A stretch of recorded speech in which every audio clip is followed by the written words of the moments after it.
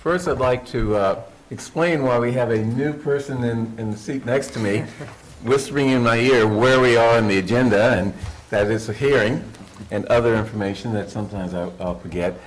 Justin Casanova Davis is sitting in for Mel Kleckner, who's at the International City and County Managers Association meeting in Nashville, Tennessee. I'm sure they're down there having a lot of fun. But anyway, so Justin's sitting in, and welcome to the town administrator's seat. Thank you. Okay. Secondly, in the category of announcements, I see back there this young man, Mr. Papasturgeon. He's been around the town of Brookline for a while, and I understand that he's retiring. Yes, I am. Well, good for you, but we will miss you because you've been an employee and a well-respected, both here in Brookline as well as throughout the state, Department of Public Works head, and we'll miss you, and you're going to leave huge shoes to fill. I appreciate the fact that you're willing to stay and help us during the transition to a new director, and we'll have a fairly robust and open national process to select someone who we hope can fill your huge shoes. But at any rate, congratulations on your retirement, and thank you for all the work you've done for the town.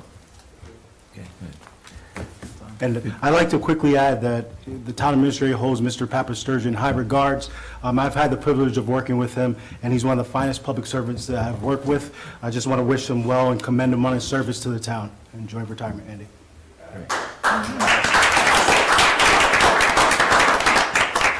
Also, we'll have one more other announcement. On behalf of the town administrator, I want to introduce Devin Williams. Devin's joined the Select Board's office as our new Director of Administrative Services, which was formerly the assistant to the town administrator. She joined the team last week. She's hit the ground running, and we're delighted to have her as part of our team. So welcome to the team, Devin. And Devin is filling a vacancy that's been open for quite a while, since Margie Lally left. And Stephanie, that's right. And it's an important position because it really provides support to the select board, to the town administrator, and others on some of the little details that are small, but very important to ensure that the town feels that that we are hearing from them, and that we are listening and responding to their concerns. I mean, we hope that she can, help us in terms of community engagement matters, in terms of keeping us abreast of things happening in the media, both social media, print media, and broadcast media about Brookline, so that we don't get caught by surprise by things, and generally manage the many details of the town with respect to boards and commissions, which is something that we really need help in organizing and focusing. In terms of setting up hearings, which sometimes fall through the cracks to the discomfort or problems of many people, and generally helping the select board become more efficient and effective in our work. So thank you or not thank you, but welcome aboard, and we look forward to working with you. Ms. Williams actually was with the Mass Municipal Association for some time, and so she comes very well recommended by that organization.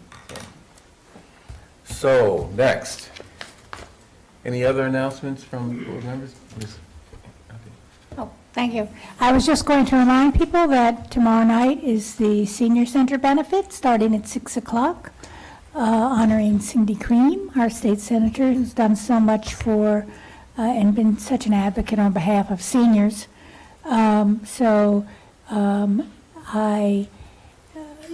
think you can pay your money at the door and come in, and it always is a very fun event. And I'll say I've gotten a ticket, but I won't be able to go to that event. So just go to the door and say I'll take Raul's seat. There'll be one seat available. I also will be there for a few minutes in the beginning, but also chairing the second public hearing that we're having on scooters, everybody's favorite subject. It will be in this room tomorrow evening at 6:30 p.m. Bring a friend. I will be at the senior center tomorrow. I want to make the same announcement I made last week about an upcoming event regarding domestic violence. A week from today, that's October 22nd, 2 to 4 p.m. here at Town Hall in room 103. There's an event put on by our own Diversity, Inclusion, Community Relations Department, along with the Brookline Domestic Roundtable and the Jewish Family and Children's Services, talking about how to recognize the signs of domestic violence, how to better understand how to remove yourself from a situation in where you're experiencing domestic violence or a friend or a family member is experiencing it. An important and helpful workshop, again, a week from today, 2 to 4 p.m., room 103 of Town Hall. You can reach out to Caitlin Starr in the Diversity, Inclusion, Community Relations Department at 617-730-2345 with any questions. Okay. Well, I might add that the Police Surveillance and Military Technology Study Committee will be holding a hearing on facial recognition technologies tomorrow at 5 p.m. Down in room 111, if anyone's interested. I'll be attending that, and hopefully I can break away afterwards to attend the Senior Center event, so. I've got just one more. Okay. I walked in very excited today. I came from the Brookline Housing Authority's Commissioners meeting, where I got a chance to speak and talk a little bit about my desire and support to be a great partner for affordable housing in Brookline. But very specifically, I was there to watch a vote take place, and the vote was to actually expand the payment standard for Section 8 vouchers in Brookline, and the commission voted unanimously to do that. What that means is, currently, the problem that we have currently is that there are only 19 individuals or families who have found a way to use Section 8 vouchers for housing in market rate apartments within Brookline. That is not the way the program is intended to work. Right now, all of our Section 8 voucher holders are either in properties that are designated as Section 8, or they're in apartments that were created through inclusionary zoning or through the 40B process. This change, which is increasing the value of these vouchers to meet and even in some cases exceed rents in Brookline, is going to mean that a lot more people with Section 8 are going to be able to use those vouchers in Brookline. Patrick Dober was there to speak about it a little bit, the head of the Housing Authority, as well as Carlos Hernandez, who manages this Section 8 process. And Carlos in particular told a brief story about a family that wanted to live in Brookline, was hoping to be able to live in Brookline, could not find anything where this voucher could be used in Brookline, and instead they ended up living somewhere else. That family, he said, would have been able, if we had the payment standards higher at the time, would have been able to live here in Brookline. It's going to make a huge difference in people's lives. It's going to be able to expand the economic diversity that we have in town, and I'm really excited about it. The payment standard will be raised as of January 1, 2020. If you're interested in more information about this, just reach out to the Brookline Housing Authority, Patrick Dober, Carlos Hernandez, or just reach out to the line and talk to them about it. Great. Okay, I don't see anyone signed up for public comments. If anyone in the audience wants to make a public comment, now is your time. If not, we'll move on our agenda. So first, an interesting item, question of approving and authorizing a memorandum of agreement with revocable license by and between the town of Brookline and CCS Development for installation and maintenance of a landscaped area along the property line of Boylston Street Playground in 199 to 201 Boylston property. Ms. Galantine. Good evening, Erin Galantine, Director of Parks and Open Space. So this item is something that we often come across opportunities to enter into partnerships where there are developments and kind of mutual benefit for the public and also benefit for the development. In this particular case, with the 199-201 Boylston Street Development Project. There are 4 townhouses. These have already been approved for development. They abut the west side of Boylston Street Playground, and the developer came before the Park and Recreation Commission for several meetings to talk about a shared and improved boundary. They've created a planting plan. They put together a maintenance agreement. They will care for this in perpetuity. They're installing the plants. They're installing the irrigation. It is a significant visual improvement. It'll be a nicer access, and we see this as a benefit to the town. The commission has approved the planting plan. I've reviewed and approved it, and the license agreement has been reviewed by town council. We recommend the board enter into this agreement. So will this give access to the playground? I guess I'm not clear. It's actually just a planted buffer along the perimeter.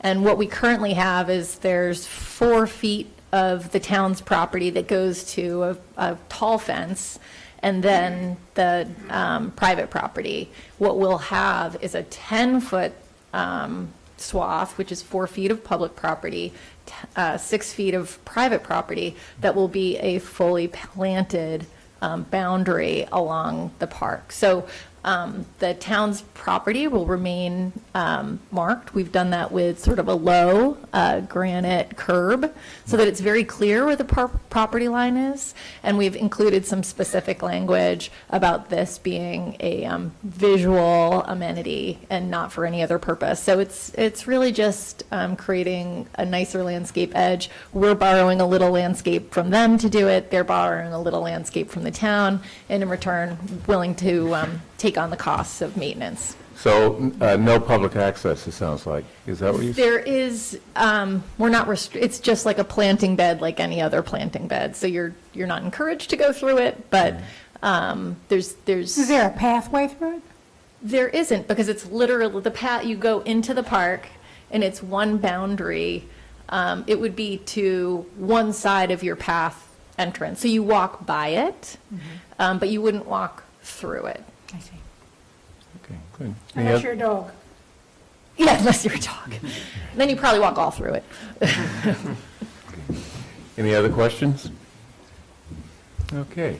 I move approval of the memorandum of agreement with revocable license.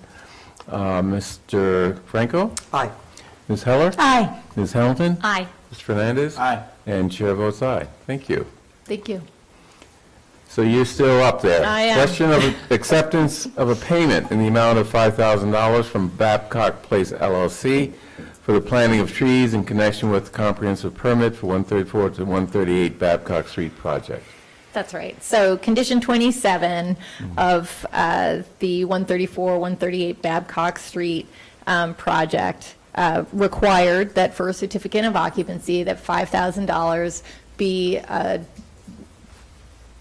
given to the town for the purpose of tree planting. The 134, 138 Babcock Street project, my staff was actually quite involved with the planning department in reviewing landscape plans, in making some recommendations about minimizing tree removal. And the planning department worked with the developer to vigorously scale back that development. It is a 40B. There are about 50 units, and 25% is affordable. And this $5,000 check would go into a special account and is considered a public benefit and not mitigation. And we recommend that this be accepted, and we put it towards tree planting. Any questions? Ms. Heller? Is this going to cover the cost of all the trees that we're planning to purchase? So there were no public trees that were removed as part of this project. So this is just a community betterment. So there were no street trees that were removed as part of this project. So we're not planning to plant any more trees? Not on the private property. We will plant public shade trees in the public right-of-way in the general vicinity and neighborhood. All right, I get it. Any other questions? Okay, move approval of the acceptance of a payment in the amount of $5,000 from Babcock Place LLC for the planting of trees. Mr. Franco? Aye. Ms. Heller? Aye. Ms. Hamilton? Aye. Mr. Fernandez? Aye. And chair votes aye. Thank you. Thank you. And you're Still still there. So question of authorizing the town to submit a grant application to the Commonwealth of Massachusetts Municipal Vulnerability Preparedness Program for fiscal year 2021. This sounds interesting. This Tell is me about it. interesting, and I'm really excited about this. So we're here to ask the Select Board to authorize the submission of a grant application to the Municipal Vulnerability Preparedness Program. It's the MVP Action Grant for the development of an urban forest climate resiliency master plan. We have been talking about a forestry master plan for some time, and one of the specific action items that came out of the climate forum that was held last year was to do a forestry master plan, really looking through the lens of climate resiliency and climate change, looking at extreme weather, looking at changing temperatures, looking at drought conditions, looking at insects, pests, and how can we be prepared moving forward to have a more resilient urban tree canopy, and what are these benefits that we can maximize for the community in terms of carbon sequestration. So we're estimating the project will cost about $150,000. We need to provide a 25% match, which we would do through in-kind services and then some tree trust and capital dollars. Cambridge and Boston are both going through similar type processes now. They're at different phases of this, and we see this as a great opportunity, one, to be leaders, and also be thinking, this is not a local issue. This is, a regional and a global issue, but to make a concerted effort to work with our community partners to change some of our practices. Good. Any questions? So there's a brief description of what the output of this effort is going to be in the memo that you provided to the board. And my understanding is that the outcome is going to be both operational recommendations and capital recommendations. And let me scope out what I mean by those. So operational is we may decide to change the frequency with which we prune the trees, or we take different steps to create a healthy tree canopy through increased fertilization or other such things. Capital is we may change the types of trees that we plant. That's so right. Is that an accurate representation? Absolutely. And this would include a sort of complete assessment of our current inventory and then analysis over time to look at changing conditions. So absolutely, it would have operational, capital, and also policy recommendations. Great. And it would include a census, basically, of our trees in terms of their expected longevity as well as their current conditions. Correct. At the time. So, I mean, that's important because, trees do die, and, we have to plan ahead in anticipation of that. So, yes. It just happens that this afternoon, I attended the Age-Friendly Cities Committee meeting, and Dr. Swanee Jett, our health director, presented some information about our vulnerability and a plan, which, as you recall, we developed a couple of years ago through the Climate Action Committee and a grant from MAPC, Metropolitan Area Planning Council. And one of the things that a number of us had not thought of in terms of climate change is what's happening to the insect population, especially mosquitoes. It's on the rise as we get warmer, and it creates more opportunity for diseases like equine encephalitis, West Nile, even dengue. We don't have chikungunya, I don't think yet, but people are wondering whether it's going to come. So the importance of the trees is that it helps to keep, mosquitoes like heat and they like water. And so the trees not only help us in the issue of carbon, but they all, and just providing cooling, but they cool so that mosquitoes are not as interested in being here. And I think that's an important thing that I didn't know before today. I didn't think about it, and I thought it was a very interesting point that Dr. Jett made. So I just wanted others to be aware of that, because it does obviously affects our health significantly. So Yeah. I hope very much hope we get this, and that we can expand our canopy and deal with some of the heat island effects in that way.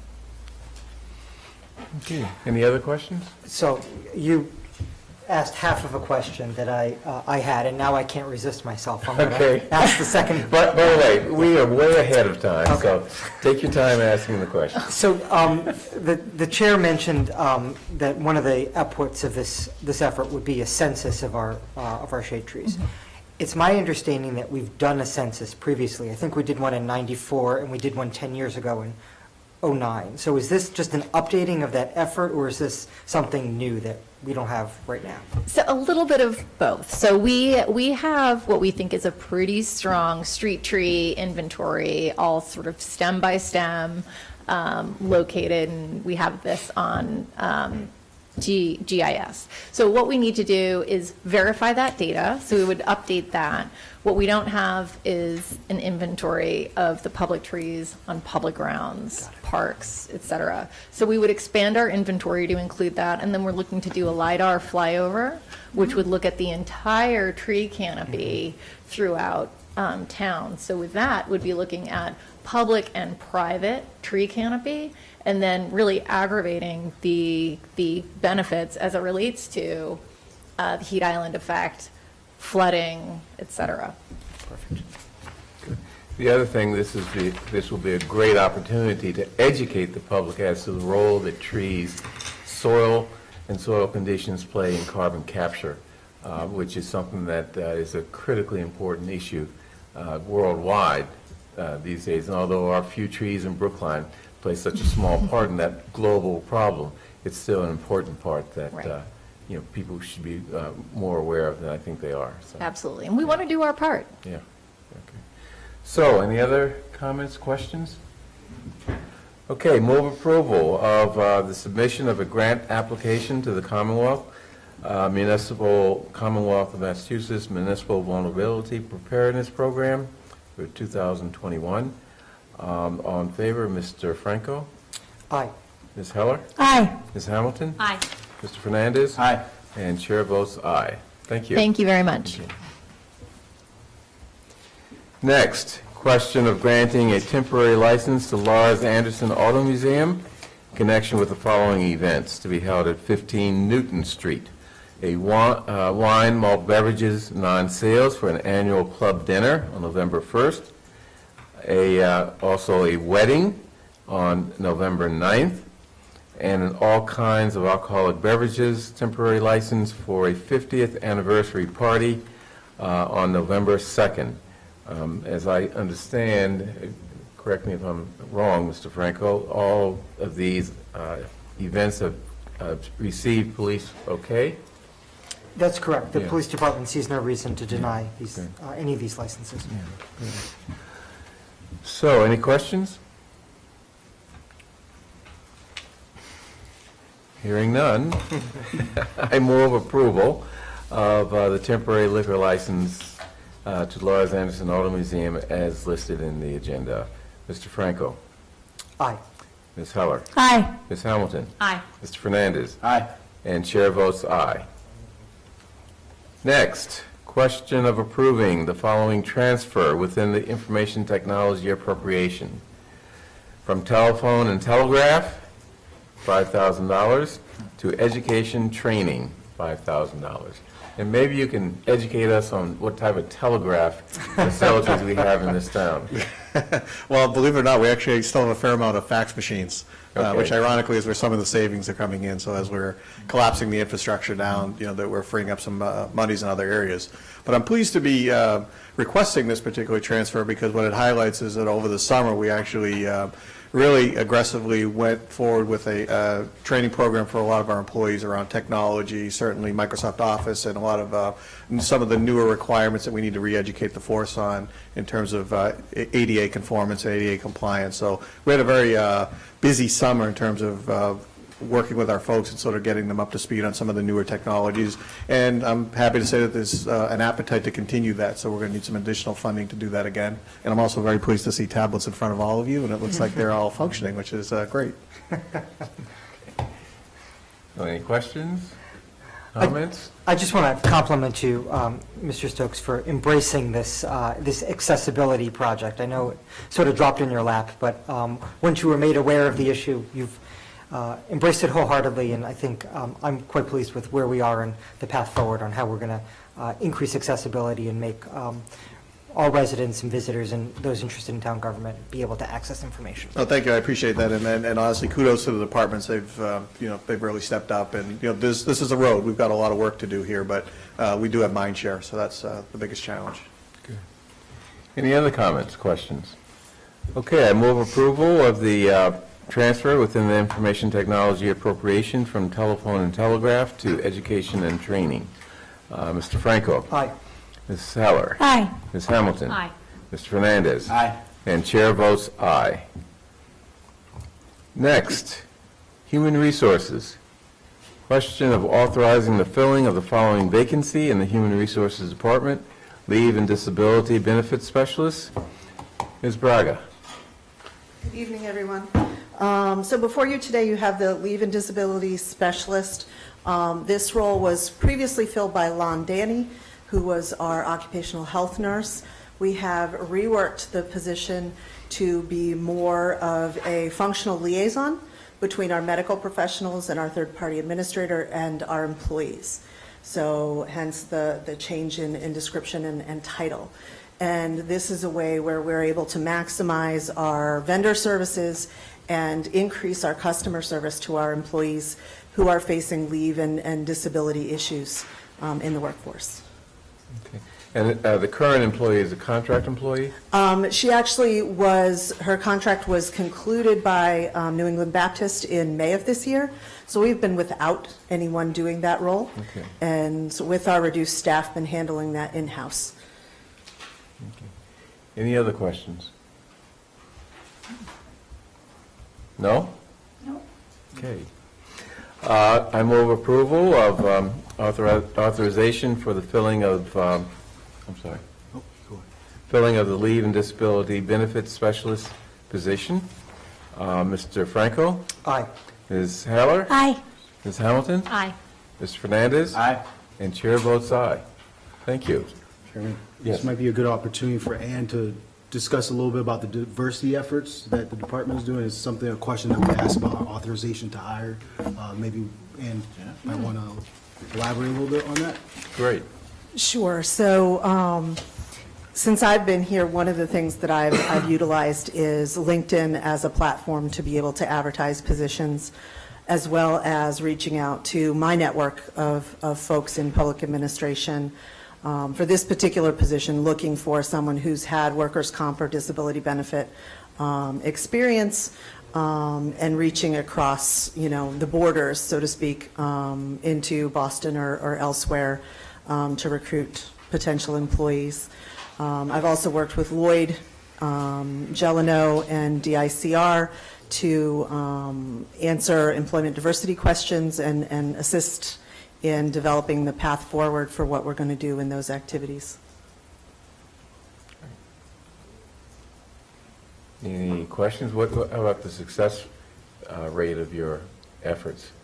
Well, I participated in recruiting candidates, as did Justin and Melissa, for the Administrative Services Director, and we did have a very diverse pool there where we had representation of male and female, as well as Black, Hispanic, and white. We did not have any Asian finalists, but did have that diversity in that recruiting. And we look forward to, we're in the middle of doing recruiting and interviews for our labor and employee relations specialist to handle collective bargaining, employee relations issues, and pre-hire paperwork and process. So. Any other questions? No? Okay, there's nothing to vote there since we've already approved the authorization. Okay. Thank you all. And we have a most unusual situation. We are way, way ahead of our schedule here. We have a public hearing scheduled for 6:45, and there's really nothing that we can move up because everything, including the warrant articles that we're just voting on without a hearing, are articles that have produced a lot of interest in the community. And I think it's best to just wait until after the warrant article hearings to hear those, so that if anyone wants to come and state their opinion right before we vote on those warrant articles, they can do so. I mean, they include such hot-button articles as the renaming of Coolidge Corner School, lowering the voting age,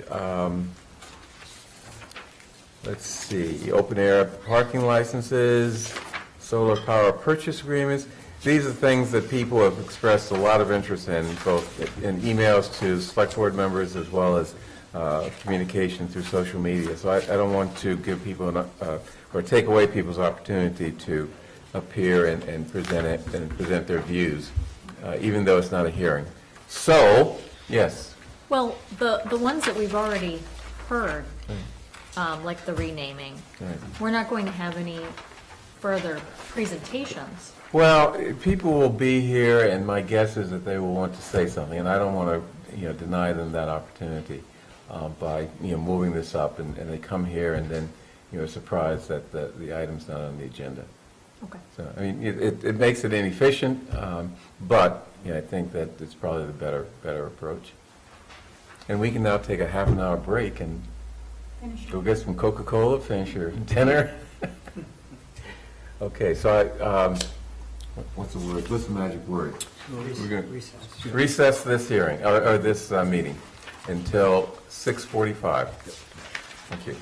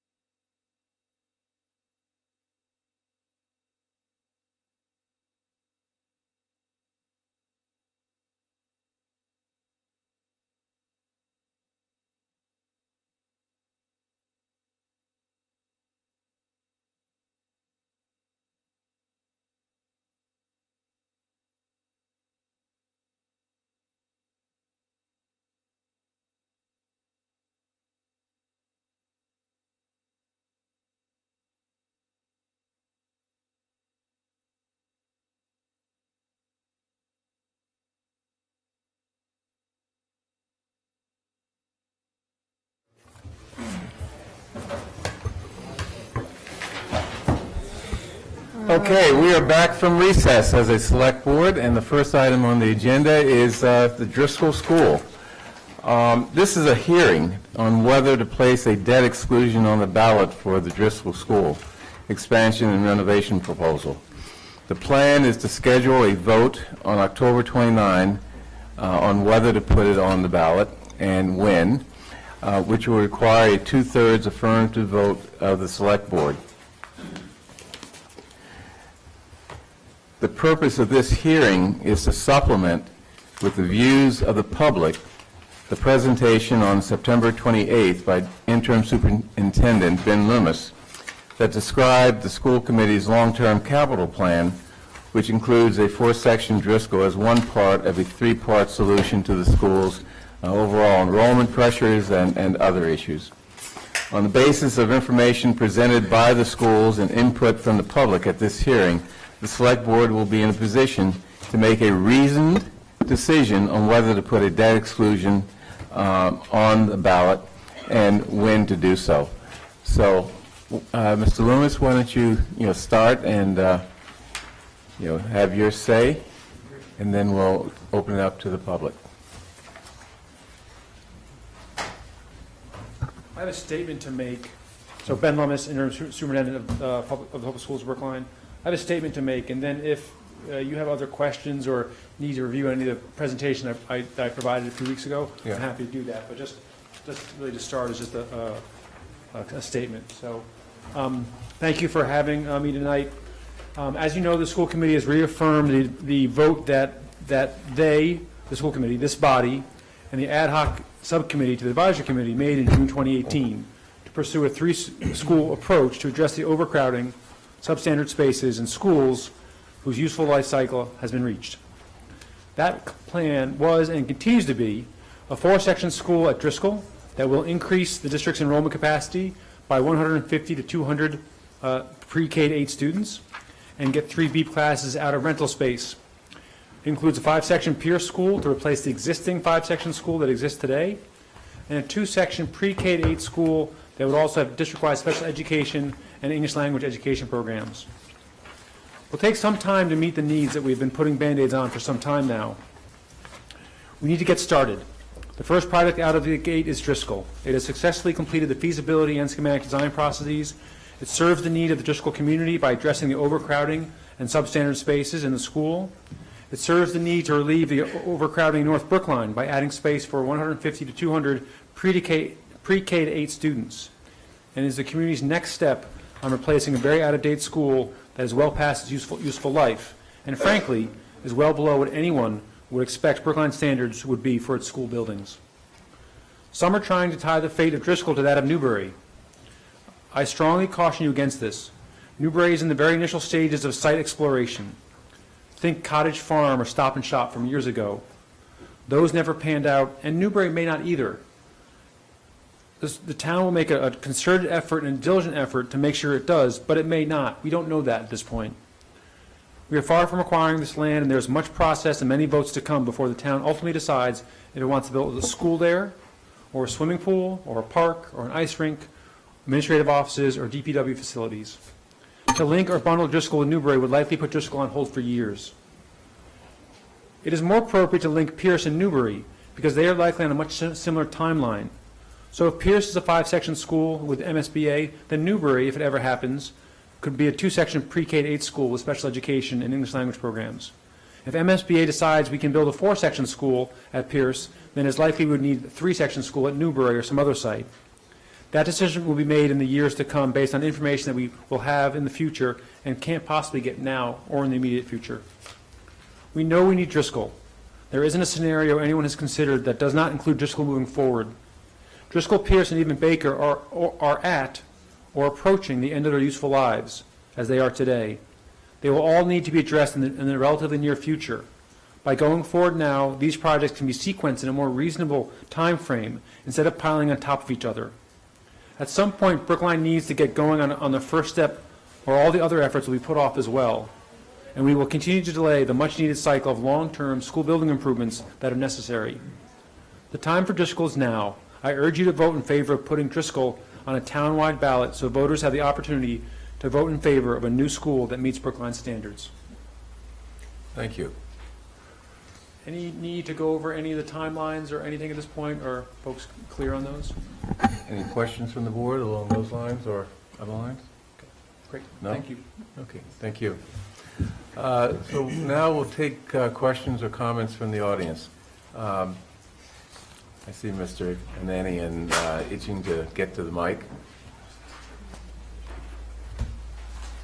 Thank you, Chair. My name is Scott Ananian. I'm a town meeting member. Let me just add, think about the comments you're making to the select board in terms of how they really inform our decision-making process. I mean, I don't want people to come up and say, we need a new Driscoll school because X, Y, or Z.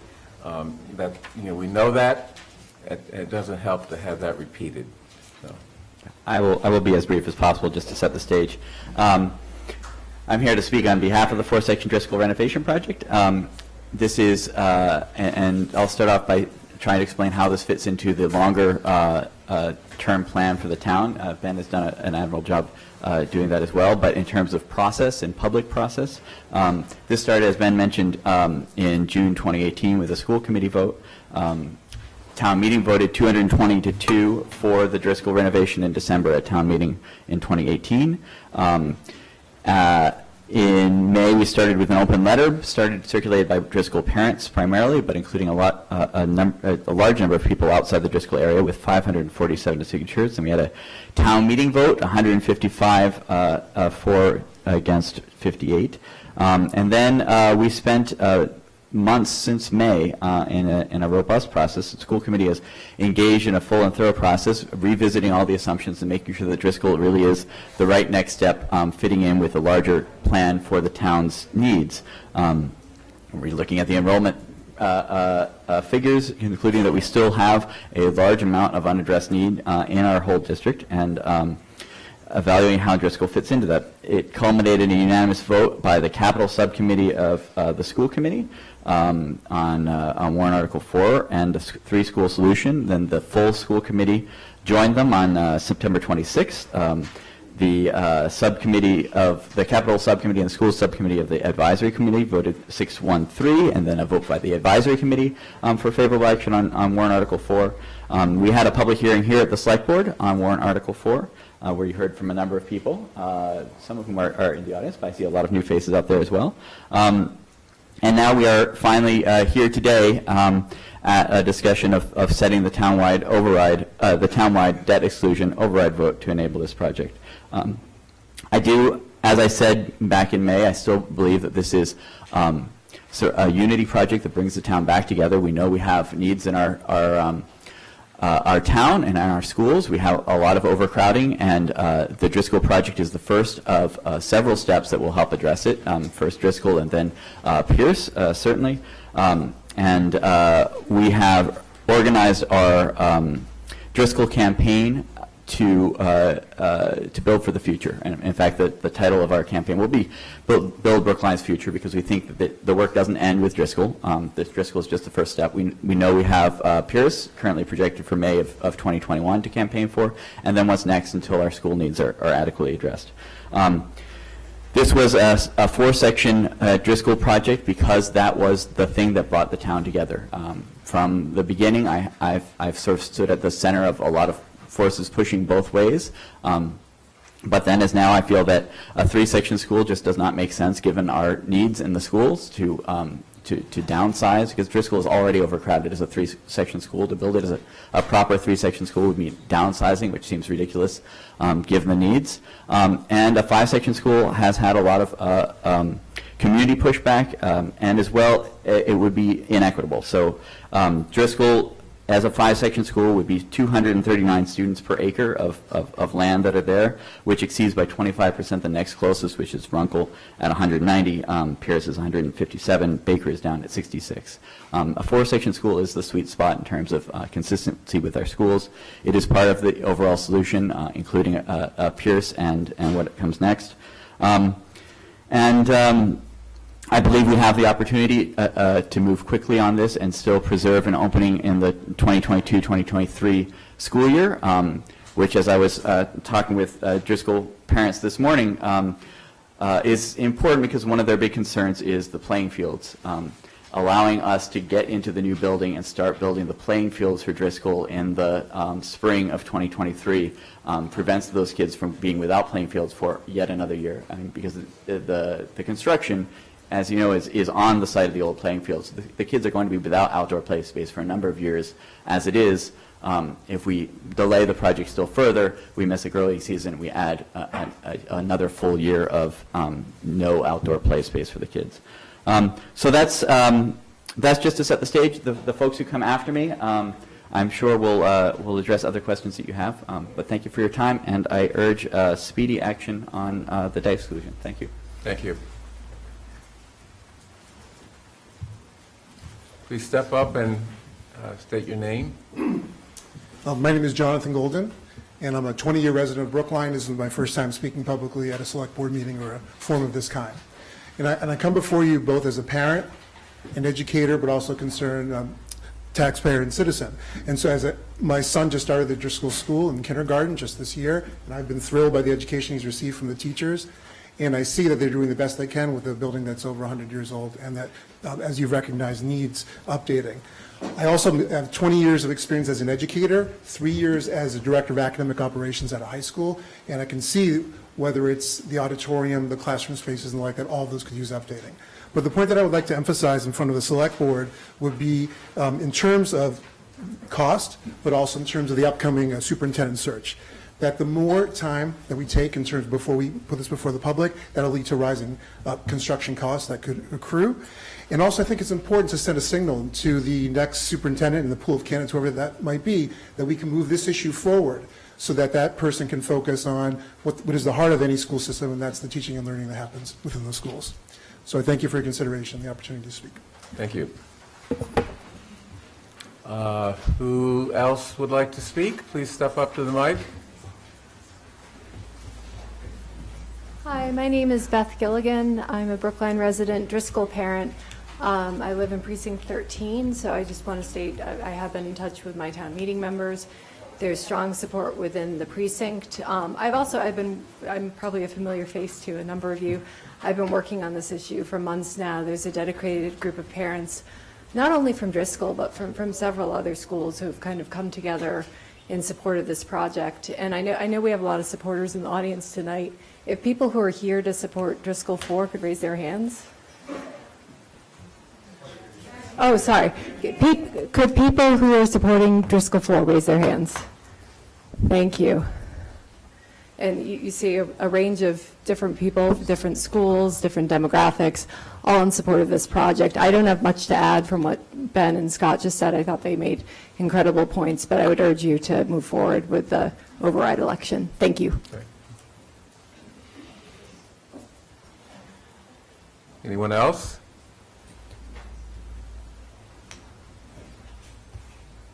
Is that Andy Fisher coming up to the mic? Oh, he is, okay. Thank you. Don't need to introduce myself, I guess, but I... No, you do. Andrew Fisher, town meeting member, precinct 13, and homeowner in Brookline, five homes down the street from the Driscoll School for close to 40 years, 30-some years.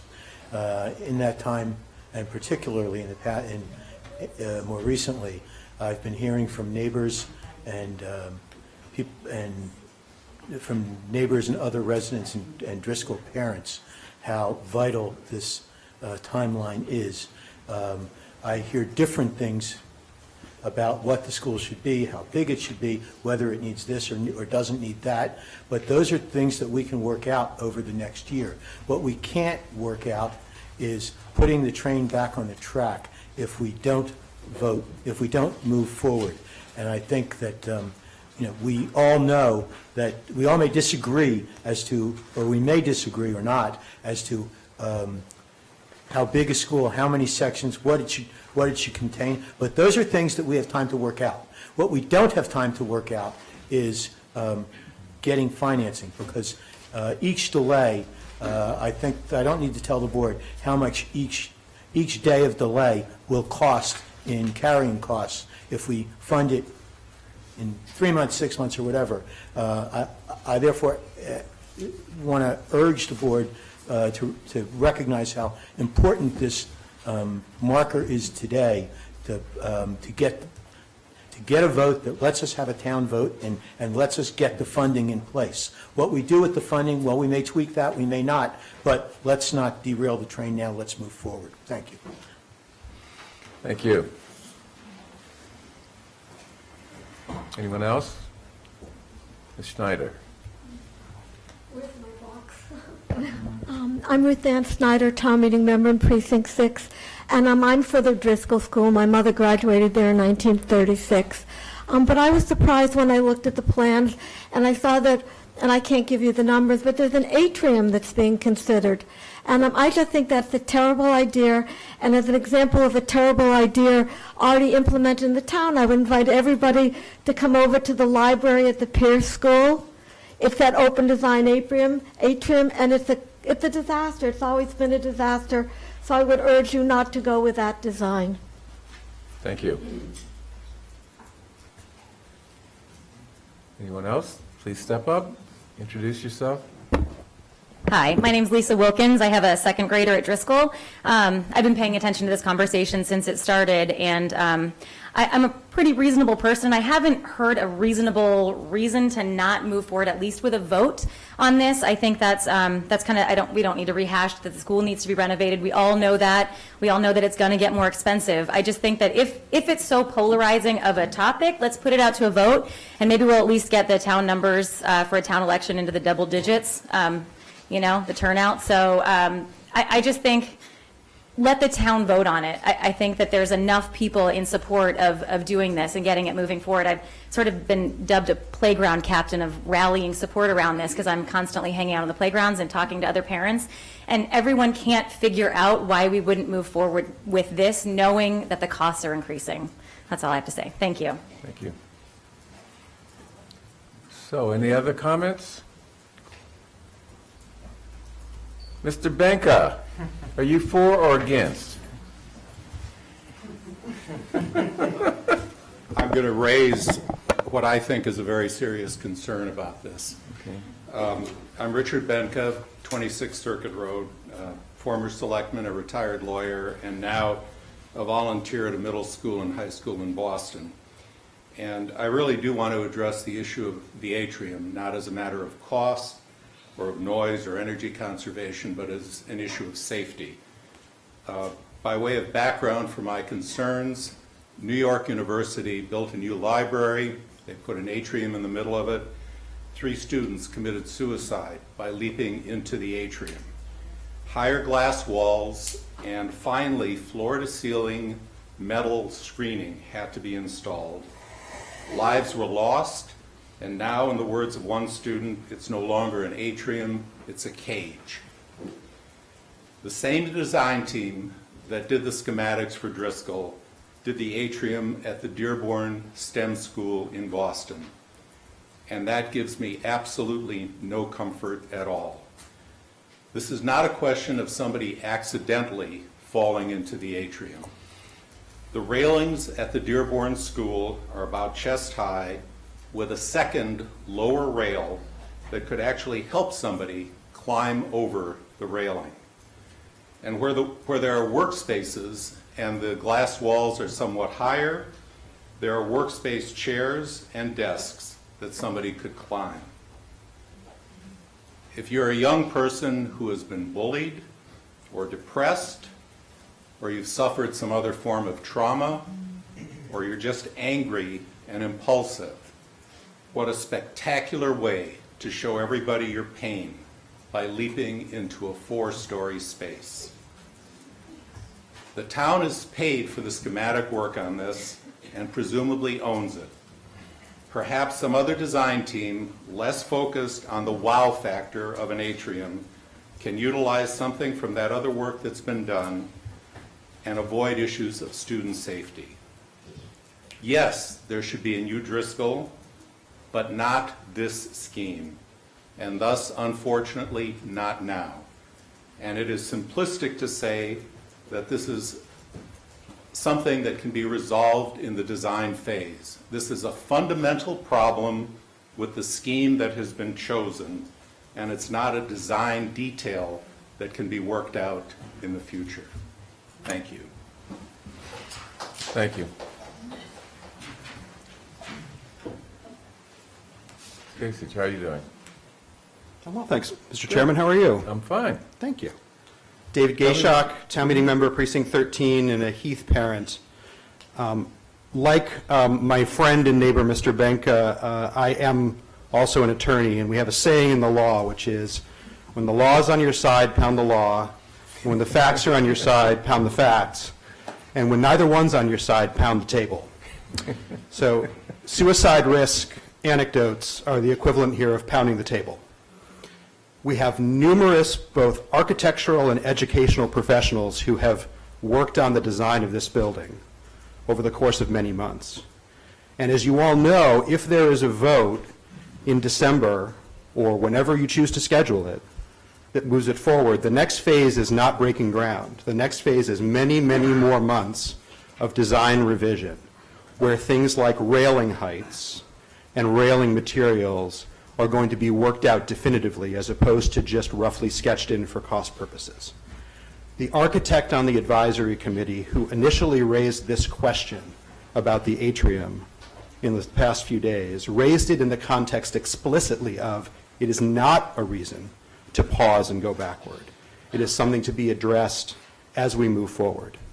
So I urge you to move forward. Folks who have atrium concerns can bring those concerns to the building committee, and the building committee will have ample time to address them once they have the funds to do so. And those funds are not going to exist until you put a debt exclusion on the ballot and we, the voters, support it. So I urge no further delay, quick action on Driscoll. Thank you. Thank you.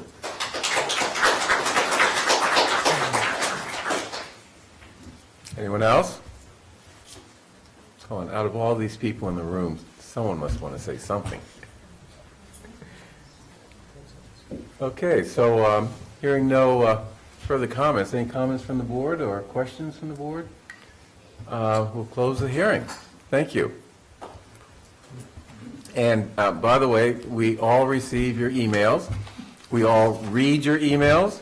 I'm not going to say keep them coming, but if you have something really important to say, to add to the discussion, don't hesitate to send us your comments. We do take them seriously. I know I read them all, and I think other board members do too. So, thank you. Oh, and the plan is for us to vote next week on whether to put a debt exclusion on the ballot, and also, assuming that we do vote yes, to set a date for that debt exclusion vote. Okay. Next, grant of location.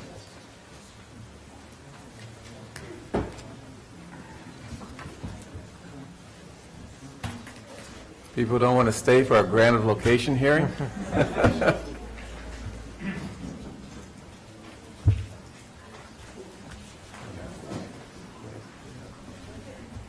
What's going on?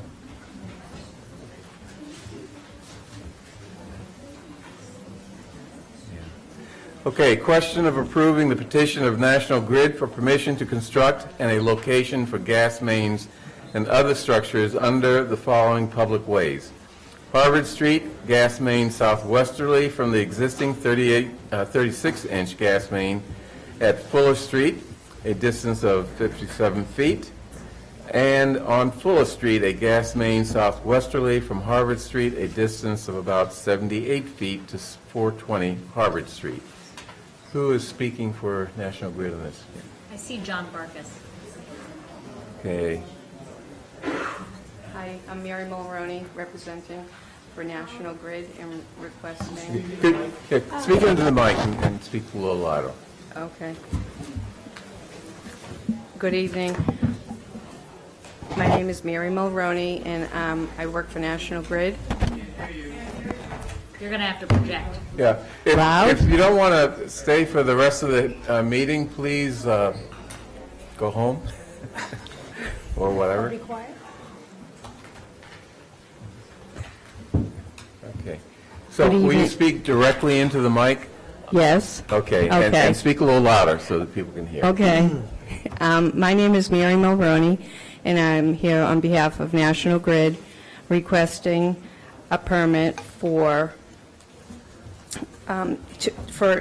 National Grid to install and maintain approximately 145 feet, more or less, of 4-inch gas main in Fuller Street from the existing 36-inch gas main in Harvard Street southeasterly to the rear of the building of number 420 in order to provide a gas service to 420 Harvard Street.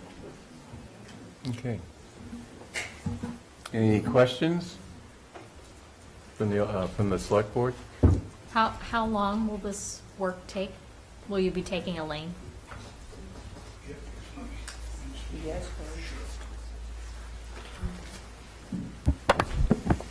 Good evening. My name is John Bacchus, National Grid. So if there's some questions regarding the construction or the project in general, I hope to be able to answer that for you. So could you repeat the question? Sure. Will you be taking a lane, and how long will the work take? We estimate the work for the main extension to be approximately 2 weeks. We possibly will be taking a lane in Harvard Street, and we most likely will be taking a lane on Fuller Street. Fuller Street's a narrow street. We estimate that it's going to be similar to the construction setup for the project that's ongoing out there now. They closed down one lane on Fuller as if you were to enter Fuller Street from Harvard Street. So we would block off one lane, and it would be a one-way coming out onto Harvard Street. Approximately all the way up to, I think it's Center Street. I assume there will be a police detail. All jobs require a police detail or two, yes. And do you anticipate this being Monday through Friday work? Is it going to be weekend work? What's the schedule of the work? So our schedule is 2 weeks, Monday through Friday, permitted to work 7 a.m. to 4 p.m. And as usual, we're open for permit opening to extended hours or weekends. We would like to stay away from nights. It is a commercial and also residential area. I see from the information sheet that you're not expecting service interruptions or particularly noisy work. There's no noise bylaw required. No, there should be no noise bylaw required. This is specifically for the development that's going in at 420 Harvard Street, and would be only servicing 420 Harvard Street. Great. Okay. Yes. Hi, Mr. Barkis. Good evening. So we always talk about gas leaks, so that's what I want to talk about again, please. Sure. And I know that in the section that you're talking about, that you say that there are no gas leaks. But I know that there are gas leaks in the area. So I would like you to tell us what gas leaks there are in the area and which you're planning to fix so that you don't exacerbate the problem when you tear up the street and install this piping.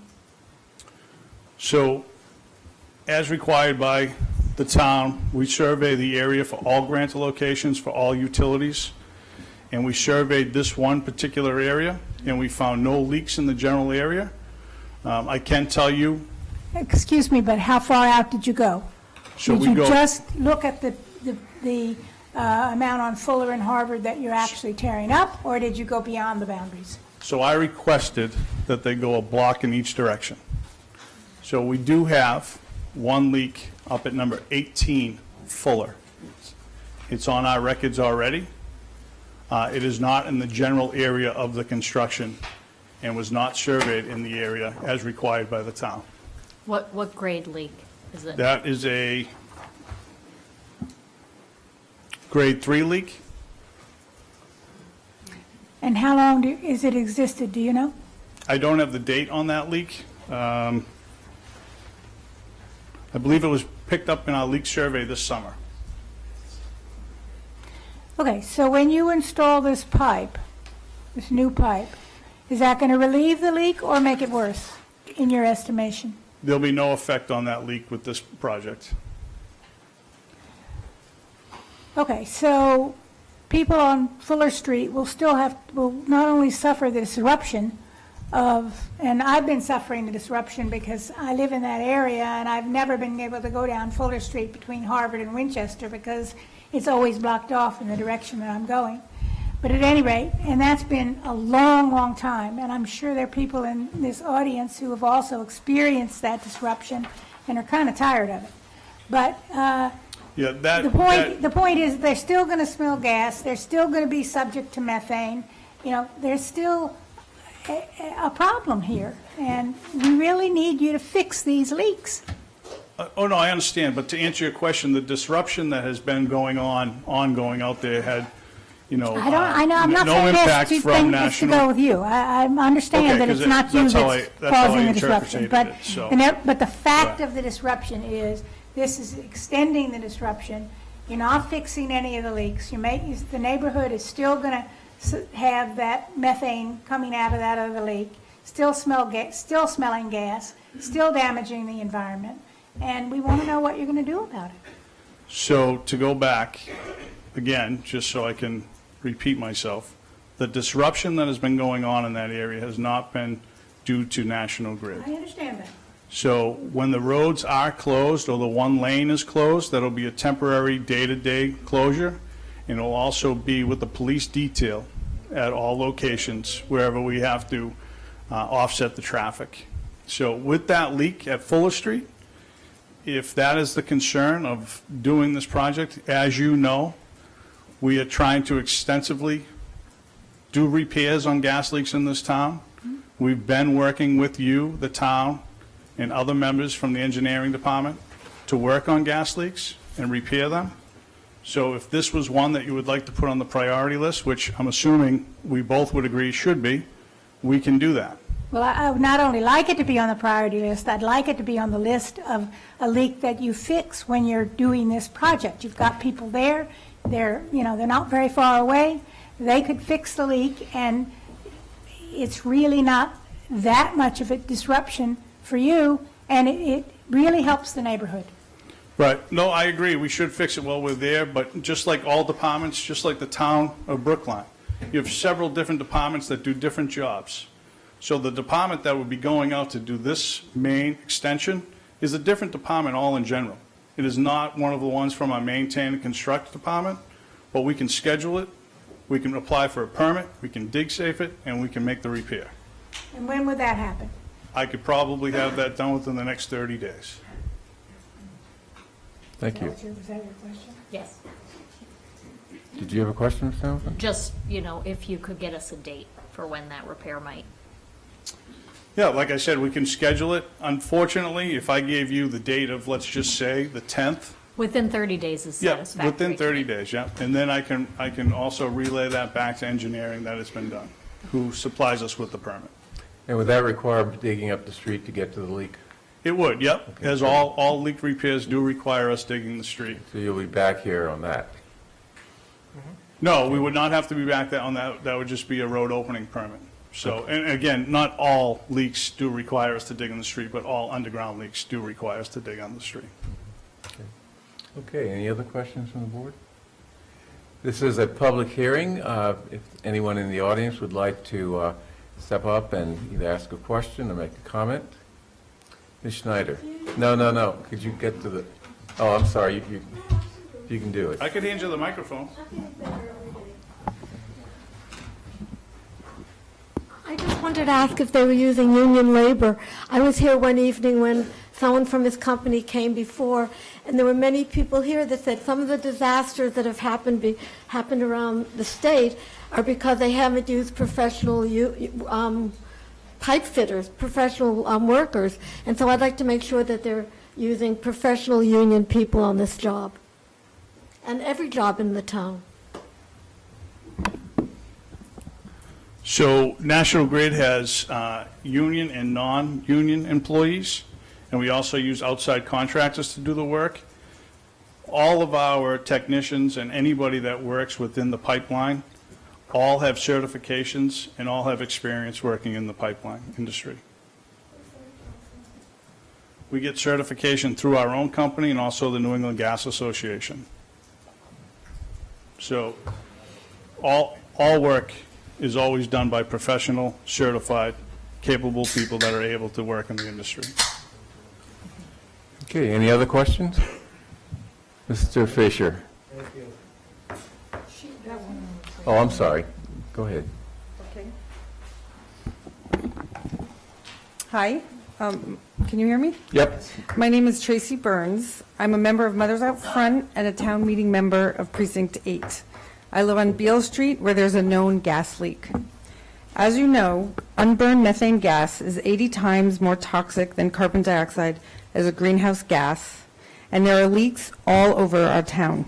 Some are high-volume leaks and have been leaking for years. Mothers Out Front members have repeatedly spoken about the environmental threat to Brookline street trees and to our warming atmosphere caused by National Grid's leaking gas pipes. The underground leaks of methane gas are killing our trees, hundreds of trees in Brookline, and the methane gas leaking into the atmosphere is a potent, terrible greenhouse gas. We must fix these gas leaks immediately, prioritizing the super emitters, as we also work towards a fossil fuel-free future. At a hearing in March 2018, National Grid was granted permission to complete the work in a South Brookline neighborhood with the following condition: that National Grid, before they commence work, submits a plan to the Director of Engineering for repairing all the gas leaks in the town with a timetable and within a reasonable amount of time, with priority given to the super emitters. I am not aware if National Grid submitted this timetable and repair plan to the Director of Engineering, and I ask that you enforce this condition before permitting this grant of location. It must be enforced before granting the request tonight. Otherwise, these conditions have no merit, and they are useless and provide no assurance to Brookline that National Grid will honor these conditions.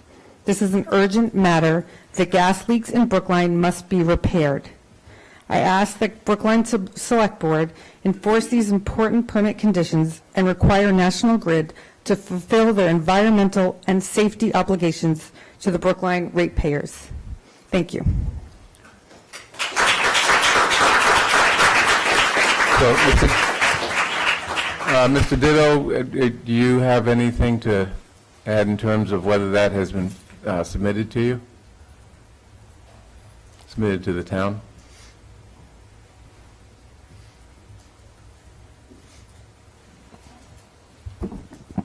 I haven't received the plan as specified. I haven't received a plan that was specified as part of the permit. I thought that we had.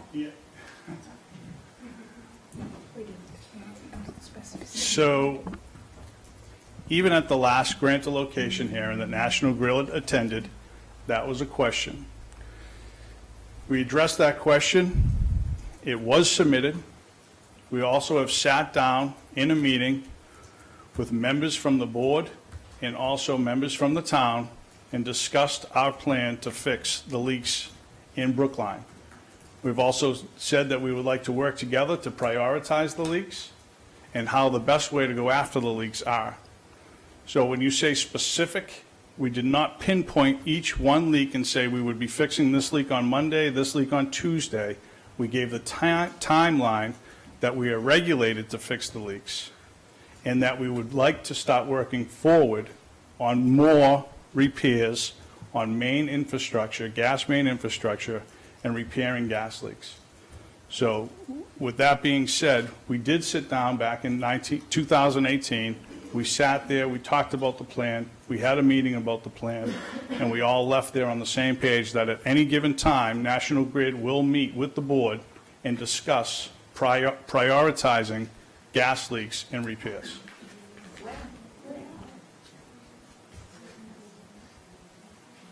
Mr. Fisher. Thank you. Andrew Fisher, Precinct 13.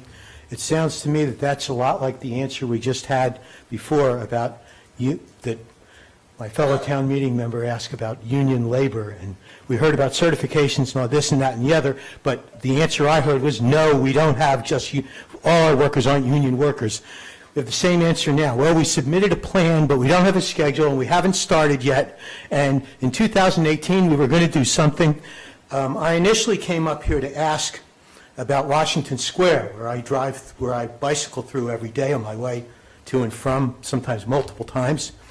There's been, the street's been dug up, and half a block in front of two businesses and the school have been used to store National Grid equipment, but nothing has been done. And I'd say this because I drive by every morning and I come home every evening. My wife goes by and I ask her, did you see anybody working today? This has been there since before the middle of August, and nothing goes on every day. Nobody shows up to work. Nobody's there in the evening, but the street's blocked. The street's dug up and covered with barriers that are disruptive if you ride over them or travel over them, whether in a car or otherwise. But I gladly wait and defer finishing that job if the gas leaks were attended to. But what I heard just now is that in 2018, we came here when we told you some stuff, and we haven't done anything since. That's at least a year and a half, and the gas continues to leak. And I would urge this board to not issue any permit for any work, period, until there's a plan and an action to address the gas leaks. And it's not like the answer about, I don't want to give a straight no about union labor, so I'll talk about certifications, but we don't hire only union labor. It's like, we don't have a plan for the gas work, for the gas leaks. We're not doing anything, and as long as we can talk around it, we're not going to do anything. They'll do something when they don't get a permit for any work until they address the gas leaks. Thank you.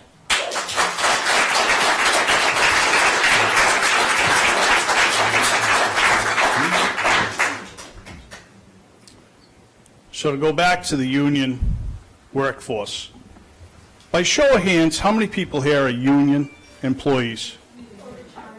4 retired. So does that mean that? So we don't, as I stated, we do not have all union employees, but we have certified employees and certified contractors. Just because they're union or non-union does not make them better than one or the other. Okay, Mr. Marcus, So- that's sort of a side issue. Yeah, Can and to can go you back- focus on the plan for the Yes, gas if leak? everybody else can, I can too. Yeah. So go back to the leak history and the leak repairs. From April this year, we've done over 200 leak repairs in Brookline. So to say that we're not working on them is false. We are working on gas leaks. The infrastructure is the second oldest infrastructure in the country. We need to repair the gas mains, not just the leaks. And to do that, we need to replace more and more main. If I was to tell you that I'm going to go fix a leak on A Street, and then a leak pops on B Street, what leak takes priority, A Street or B Street? So I need somebody to tell me which one's the priority. What makes it more of a priority in front of my house versus somebody else's house? We have to go after the most significant leaks first, then we go after the other leaks, and we prioritize the ones in front of the schools. This here tonight is a petition to get a grant of location for a new gas main for a new building in this town. If you deny it, I don't want to see it denied. I want to be able to service the customers and everybody else. So it's up to you. It's not up to me to deny it. I'm here to fight for the customer, but I'm also here to help this town get their gas leaks fixed. As much as you all think I'm not, I push it all the time. At least 3, 4, 5 times a week, I'm asking about fixing gas leaks. We can only fix so many at a time. We do walking survey, we do riding survey in this town. We're always in here doing surveys to find these gas leaks. You don't all see all that. Just like we don't see what goes on behind the scenes in the town buildings. There's a lot that goes into it. We can't just go and fix one leak. Some of these leaks take 5 days, 10 days to fix. We only have so many people that can certify to do this work. If we had all union employees, we could do none. We have good, hard-working people that are certified and capable to do this work. So that's about the leaks. I'm here tonight to get a permission to run a new gas line for a new infrastructure, new building on Harvard Street at the corner of Fuller. We can have a separate meeting anytime you want. And yes, the work on Washington and Beacon is taking a long time. Tonight, it's going to rain. We can't work that much in the rain. We can only do certain things. And I understand it's been going on. But obviously, sir, you don't know what goes into the work. It takes a lot. Okay, wait, let's not get into that type of action. So to move forward, hopefully, within 2 weeks, that project is finished up at Washington and Beacon that we were permitted by the board to do. But I think, Mr. Marcus, you made clear that you were permitted to do it at night so that it would be less disruptive to the people in the neighborhood during the day. It's disruptive anytime you do it, obviously. But this way, you're going to get it done quicker because you don't have the traffic issues and That was the businesses to do. concern, correct. Yes. And you wouldn't notice anyone working there if you go by during the And day. again, we're not always So- out there. I understand we need to take a couple nights off. People need rest. The neighbors need rest. I take calls. I take emails from residents. I'm always have an open line of communication for anybody. Mr. Pepper Surgeon, before you retire, do you have anything to add on to this discussion? I hear about this plan.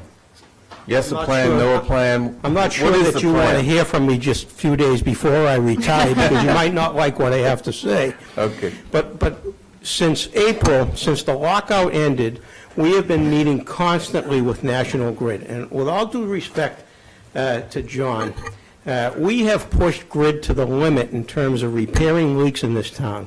They did comply with submitting the plan. The plan was submitted, and John was correct.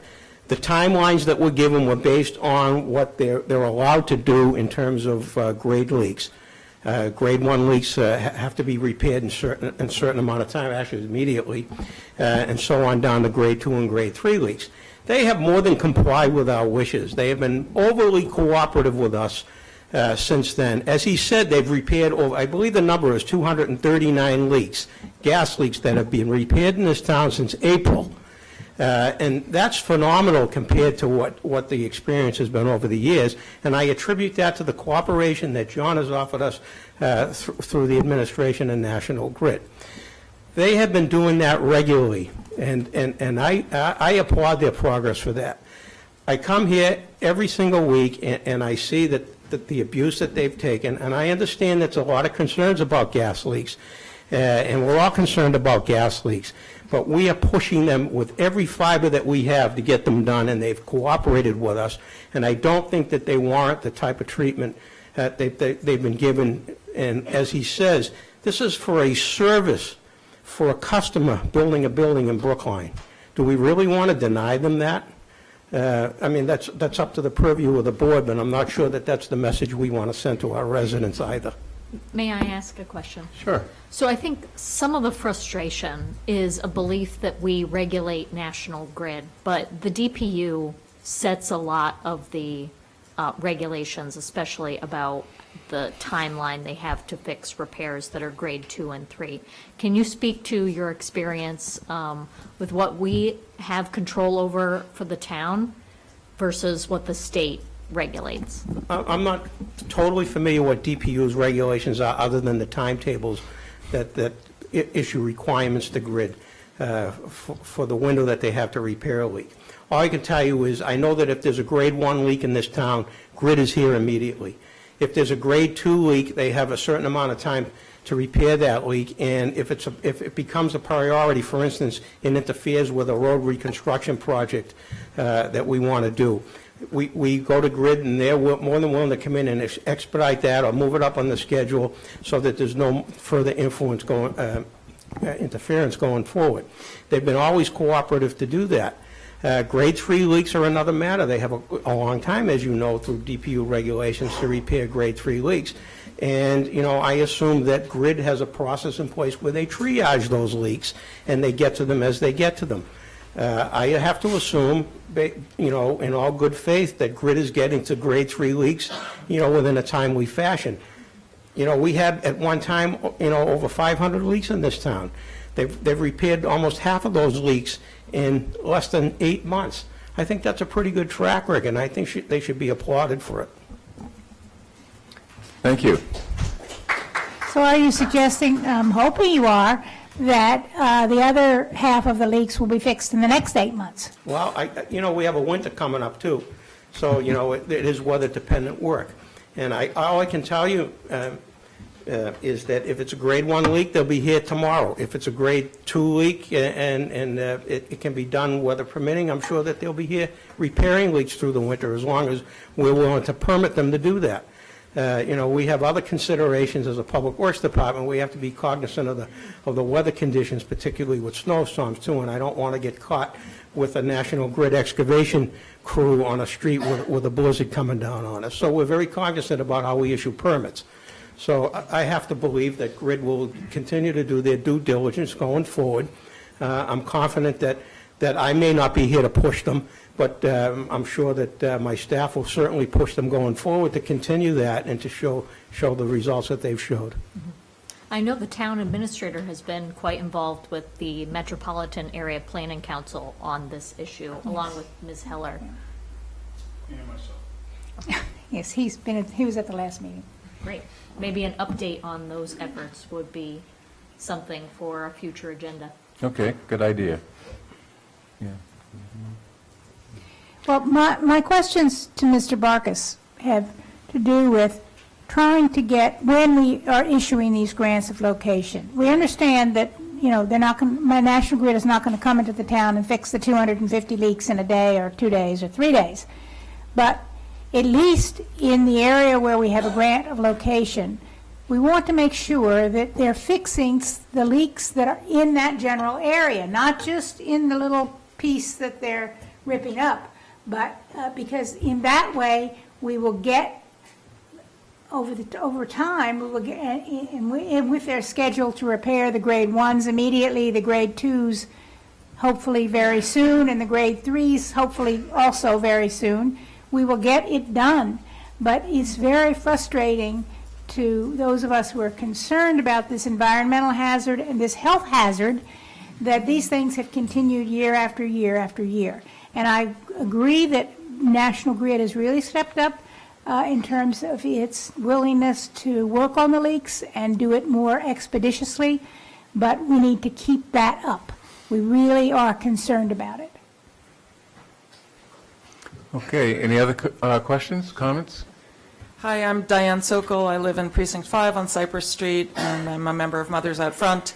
Our neighborhood has endured a long National Grid project this summer, but we're looking forward to having the gas leak on Route 9 fixed for us. So I would like to say that we really appreciate all the work that the town is doing with National Grid to try to get these gas leaks fixed.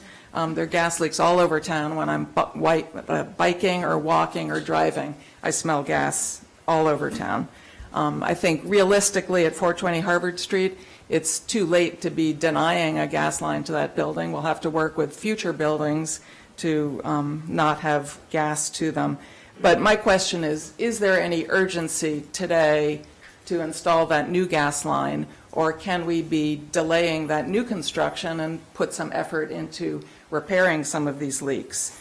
I just want to point out that we were here in June for a 4dB project across the street at 455 Harvard Street, and National Grid, or their project proponents, said that they needed that request in order to, the grant of location, in order to have that building open for residents on September 1st. And it's now October 22nd, and that building's not open yet. So I'm not sure if there was that urgency. So I would like to ask that maybe you think about delays so there can be more resources put into fixing gas leaks. Thank you.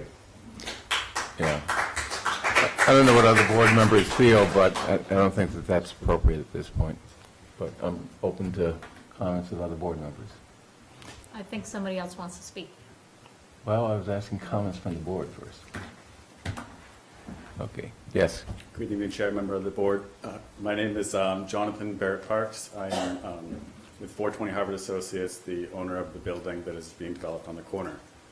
Just to give a little history on this, the gas to the building, we were originally forecasting the service to be installed in August.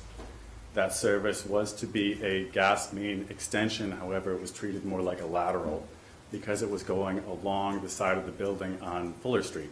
There's like a 2-foot setback there, so it was going right there to connect to the loading dock. That building has since been constructed, as most of you probably know.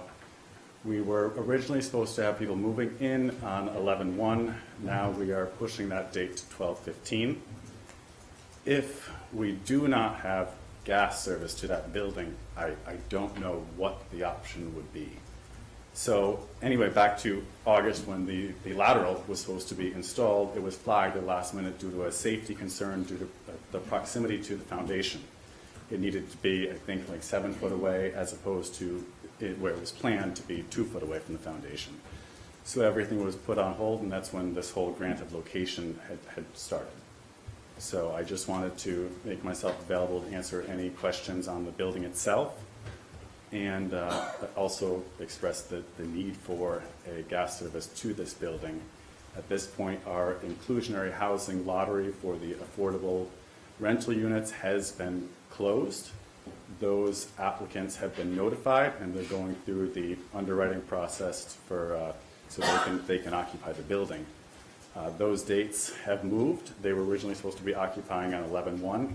Now that date, if depending on what the board decides tonight, it's my understanding that National Grid is prepared to mobilize as soon as they can get a permit, even at the end of this week, in order to get gas to the building up and running so the building can be closed out, the sidewalk can be repaved, concrete down, construction can close up, and everyone can get their neighborhood back, which is, I think, what everybody in this room wants.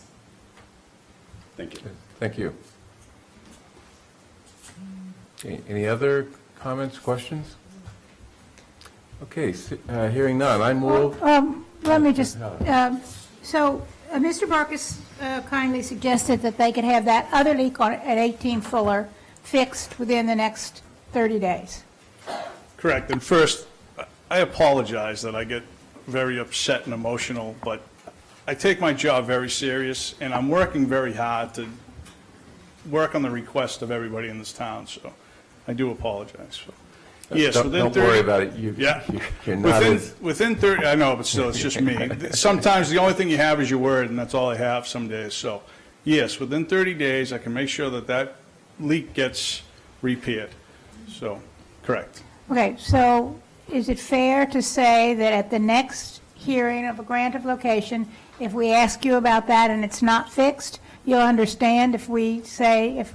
That's correct. It's just like the prior grant of location, which is not on the docket tonight. We talked about a couple of leaks that you prioritized. Yes, I know you agreed to fix them, and you've been working on it. 2 of them have been fixed, and we have 1 more to go, which will be in this month of November. Correct.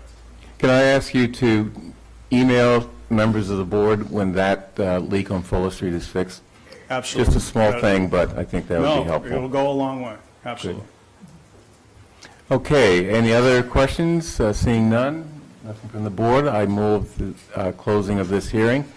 And I move approval of the petition of National Grid for permission to construct any location for gas mains and other structures at Harvard Street at 420 Harvard Street. Mr. Franco? Aye.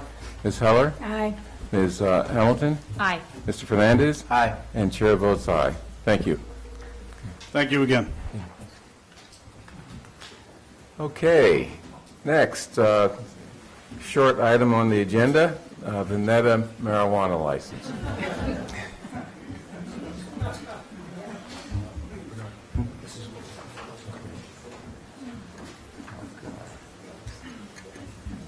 We might want to institute time limits.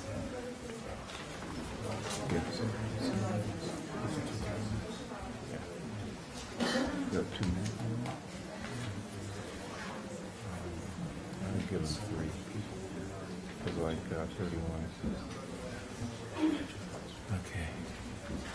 Okay, the way we're going to run this, well, let me get my notes here. Okay. So this is going to be a hearing on Netta's, let's see. On Netta's, people leaving.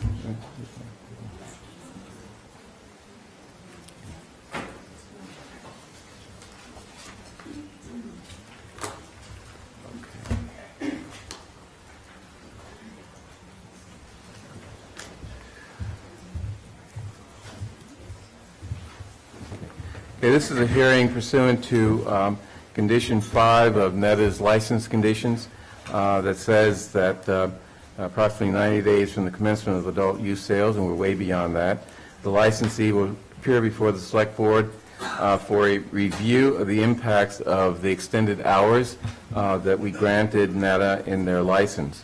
Let me just make a statement first.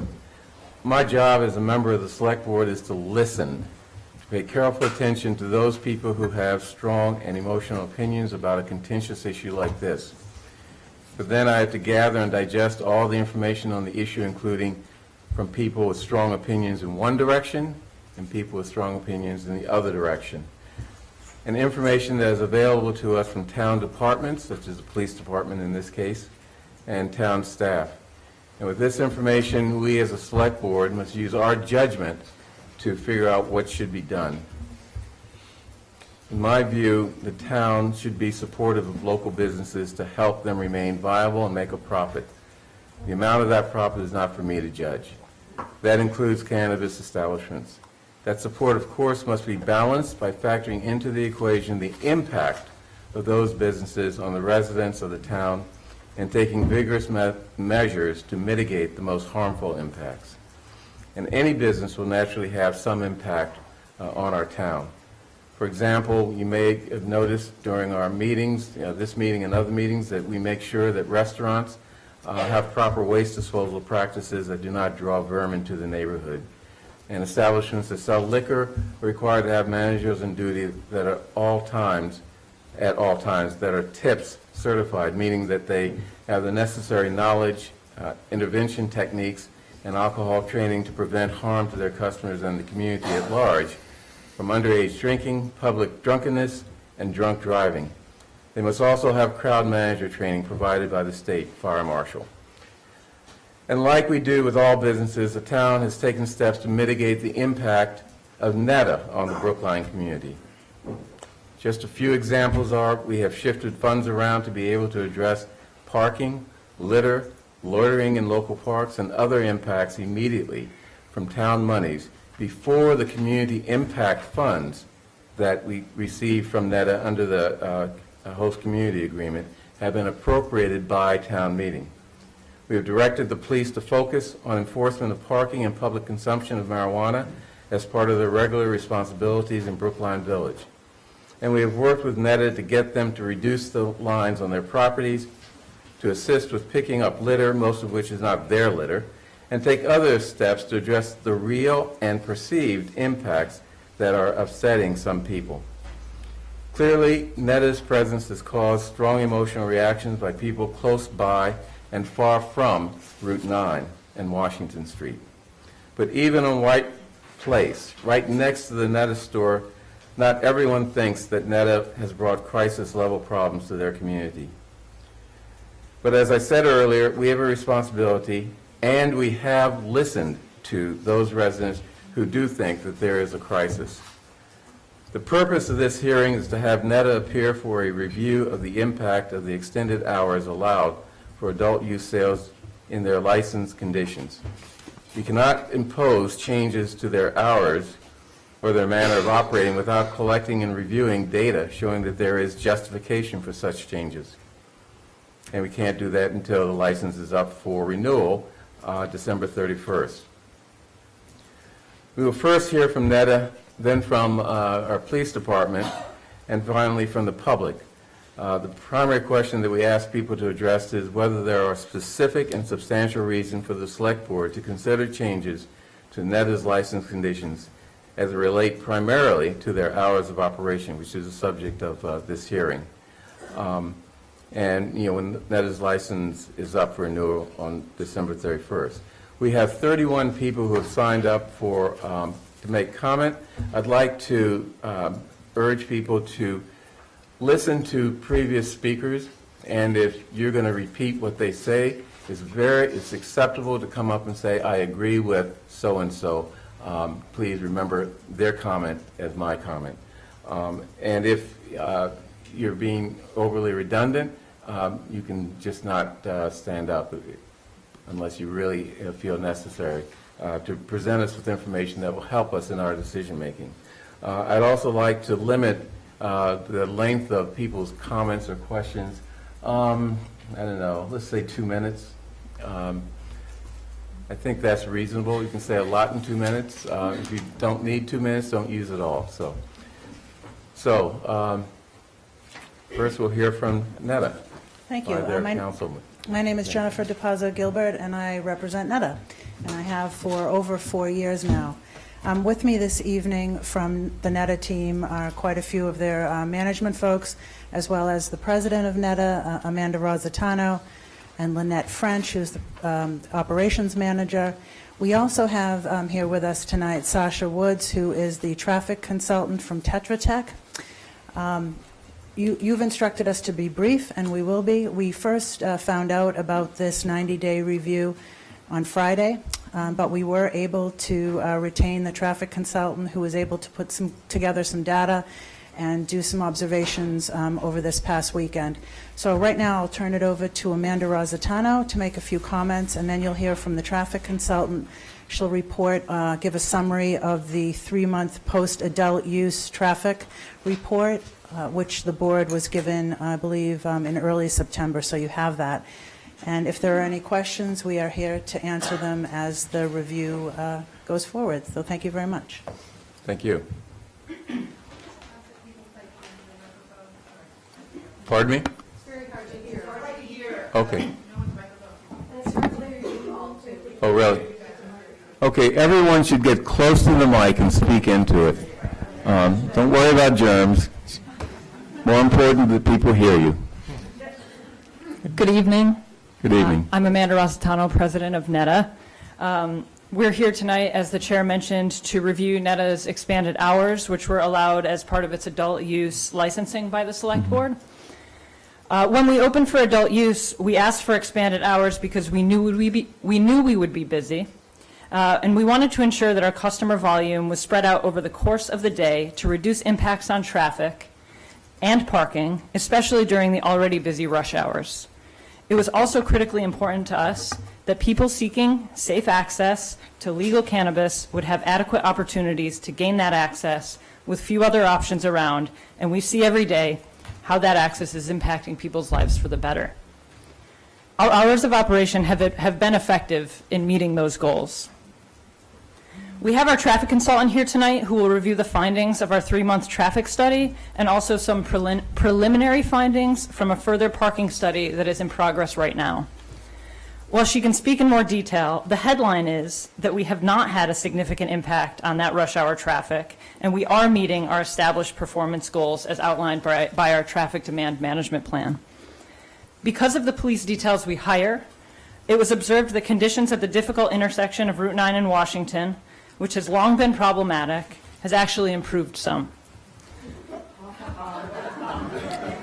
Please no snickering in the audience. We certainly don't deny that there are some impacts from our operation, but we believe strongly that those impacts can be properly and adequately addressed using the designated impact fees that Netta pays precisely for that purpose.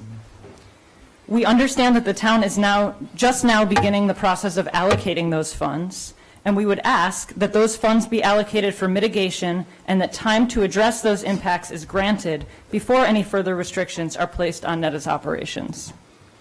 We have requested that those funds be specifically used to address trash, which is a problem that extends beyond the Netta operation, as well as additional police presence to ensure our neighbors' concerns are taken seriously and addressed as needed. We also support community efforts to establish resident-only parking on surrounding residential streets. The scope of this review tonight, as we understand it, is hours of operation. We believe strongly that reducing operating hours will create negative impacts that don't exist today. Those who visit us in the evening hours will now likely push into rush hour, for example, which we would hope to avoid. We also hope you'll recognize the broader changes and developments in Brookline Village, several of which began around the same time as Netta's opening for adult use, and the impacts that might be associated with those projects. Brookline Village is changing and developing. We don't see that as a bad thing. We hope that folks aren't simply jumping to conclusions that all inappropriate behavior witnessed in the village is due to Netta, although that does seem to be what has been suggested by some of our neighbors, many of whom had long opposed the presence of Netta in the neighborhood and the legalization of cannabis in general. Order, come on. Continue. Netta has been responsive and collaborative with its neighbors and continues to work hand in hand with those who come to us to take action where needed. We have put several initiatives and solutions in place and have gotten positive feedback from several neighbors on these actions. These actions are outlined in the comprehensive annual community meeting report that was recently submitted to the board. We work closely with the Brookline Police Department, and we have gotten no indication that our business is particularly troublesome to the village or that Brookline Village issues are particularly unique. We do hear that the same issues, lack of parking, litter, rude drivers, are happening all over Brookline, regardless of the presence of a dispensary. As mentioned before, Netta is also working through efficiencies that it gains over time as the operation progresses, including now filled staffing gaps as of the last couple of weeks, and a strategy to reduce exterior lines. It's working. Last Saturday, typically our busiest day of the week, we saw a comparable number of customers to previous weeks, but much shorter lines and wait times outside. We know we are contributing positively to our neighborhood and the community. We have our own team hitting the streets weekly to pick up trash and are now organizing with the chamber in hopes to pull more businesses into this initiative. We have worked with the Brookline Community Foundation to support $875,000 in really important programming. Our Netta Cares team takes great pride in supporting both financially and through its volunteers a host of charitable and impactful causes. This is above and beyond our impact fees and the important tax revenue that Brookline is gaining. We are proud to be a part of the Brookline Village business community. Many of our neighboring businesses feel that we are positively contributing to the vibrancy and diversity of Brookline Village. In fact, a number of them have signed on to a letter that we sent you this morning expressing just that. In short, we believe Netta is a net positive for Brookline and for Brookline Village, and that its existing hours of operation are important for both advancing Netta's mission and for minimizing impacts on this community.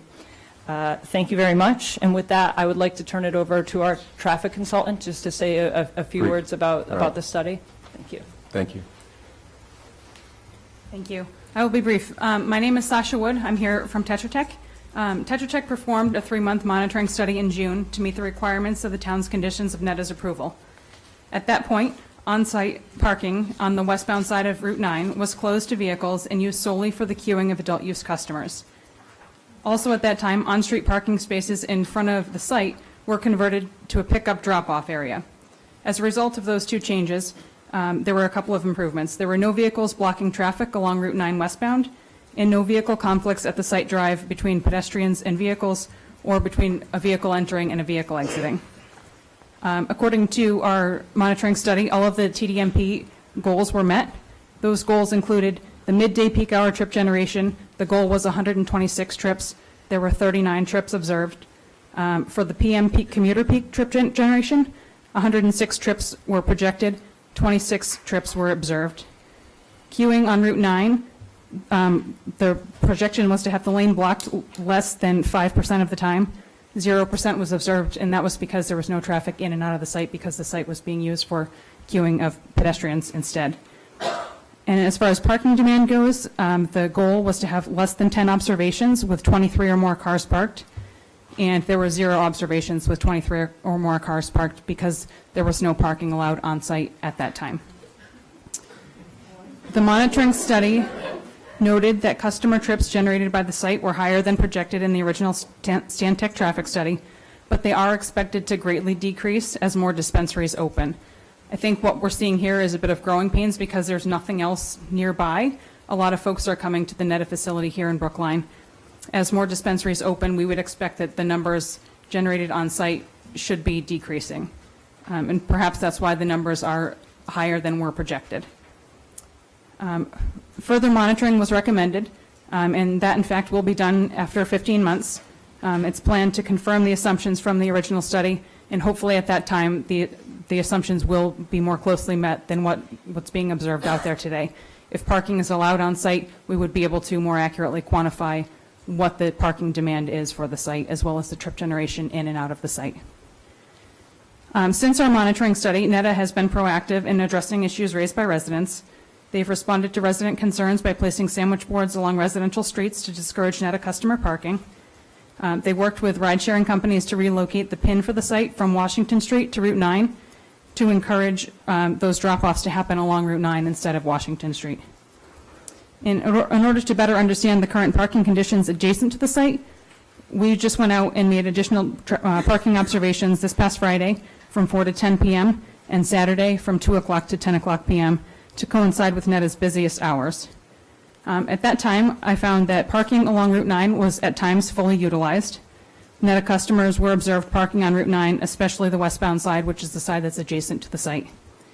Metered parking along Station Street and Washington Street was 31 to 74% utilized on Friday afternoon and evening, with a minimum of 17 spaces available at all times. And on Saturday, the metered parking along Station Street and Washington Street was 57 to 90% utilized, with an average of 12 available spaces. Netta sandwich boards were located along White Place, Walnut Street, Aquin Road, Irving Street, Allerton Street, and Upland Road.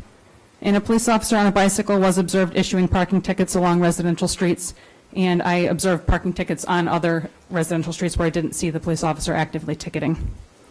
Along some of the residential streets, plenty of parking appeared available for residents. And as Amanda noted, ongoing construction in Brookline Village could be contributing to some of these changes that you folks have seen over the past couple of years since Netta's been in place. It's not just Netta, it's potentially the cumulative effect of all of these things happening at the same time. As you're aware, there's some Route 9 construction for Gateway East. Private development construction in close proximity includes Brookline Place, the auto dealership down near Cypress Street, the condominiums across the street, and the hotel at the corner of Route 9 and Brookline Ave. As I observed this past weekend, the MBTA shuttle is also running in place of the Green Line between Newton Highlands and Kenmore. So there's a lot going on at the same time. I think it's hard to pin everything that's going on in Brookline Village on Netta, and we will perhaps be able to better quantify some of the impacts at the 15-month study when the site will hopefully be back open for vehicles on site. Thank you. Thank you. So Lieutenant Hayes?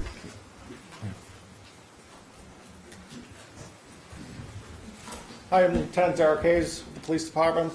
In the back of the room is Sergeant Casey Hatchett. She's one of our crime analysts. So today we're not here, the police, sorry, I'm tall. That's a squat. So I'm going to try and talk and get this done in 2 minutes. I don't know if I can do it, but I'm going to try. So the police department's not here to offer an opinion on this. We're here to offer a review of our response to the neighborhood concerns and talk about some crime data that we came up with. Currently, we assign a police officer to cover Brookline Village during the day, Monday through Friday when school is in session. We also have a full-time civilian parking control officer assigned to Brookline Village, conducting parking enforcement. I know I'm talking fast, but I'm trying to get this done. There's a lot of people online. So, other officers who are working in adjacent sectors call off on various locations in Brookline Village to give the area special attention. Those are then documented in a program we have it's called a STAR system, which the STAR system allows us to monitor specific concerns and issues throughout the town. Since May, there have been over 400 instances where officers have given special attention to this area, in addition to responding to calls for service and parking enforcement. The vast majority of these entries report no violations were found. When a violation is documented, it is overwhelmingly a parking or moving violation. In 2 instances, citations were issued for public consumption of marijuana. Also, over the past 2 weeks, we've had bike officers assigned on 10 occasions, paid for by the impact funds, to patrol the neighborhoods around Netta. Other than a handful of parking tickets issued, there were no reported issues by those officers. As for our data, crime data, let me start by saying that our crime analysts are in the process of producing a document for public distribution. Over the past few days, our crime analysts have been conducting an analysis of our crime data in the area of Brookline Village, beginning with our Part A crimes, which are the most serious crimes, are robberies, assaults, burglaries, larcenies, among others. There were 27 reported Part A crimes from March 1st through September 30th in Brookline Village. The 5-year average of Part A crimes in Brookline Village is 29. Of the 27 Part A crimes, only 1 incident involved a Netta customer, and this was a domestic violence incident. The remaining Part A crimes were unrelated to Netta or could not be attributed to Netta. There were also 4 other incidences which were either outside of the Brookline Village area involving Netta customers classified as a Part A crime, or incidents in Brookline Village that were only attempts or Part B crimes. As far as citizen-initiated complaints, town-wide, there were 128 citizen-reported incidents of public consumption.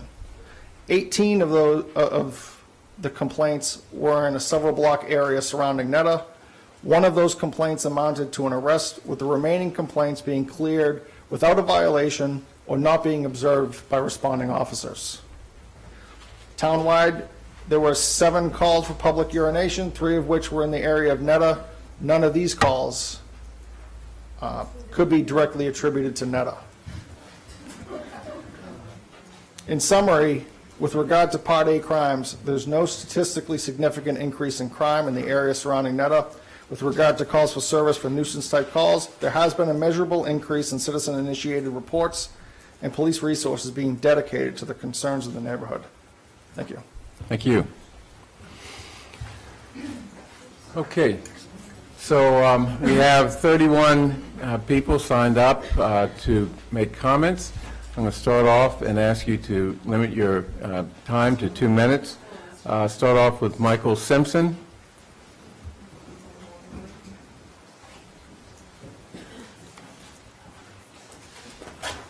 Hi, my name is Michael Simpson. I've been in this community off and on since 1974. I'm 70 years old. I've been a pothead since 1964, 55 years, and I'm very proud of that. I'm also a medical patient. I have a lot of medical issues and stuff like that. And I observe everything around the village. I used to live on Davis Ave over here, and I used to live in the Brook House when I was a young lad and kind of frisky, you know. So I know pretty much about everything that goes on. I know the people that are in and out of here, and I know the people that create problems. Most of the people that come in here to buy marijuana at the dispensary, they usually leave one way or the other, public transportation or by car. Nobody's really hanging around trying to hustle anybody or harass people and stuff like that. You don't see that. But I do know that, you know, I play music on the corner down the Coolidge Corner. That's me. They call the cops on me every day. I don't care. I still play, you know. It's always one person that wants to ruin the party. Well, never has a terrific party of people that like to go in. But they know how to conduct themselves when they come out because they want to go home with their goods. They don't want to be harassed by anybody. They don't want the cops to stop them and say, well, you can't consume anything here because they already know. Never got signs. Let me see. Davis Place and White Place, they have signs about consumption and the fine that you get. So I'm not coming out of my pocket to pay a fine because I want to smoke some pot and I'm a block away from Never, and I know I can't do that. I mean, hey, I might go somewhere else and do that, like the Boston Commons or something like that, where you can't, but you do, you know. But I mean, it's reasonable that a lot of people, they don't like it, you know, and a lot of people claim they don't like it. A lot of them are here potheads, and they just trying to hide, you know. You can't hide from anybody. I know you've been smoking with me, you know. So, I mean, it's not that big of an issue. You know, they're making issues and Netta's making money. I was in Las Vegas, Nevada, and that's the only place I can attribute where I look. They got 24 hours dispensaries open, medical and recreation, running at the same time. They do the same complimentary. If you're a medical patient, you go in first. If you're a recreational person, you come after. They don't have any problems. They got billboard signs. They got cab signs with selling marijuana, different companies, you know. Okay, Mr. Simpson. So it's not a problem. It's only a problem for people that don't like something. There's always one person that don't like anything, you know. And Mr. Simpson, you've reached your time limit. Okay, Heather? You've let me reached your run time. this meeting. I reached my time? Sorry. Okay. Yes. All right, well, cool. Thank you. We got, you got you. Yeah. Sloan Furnace.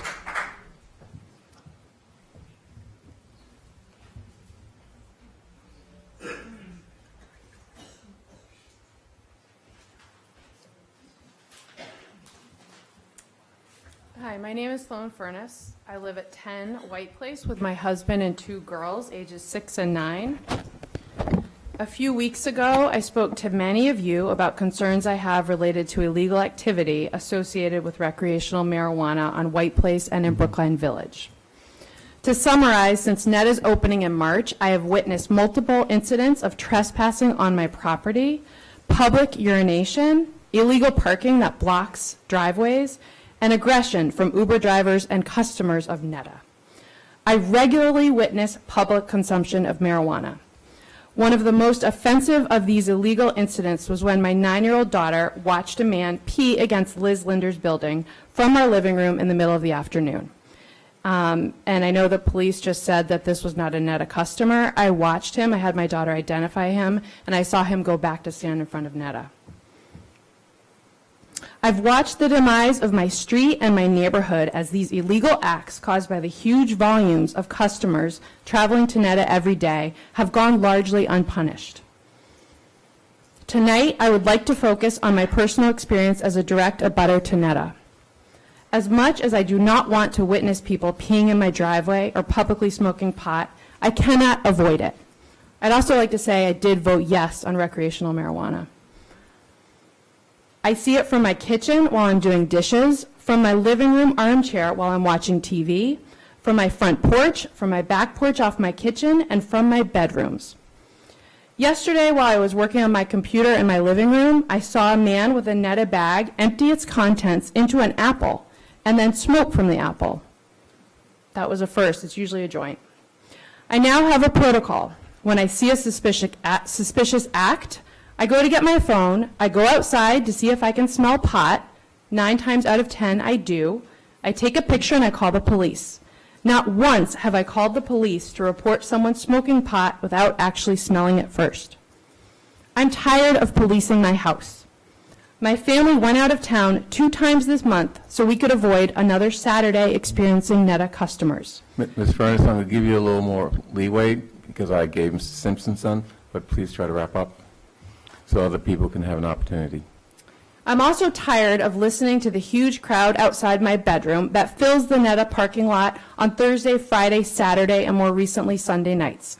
Since this is focusing on time, that happens till 10. There's often after that a lot of operational things that go on till 11.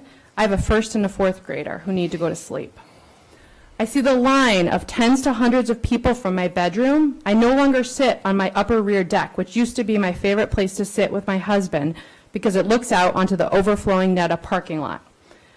There's a bright fluorescent light that shines directly into my bedroom. My daughter's only outdoor play space at my house has a direct line of sight to the customers in the Netta parking lot. For the last 7 months, I've lived with illegal activity, huge Netta crowds, and nuisance from these crowds. It's time for much warranted and fair change. Thank you. Thank you.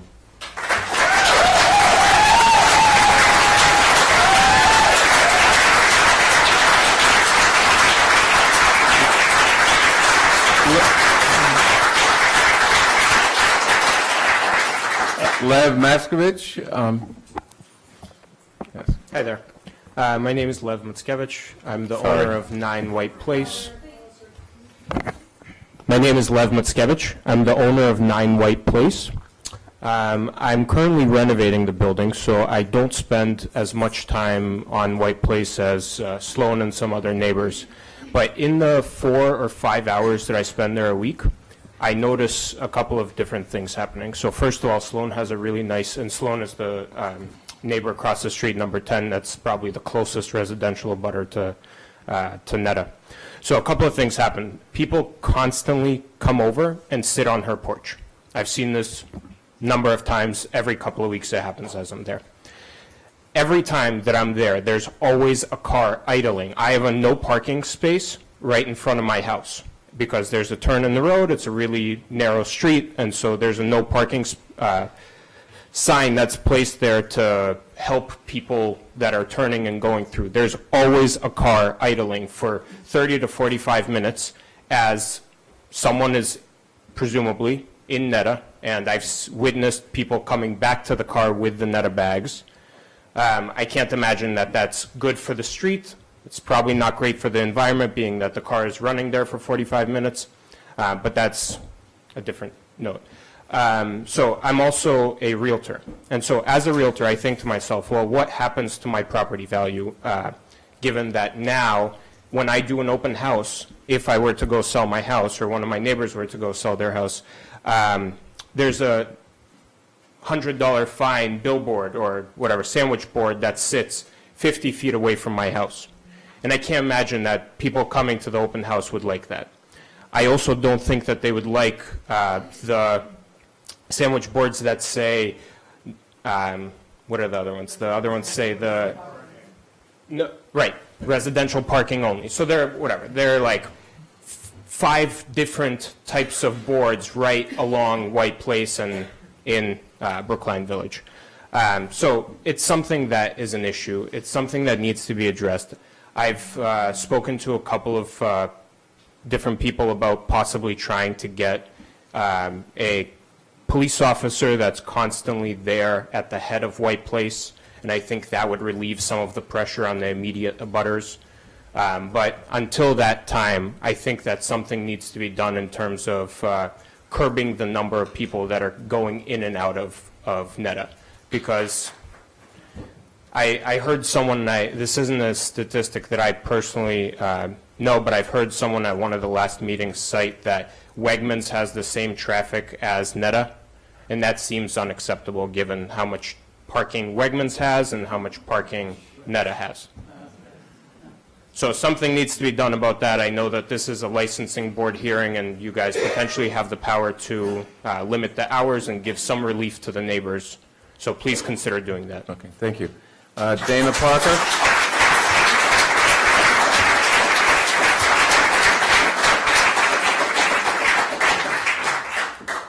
Okay, Dana Parker? Please, I know I've been very liberal with other people, but if you can keep it to 2 minutes. I'll be very short. really My name is Dana appreciate it. Parker. I live at 81 Boylston Street with my husband and 2 little girls, 8 and 5. We've been living in this neighborhood for 10 years now. We have seen it change rapidly since Netta came into the neighborhood. I echo everything that Sloan said about public urination, blocking of the driveway, parking in our parking space.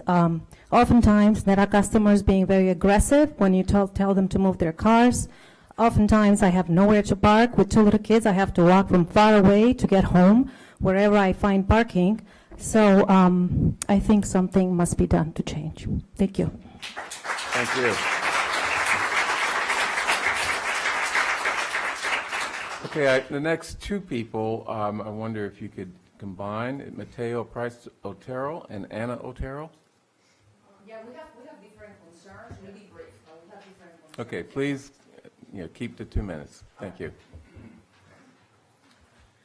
I'm Mateo Price Otero. I live on 12 White Place. I'm an 8th grader at the Pierce School. I don't feel safe walking home alone in the evenings in Brookline Village. Before Netta, I would walk alone and I'd feel safe. I don't feel safe because I see people smoking on a daily basis, and I've seen people urinating on the street. Brookline has changed. It's not just me. In the 8th grade, in my 8th grade social studies class, we're doing a project on community issues. In my class, we thought affordable housing, overcrowding the schools, and Netta are the most important issues that the town has to address. We voted on those 3, and the impact of Netta is the one that we chose. We created a survey to ask Brookline High School students how Netta has impacted their lives. We aren't through collecting responses, but so far 25% of high schoolers see people using marijuana daily, and only 10% have never seen it happen. 80% of respondents say that the people that they saw using marijuana were 15 through 17 years old. This shows that people of all ages are concerned about the impact of Netta. Thank you.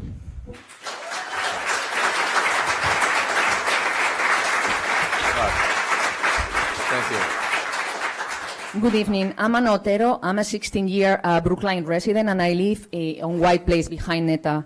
I voted for legalization of marijuana. I want to make sure that everyone knows that. My husband and I came to Brookline because we fall in love with a diverse and caring community and the small businesses of Brookline Village. Brookline was special. It breaks my heart to see what's happening with the presence of Netta selling recreational marijuana in my neighborhood. My family used to invite friends to come over for dinner quite often.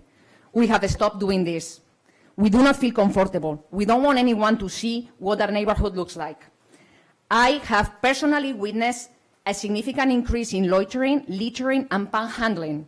In addition, I have seen things that I never saw in my 16 years before. Public urination, public consumption of marijuana, and sales of marijuana on the street. We call the police weekly to report illegal activities. As a matter of fact, I called yesterday evening, and as I was coming to this meeting today, there were 2 men with a joint sharing it in front of my door, and I actually smelled the marijuana. I didn't have time to call the police because they left. Netta claims to be a good neighbor because they have teams picking up garbage. They pick up the trash that their 2,500 customers a day bring to the village. I'm not going to thank them for that. Brookline has an opportunity to be a model for the country. I believe by implementing the right policies, you will be able to create a marijuana industry that will integrate with Brookline's character and preserve the nature of our neighborhood. Please do so. Thank you. Dan Chandler?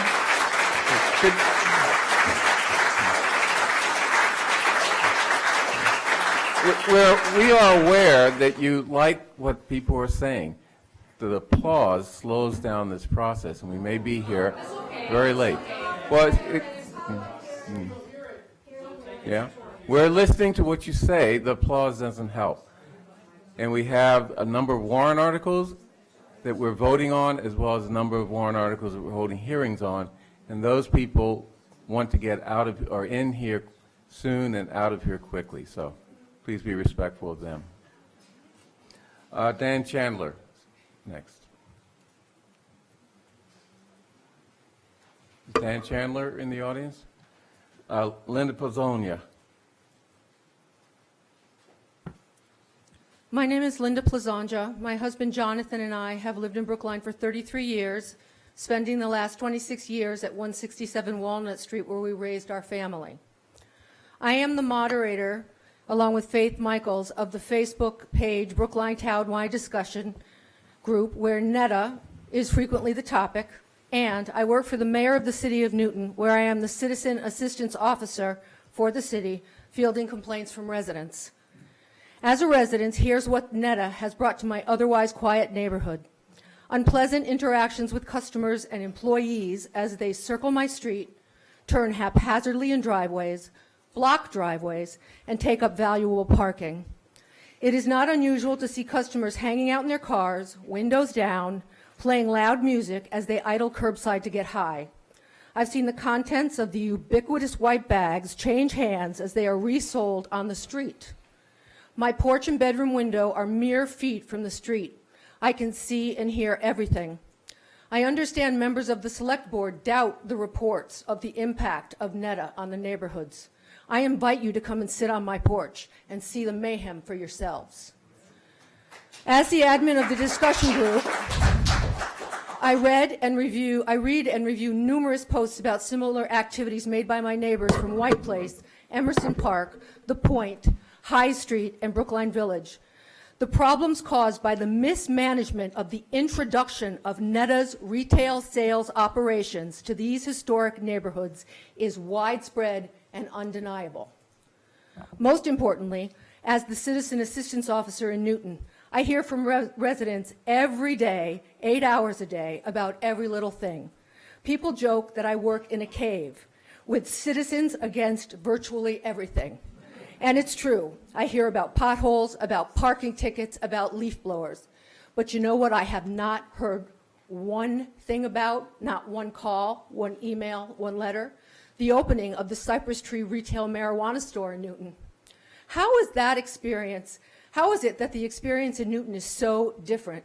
In my letter dated August 21st, I asked for a meeting to share Newton's process. I got crickets. Change is good, and legal marijuana sales are here to stay. But the introduction of retail marijuana, like any change, must be managed in the most responsible way possible. At this late date in the change management cycle, it's fair to say that Brookline is coming up short. It's time to revisit the host community agreement. What's on the books is not working. We can look to our neighbors in Newton for simple, proven best practices, mandatory appointments, shorter business hours more conducive to the residential neighborhoods, and increased police enforcement. Finally, during these initial months and years of responsibly introducing legalized marijuana to Brookline, let's assign a portion of the community impact fees to fund a formal liaison between the neighbors, the town, and the businesses. We're your constituents, and it's time to bring our voice to the discussion. Thank you.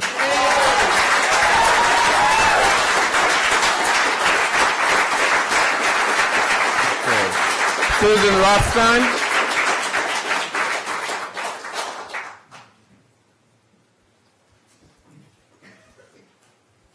Hi, I'm Susan Rothstein. I live on Milton Road, about 2 blocks down off Cypress.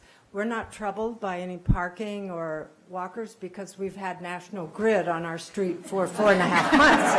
So. And I will say they have been very professional, and you know, we wish it would go faster, but they've been good. But on the other hand, I'm also a realtor in Brookline, and I've sold a lot of properties over I won't say how many years I've been working, but I've lived in Brookline for 50 years. I've sold in all these neighborhoods. I want you to consider, well, when I first began to hear of the complaints and the alarm about the recreational opening and paid more attention to it, I've admitted that the corner where the location is has been an eyesore since it first opened. You've got fluorescent vests, you've got cops all around, you've got parking, helter-skelter, coming and going. All the years that I've spent on committees for an improved gateway to Brookline for the last 25 years, and we do this to our gateway. So that's just for starters. But as a realtor, the remedies for the volume of the location are as much of a problem as the place itself. Think if you were selling your house and you had buyers coming from another neighborhood or out of town, and they see these giant signs that say no public consumption, $100 fine. You know, people are saying, well, what consumption's going on? You know, I can't park here, or can I park here? The abatement is not helping. So what you need to address is the root of the problem, which I believe is the volume and the hours. Personally, I was leaving the village Friday evening after having dinner in the village. I was heading to Route 9, and in the right-hand lane that you have to be in to go across Route 9, somebody pulled over and just stopped. So I leaned on my horn because that was outrageous, blocking all this traffic. Then I felt so guilty that all the people on White Place would hear me honking and Okay. making a big disturbance. Meanwhile, somebody runs around the corner from the Netta building, puts a rolling pack into the car, and I'm honking some more. He finally turns the corner and pulls up and stops on Route 9.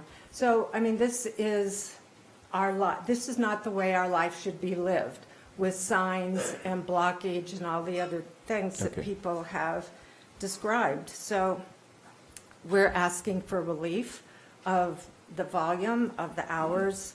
Okay. And if it's true that other openings will ameliorate some of the problems, I hope so. But a lot of studies say that is not the case. So until we get some others open, we need to have some relief.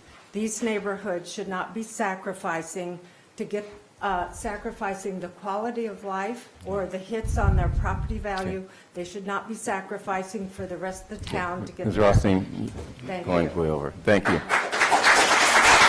Faith Michaels. Faith Michaels. Oh, there you are. Hello. I'm a little longer. You can cut me off if you want, but you may be interested. Hello, I'm Faith Michaels, Town Meeting Member Precinct 5. I served multiple years on the Transportation Board, and I'm the owner of a small business. I also began my career as a television journalist here in Boston at Channel 4. As a TV producer, I learned it was important to speak directly with those most affected by issues, so I decided to take a walk through the village to speak with business owners. We've spoken to 39 business owners to learn how Netta has positively or negatively affected their bottom line and to gather firsthand impressions. Let me say at the beginning that these business owners were thoughtful, passionate, and quite open with their time. Tonight, I hope I can do them justice as their voice. There are 3 here tonight. The nail salon, Katie, Take a Wave, Rare, and Lamora are all here. Oh, sorry. So, first, as a summary, out of the 39 businesses, 32 said Netta had been a problem for the business and their neighborhood, and they cited specifics, which I'll get to in a moment, including many who have seen their business decline. 5 say that Netta's arrival has brought new business to them. Great. And it's helped and 2 say that it helped their businesses a bit, but that they have had problems with Netta customers. So 82% have complaints and business problems, 13% say Netta has helped, and 5 are mixed. That's a 6.5 to 1 ratio of those hurt by Netta versus those helped. Second, what was noticeable to me was the type of business that was having problems. All 11 of the retailers had problems. Not 1 was helped. All 11 of the service providers had problems. Not 1 was helped. 6 of the 7 sit-down restaurants had problems. The one that did not specifically cite that were that Netta employees ate there. The other 4 businesses that cited Netta as having helped them were a liquor store, 3 fast food, casual food, coffee places. The mix is extremely worrying. A healthy business district has a mix of businesses, not just a liquor store and a coffee shop. Retailers, service businesses, and sit-down restaurants employ more people and are a destination business that draws in customers and often has higher margins and can pay higher rents for the prime properties. If this trend continues, we might see a hollowing out of the Brookline Village business community, with only one narrow type of business being able to thrive. Ms. Michaels, you've gone over 2 minutes. I so know. Please wrap up. Do you- No, please wrap up in 2 minutes. The third thing I want to raise is the very pronounced level of nuisance they each observe. 11 observed frequent public smoking of marijuana collectively. Collectively, they have observed several hundred, if not more, of these instances. 12 of them cited daily parking and vehicle congestion problems. 4 of them, given their proximity to Netta, noted frequent usage of their bathrooms by Netta customers, putting a strain on old systems. Many cited trash and frequent public urination. Finally, 12 of them cited a decline in business and client volume. 2 of them were open enough with me to say that the very survival of their business was at risk. These hard, solid, quantitative numbers should all give us deep concern. That's from a survey you posted online? Could No, you I provide went down and I spoke to 39 businesses, Could you business supply the owners. select board with the results of that? I will. Thank I will. you. These are the things Now- that they said. Okay, My- wait, you've gone over your 2 minutes, please. No. Will somebody give me up their time? Carrie Ann Kester? I had to go, she gotta go. Will somebody give me their time? Lucy Apteker is giving. Carrie Ann Tester is next. Lucy Apteker is giving me her 2 minutes. No, we're not going to do that. We're not going to do that. I got people give me. No, okay. Do other board members want to hear this? They don't care? You don't care? You better- are going to submit it, right? Yeah. You want data. This is data. We are data here. Not fair, not fair, not fair. Yeah, I agree. Look, we have 31 people who are asking to speak. We have 31 people asking to speak. Please be respectful of everyone's right to speak. So, please wrap up and conclude. Thank you. These are the things they said. My business is absolutely crushed. Netta is literally putting me out of business. Open smoking, weed smoke. My clients are upset. I can't leave my door open in the summer. Smell of marijuana smoke wafts in daily. Netta's customers smoke in my bathroom and the alley next to me. I broke up a fight that occurred right on my glass window. For the first time, we're thinking of locking our door and adding security. Okay. Wrap up, please. I am wrapping up. Finally, I heard a sense of abandonment and anger directed towards the town. 2 business owners summed it up. I've tried and I'm beaten down. No one seems to care. I would like to just also point out that Netta sent you a piece of paper with 17 businesses today, and 3 of them are not located near Netta. 5 of the 5 we know had bump in business. 2 who signed are cannabis-related businesses. We spoke with 39 business and had detailed conversation. I'm sure it was pretty hard to get many of the village businesses to sign the testimonial to Netta, and that Okay, the please. 17-side signature page is proof of that. Okay, please. Thank you.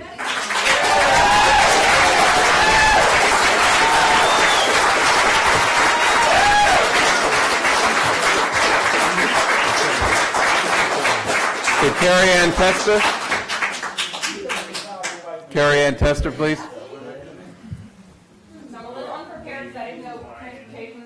And you have 2 minutes. Yeah. No, I will do no my best. compromise, Okay. because everyone else is So- taking away your time. Okay. I will just get straight to the transportation part. Okay.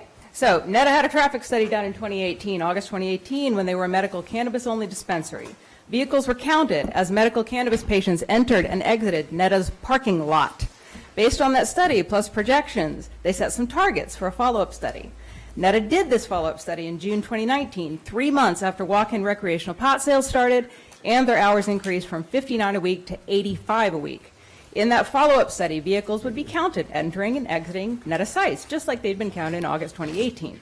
As long as the June 2019 figures fell below the threshold, then no remedial action would be required, the management goals would have been met, Netta just keeps on keeping on. So, June 2019, follow-up studies done, vehicles are counted, conclusions are drawn. Tetra Tech came to some pretty impressive conclusions. In June 2019, traffic had actually been reduced. The 2019 vehicle counts at peak hours were found to be a fraction, 26 to 31% of the counts done in 2018, a smashing success. In October 2019, Netta submitted a report in a desperate attempt to respond to crisis control following their disastrous community meeting in September 24th. An enlightening excerpt that they keep quoting. Based on our observations at the site and discussions with police officers on detail, the site appears to be operating well from a traffic perspective, and perhaps even better than it did when the site was operating solely as a medical marijuana facility. So, somehow Netta added walk-in recreational pot to their existing medical pot sales, not to mention bumped up their hours by 144%, and traffic counts fell at peak hours. A miracle. At the busiest, two busiest 1 hour periods, they counted 26 and 39 vehicle movements, which is enters and exits. So that's like 13 and 20 cars on their sites. As the highest counts, they got entered into the did you meet your goals equation. The goals were 126 and 106, so of course they passed with flying colors. But where did those figures come from? If you look at the sample on page 4, where they counted, you'll notice that there are 3 sites they measured: the Homewood Suites, the Route 9 medical parking lot, and the Netta lot. All zeros for the Netta lot, right? Strange figures. So there's a reason for that, because it's been closed so that they can put their customers there. They can line up their customers there. So Okay, please the wrap traffic up. counts actually fell well below the targets. So if you look on page 9, this is the important part, and I'll stop after this. Applying the travel mode share data, because they didn't just count cars, they counted customers, and they asked them how they got there that day. So once you take that into account, indicates the number of customer trips generated by the site is significantly higher than originally projected. The actual number of transactions during the peak hours indicates a total of approximately 137 to 138 vehicles to the site, as shown in Table 4, resulting in a total of 274 to 276 peak hour vehicle trips. Thank you. Okay, so where are those vehicles parking? Walnut Street, White Place, Brookline Village, Emerson Garden, and Station Street. That's where those vehicles are parking, 120 vehicles per hour Okay. at peak. Thank you. Dan Saltzman?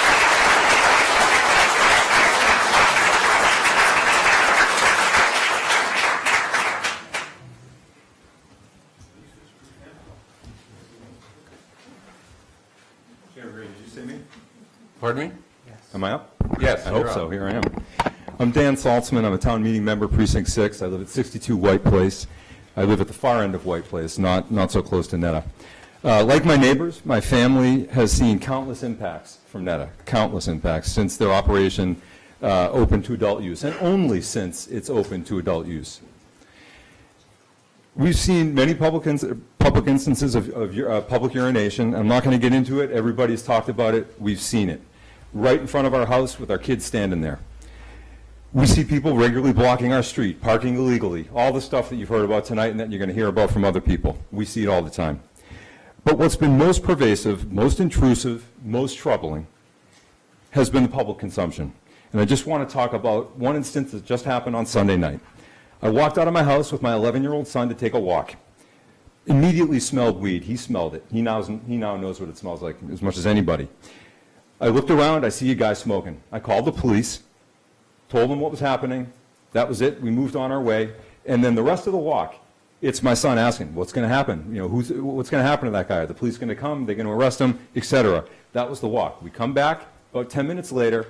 The police actually showed up just as we walked into near our house. And I told them the person's gone. That's what happens. The reason that the numbers are so low is because they're gone. They're doing their job. And I want to talk a little bit about that. Chairman Green, you said last week, after it was suggested by other members of the board that maybe changes could be made to the operation at Netta. Chairman Green, you said based on some reason for doing that, we could do it. Based on data, you said. Now, I think we're hearing data tonight. Based on data, I'm quoting here, I think we can justify this by statements out here. I don't think we can justify this by statements out here in the community, that this is a disaster area, that this is a huge crisis. It was then suggested by other board members that maybe this board would hear such data tonight. Chairman Green then said, and again I'm quoting directly, we're also hearing from the police that, that some of the terrible events that are supposedly occurring here are not occurring. So yes. So here's the question. By making a statement like that, the only logical, reasonable conclusion can be that we are lying. We are not lying. We are not lying. No, the logical conclusion is that this board was not there. So we have to look at what you say, what police say. No, I don't understand. You're hearing it tonight. Is this data? I think it's data. Good. The big thing here is that we are not lying. The people in this room are not lying. And most importantly, that doesn't mean that we're saying that the police are lying or that anybody else is lying. We have different perspectives of what's happening here. The police are doing their job. They drive their car down my street. They're not going to smell weed. They're on the street for 10 seconds. They're doing their job. I get it. They're not lying, but neither are we. We live on this street 24 hours a day, 7 days a week. I've lived there for 14 years. I've never seen this stuff before. Now, after 7 months, it's regular occurrences of this.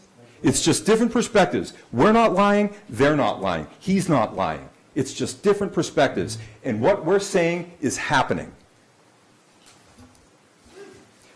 I'm going to ask everybody involved in this situation, Chairman Green, the rest of the board, Netta, everybody in this room, do not pit one resident against another resident. Do not pit the neighbors, the residents of this town. Do not pit them against their police force. Do not pit them against their police force. That's what's happening here. We are not adversaries. We are a community. All I want, all my family wants, all these folks in this room want, we just want our neighborhood back. Thank you.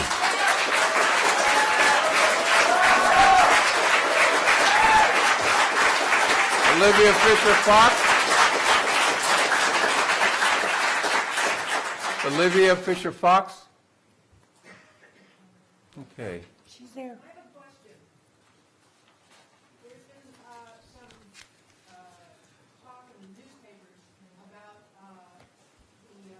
Could you, wait, hold on.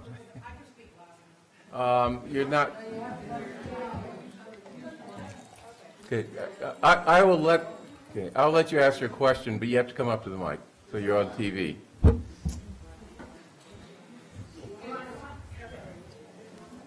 Okay, Olivia, why don't you make your comment and Olivia remember, Fisher-Fox. 2 minutes. Town meeting member, Precinct 5. I agree with everything that's been said. I think it's pretty clear that we need some help here from all of you.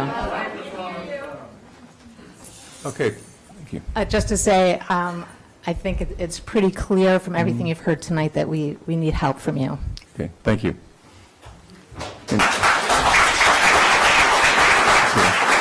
What was the question you had, please, quickly?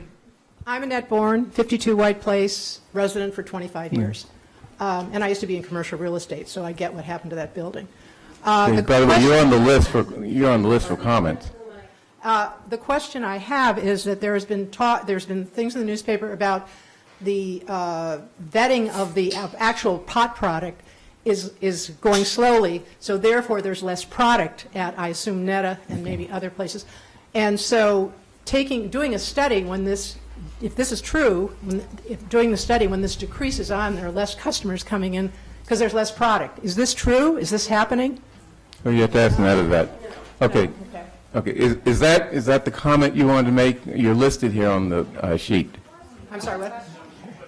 Is that the comment you wanted to make as listed here on the sheet? Yeah. Okay, so I'll cross you off. Yeah.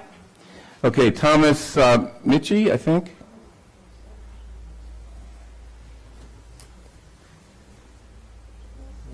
Thomas something. It looks like Mitchie or Avikai? Oh, Arichai? Okay, moving on. Brendan Downey.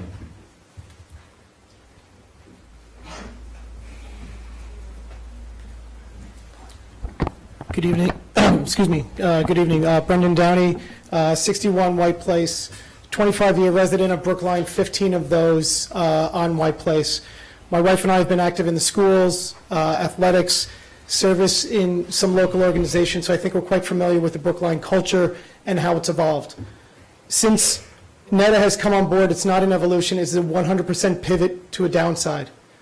I ride my bike to work in Cambridge, and every time I have to go through the Brookline Village intersection since they opened, it's jammed with cars that are double parked, that are there because they're doing ride shares, that are affiliated, and you can tell, picking up Netta customers. I was surprised tonight to hear from the police that they're constantly on a detail or watch there, but it was also noted in there that's during school hours. So if you leave for work at 7:30, you come back at 7 o'clock, You don't see that policing going on. It's unsafe to ride a bicycle through Brookline Village now with the volume of people going through there. And whether I'm riding a bike or walking back from the tee, about twice a week, I'll be behind someone who's openly consuming and smoking marijuana walking down our street. Am I going to pull out my phone and call the cops and within earshot of another individual say, please come quick, police, there's someone in front of me smoking marijuana? I'm not going to cause that confrontation. When cars are idling on our street, I'm not going to walk out of my house, take a picture of their license plate, and send it to the police and say, they're idling here, they're consuming product right in front of my house. That's going to cause an unsafe environment for me and my family, something I'm not going to do. You know, one of the parts we didn't hear in the police data, there was an officer who was hit by a moving car at Netta. It was ironic that that wasn't part of the data. So one of the individuals that we want to help serve us and help protect us in the community is injured, but that's left out and not presented to this board. So you're looking for data, and I'm wondering what data you're looking at. It seems to be completely jaded. You don't need data to walk down White Place 3 times a week. I can guarantee you, any point of the day, you're going to find someone who's consuming illegally. Pick your day. You will find it. Don't worry about it. You know, we're going to go and talk about this more, but we can't go to one of our local parks here because they close at dusk. We can't go over to Emerson. We can't go to Downs Field. But we can go stand in the Netta parking lot, pretend we're in line, and stand there until 10 p.m. at night, chat all night. And that's a great meeting place for us as opposed to one of the great community places that we have around here. Use your common sense and let's be reasonable. Have a business open for reasonable hours that respects the community as opposed to pads a couple of pocketbooks around here. Thank you. Chris Wilmot. Chris Wilmot. Chris Wilmot. Okay, Gerald Katz. My name is Jerry Katz. I've lived here for 30 years with my family. My daughter went to the public schools. We've always loved living in Brookline. Brookline is in crisis, not just Netta. It's Coolidge Corner. It's where all of these, it's going to expand. Everyone in the city sees what's happening. People in Brookline Village see what happens. It's happening. I live at 423 Washington Street. That's 4 or 5 blocks up. People are smoking pot next to my building. Everyone sees what's going on. The only people who don't seem to be able to see it is the Board of Selectmen. Now, the question is, why is it that the Board of Selectmen are the only people in Brookline don't just see what's happening in Netta, but don't see what's going to be happening Coolidge Corner and the rest of the city? Why is that?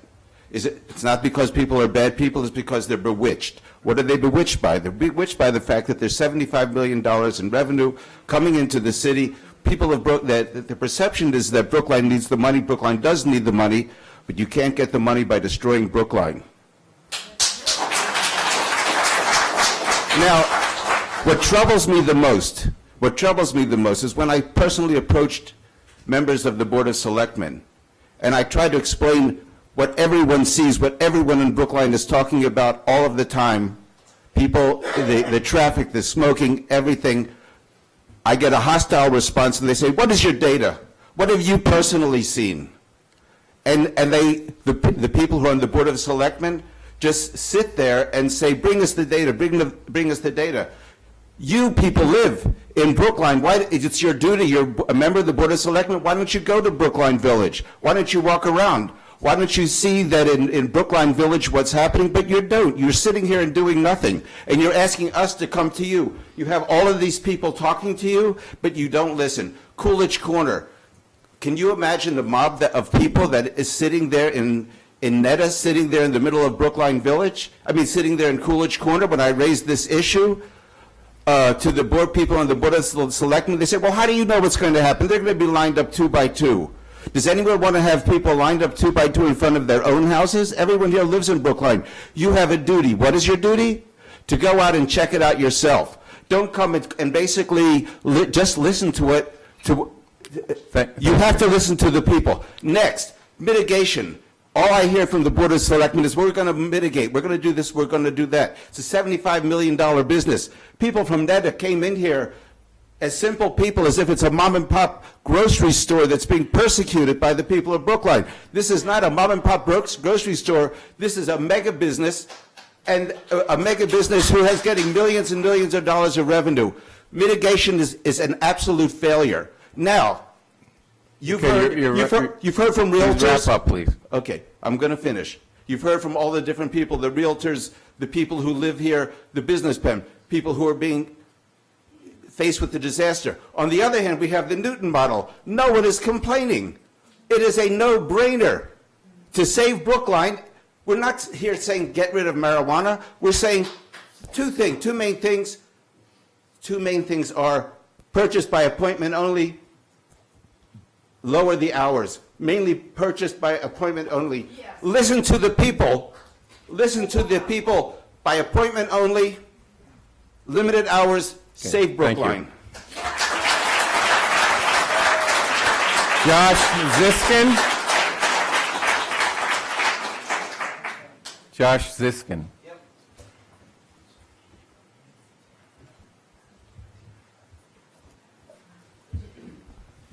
Hi, my name is Josh Siskin. I own Lamora Restaurant across from Netta.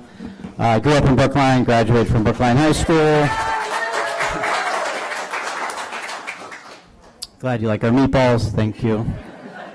So I didn't know this was going on in the neighborhood. From our side, we don't see the smoking because there's 2 policemen standing outside of Netta. So it seems that I feel terrible for all the neighbors that live on all the streets around us. But I'll just talk about the parking, which is our main issue, the loss of parking on Route 9 that is used for the Uber and Lyft drivers, and the parking lot that Netta used to own, that used to use for their employees and for their customers. So I would like to see that the parking come back. That would alleviate some issues. And we're seeing an increase of tickets, but we're seeing 2-hour parking tickets. And I'm pretty sure the Netta customers aren't spending 2 hours there. So you're really hurting our employees, our customers, and our business. So I would just like to see the town do a little better job of working with the business owners, the neighborhoods, and the town really focusing on what they need to do to improve our business and our neighborhood. Thanks. Thank you. Looks like Guido Bennett.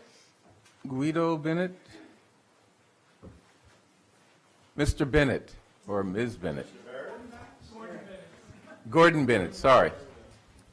Oh, I see it now.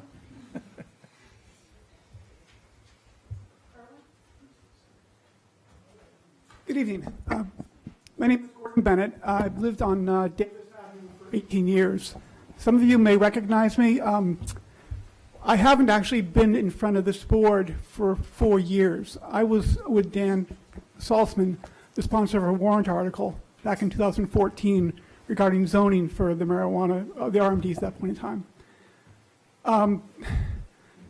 In December 9th of 2015, I sent actually this licensing board a memo after a meeting. Selectman Franco, Selectman Green, and Selectwoman Nancy Heller, I think all of you have it, you're CC'd on it, with suggestions about how to avoid. Unfortunately, I really didn't want to be here, the very things that we are witnessing now in our neighborhood. It really pains me. In the memo and in our documents, I literally called that we're going to have 130 customers an hour in that store. I predicted $6.7 million of revenue a month in that dispensary back 4 or 5 years ago. And we weren't heard. We weren't heard. And I was very hesitant. Dan called me and said, we're going to have a licensing committee meeting tonight. And I was very hesitant to come. I didn't want to get involved anymore. I literally lost almost a year of my life. I lost a business partner over this, how much time and money and energy I put into this. And it was really painful, and nothing happened. Dan and I were ignored. The neighborhood, many people in the neighborhood were ignored. And I was resistant to coming because I didn't know I was going to be ignored again. It's given me heart to hear number of people now who are seeing the things that were entirely predictable back then. I just hope you know now, can see now, that this is not going to end. And the only way it ends is you adopt some of the suggestions that I had put out and people are putting out to control the business that really shouldn't be in this neighborhood. It's not the right business. Not saying the business is wrong, saying it's not the right business for this neighborhood unless it's put under really strict constraints. And I don't think it works. I mean, you need appointment only. You need to restrict the hours. And truthfully, and there's incredible research on this, it really should be delivery only. Really, that's what it should be. So I would urge you, I'll resend my suggestions to the licensing committee that I sent you 4 years ago, if you'd like to see it again. So thank you and good night. Thank you for letting me speak. Thank you.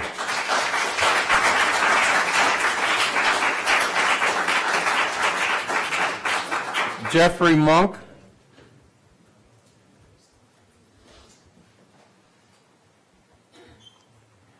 Jeffrey Monk.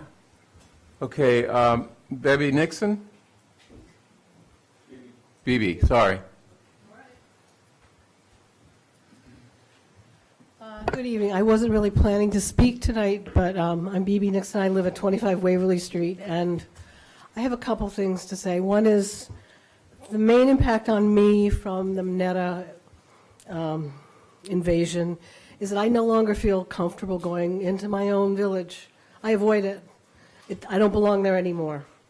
And I think the reason everyone is speaking to this, but without the perspective that I have, there are two things. One is there's a set of values that the town of Brookline has stood for, that everyone in this room has stood for, that we value. We don't agree on everything, but there's certain things we agree on, and that has to do with respect for one another and one another's rights to do what they wish. And that what Netta and their customers represent are two groups of people that have nothing to do with those values. The company wants to make money. The customers want to come in and buy what the company has to sell, and they have nothing to do with the values of this town. And they are bringing they are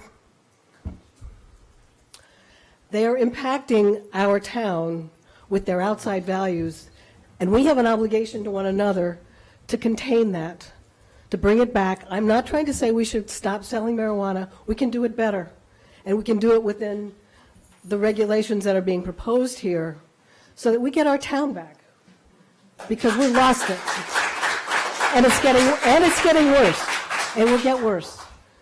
The influx of all these outsiders who have no interest in Please be supporting careful our with town. the words you use. Outsiders really Thank you. rubs me the wrong way. What did? Outsiders.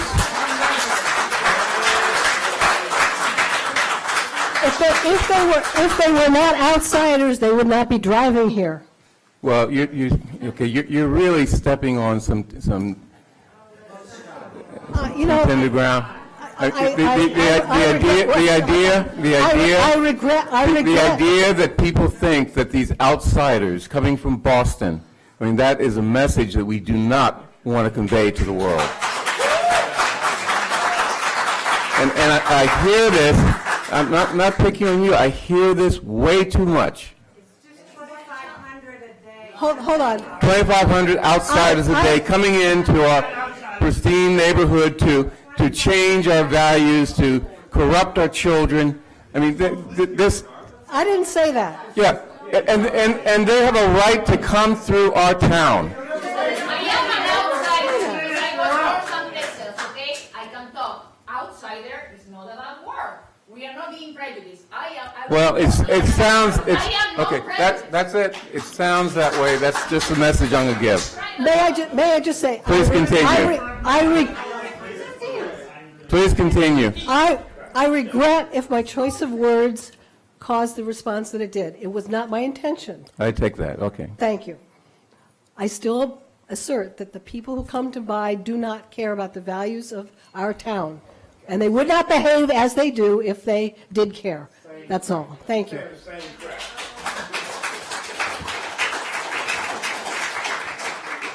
Can I have a rebuttal, please? No, please.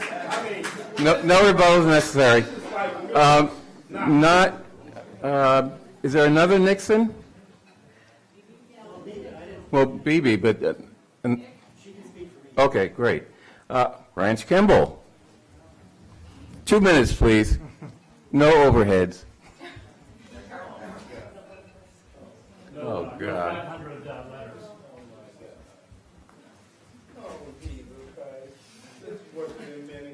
Okay, please. Okay. Can I start? Yes. Yeah, so I'm Ranch Kimball. I live in Brookline, and I like facts.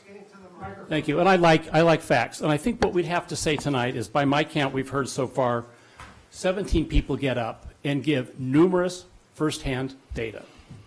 3 of them, the very impressive Mr. Otero from the Pierce School, Linda talking about the community board, and Faith with her survey of businesses, have multiple groups. I was doing a crude tally on a grid, and there are at least several thousand observed instances that these people or the people they've talked with have seen. Those are facts. Second thing I'll say is facts aren't like paint. You don't blend them together to come up with an average. Some people at some businesses, some officers on certain stations may not see everything that 400, 500, 600 residents see who are there 7 days a week. So third, let's talk about how we got here, because if that's the what, we now have a huge fact base. In early 2017, Senator Jason Lewis went to Colorado to understand retail marijuana, and he looked at how their stores were operated. I've also been to Colorado for a week, been to a lot of the stores he has and many more. Since I did over 420 siting projects for this Commonwealth for both Governors Romney and Patrick, I looked at it as a siting issue. Now, the average marijuana store in Colorado, the average store, the one that would have informed the state policy, that informed our narrative, is $1.5 million in revenue. I've been in a lot of stores in Colorado that have that size. This is just a simple bar chart showing the relative size of Netta's annual volumes, which, based on their first 4 months' actuals as submitted to the Department of Revenue of the Commonwealth of Massachusetts, add up to be 75.2 million, whereas the average shop in Colorado is 1.5 million, 1/50th the size. The issue is not in my mind. We're more successful in Massachusetts. Pardon? We're more successful businesses in Massachusetts.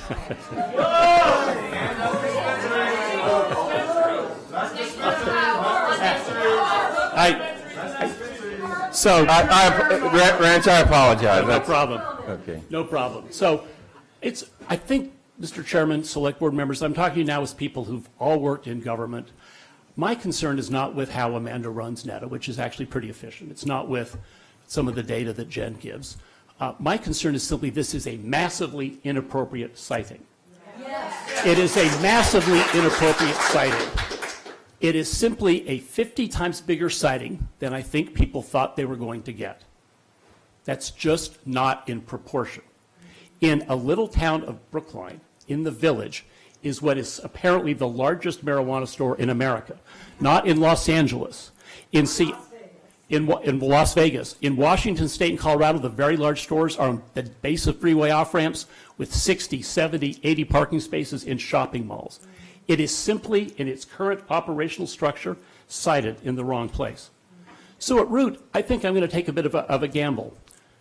And I really think almost everyone that spoke tonight, and I'm really speaking to the 5 of you on the select board, and then I'll end, they're not opposed to having a pot shop in their neighborhood.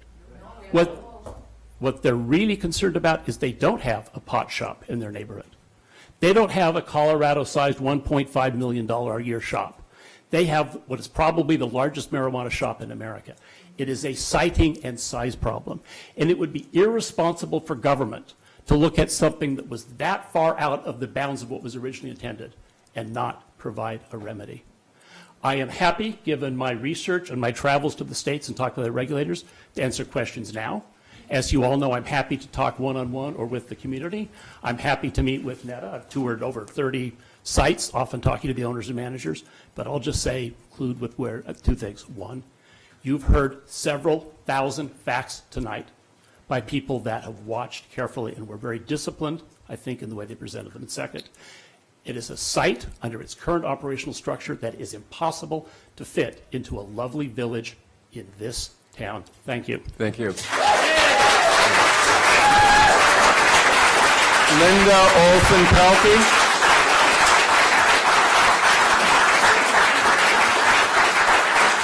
Linda.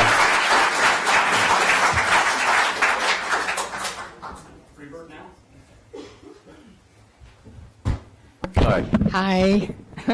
I'm Linda Olson-Pelkey. I'm really here for my Warren article, and who knows how long, but I am not going to echo everything that people have already said here. I have a little different take on this, so please bear with me. I do believe that there's been some neighborhood impacts from NETA's operation, and I understand that the neighborhood feels that the town response to date has been sluggish. But I want to urge the Select Board to be thoughtful and systematic in its response. I support the expenditures as outlined in Warrant Article 3 of the impact fees for increased police, DPW, public health activity to address the neighborhood impacts. However, if the town does move forward with these expenditures, we should not simultaneously pursue curtailing of NETA's business. For one, the increased enforcement activity is dependent upon continuous funding from the impact fee to pay for the necessary personnel. Curtailing NETA will threaten that funding. And secondly, we need to objectively assess how well the increased patrolling and enforcement are working. We can't do this while also implementing the other measures because we'll never know which thing actually worked. There are many things contributing to the negative neighborhood impacts in terms of the use of Old Lincoln School, the large construction projects, you've heard about all this already. And I fear that all of the negative impacts are being perhaps unfairly attributed to NETA. We don't know what kind... Excuse me. Please do not comment like that when someone's saying something that you don't agree with. You did. Okay. You did. Okay.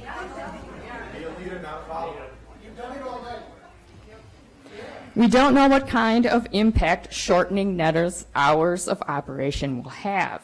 It could have the effect of concentrating business during the evening rush hour. But again, I think it is ill-advised to simultaneously pursue increased enforcement and curtailing the business. And I want to urge an approach that independently tests each measure taken, starting with the increased enforcement. I also want to recommend an assessment of neighborhood impacts now, due to the likely fact, and we don't know this, we haven't heard the answer to this question yet, but I think their business must be curtailed right now because of the twin problems of the governor's vape ban and the backlog in the testing labs. So I'd be surprised if the business level is the same right now as it has been. So if business is being impacted by these facts, that means this is a good opportunity to assess the results in the neighborhood. We should begin by increasing enforcement activity and give it time to work before curtailing the business operation. Thank you. Thank you.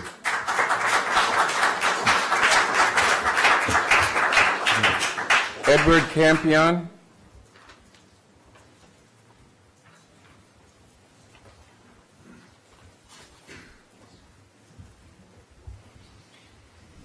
Edward Campion, Walnut Street. Your job as representatives of the town and those who help us govern is to listen and then respond. Tonight you've heard first that NETA is very satisfied with the way things are going. They're doing a huge business on that site. You also have heard, and you have to admit this is what you're hearing, there's a lot of dissatisfaction from the neighborhood with the impact.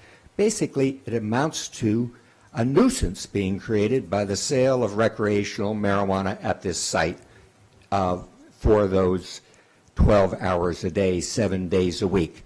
It's too much, there's too much volume, and you've got to respond at least by reducing the hours and going to appointment only. We need it. The neighborhood is crying out for a helpful response from you. Small measures, changing the color of the bags or the signs or talking about more enforcement isn't going to do it. The one thing that can give some relief to the neighborhood is to reduce the hours and to go to appointment only. Thank you.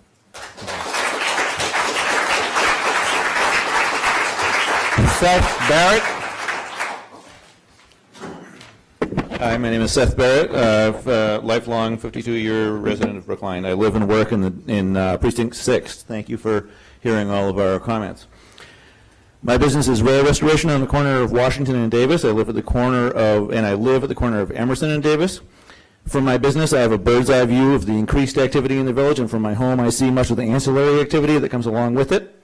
I don't feel the need to go into great detail about what I see, because many of the folks here have that well covered. Suffice it to say, I feel notably less comfortable at home and at work, and I'm completely aggravated by the weed trash, the weed smoke, the endless cars of stoned boys parking in front of my house, getting out to relieve themselves wherever they like.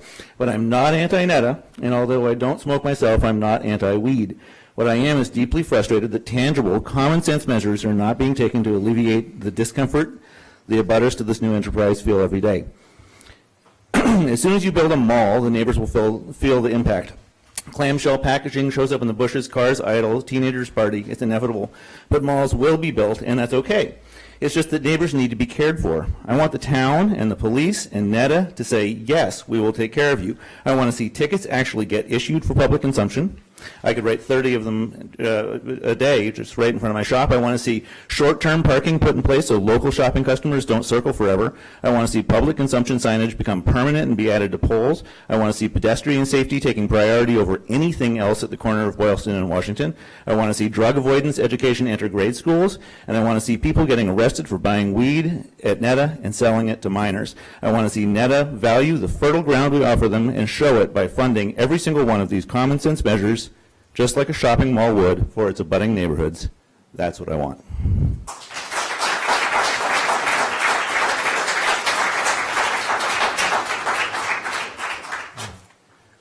Lucy Aptecker? Hi, my husband Jerry Leader and I have lived in... Microphone. Oh, sorry. My husband Jerry Leader and I have lived in Brookline for 28 years. Very happily. Our children have gone to public schools here. Our grandchildren have all gone to public schools here.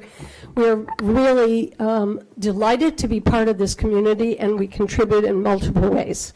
I agree with everything that has been said except one comment that I heard recently, just moments ago. But I also want to say, I too did a little research and looked at some data that I think has relevance for us. We do live in a village. We don't live in a place adjacent to a Home Depot. So I looked at other retailers who are making between $65 and $75 million annual revenue, which is comparable to NETA, actually lower. They are projected by public news reports of their staff to be making 75 to 100 million annual revenue. Home Depot services 500 to 1,000 transactions per day. NETA, by report of Lynette French, 2,500 per day transactions and growing.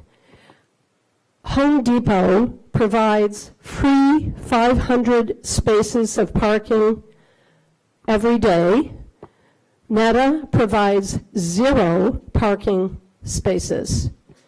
I think I'll just leave you with that data and hope that we can return to the kind of village that we all appreciate and not a Home Depot site at the corner of Route 9 and Washington. Thank you. Thank you.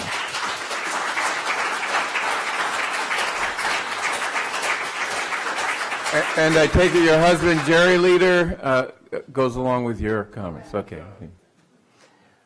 Wendy Mackmuller.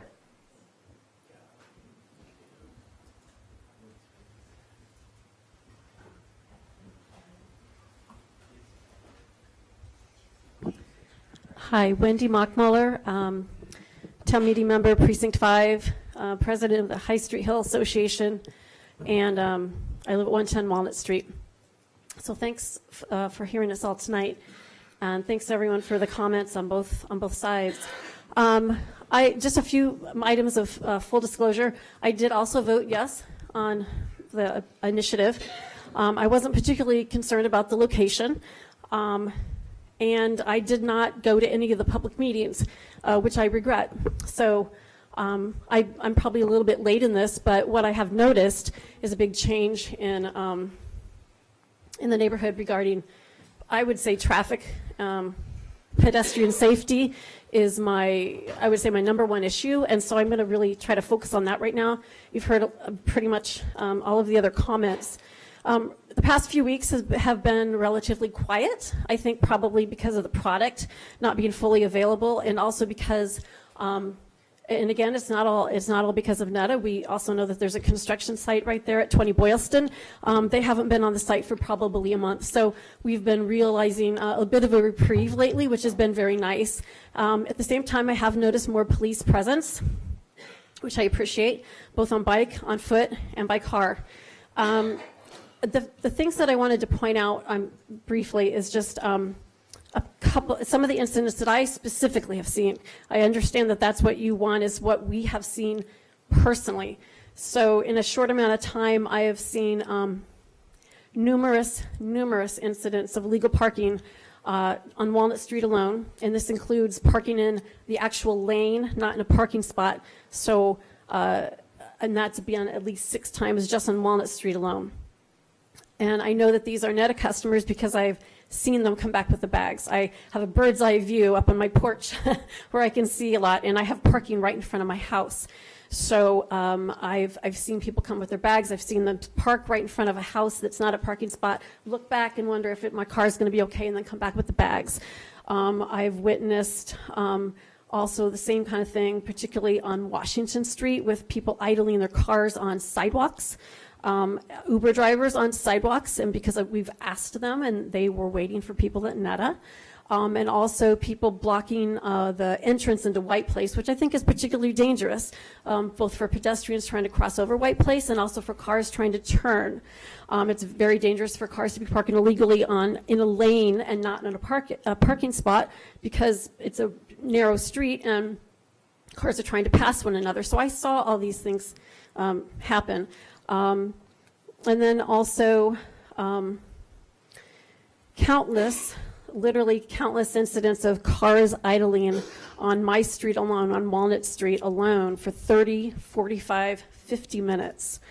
I know these are Netta customers because I've seen, again, they come back with bags, and usually the situation is that one person or more stays in the car, one or more people go to get a product, come back, then they look at it, they open it, sometimes they smoke it, and then they go on their way. So again, I'm specifically talking about Netta customers that I'm seeing.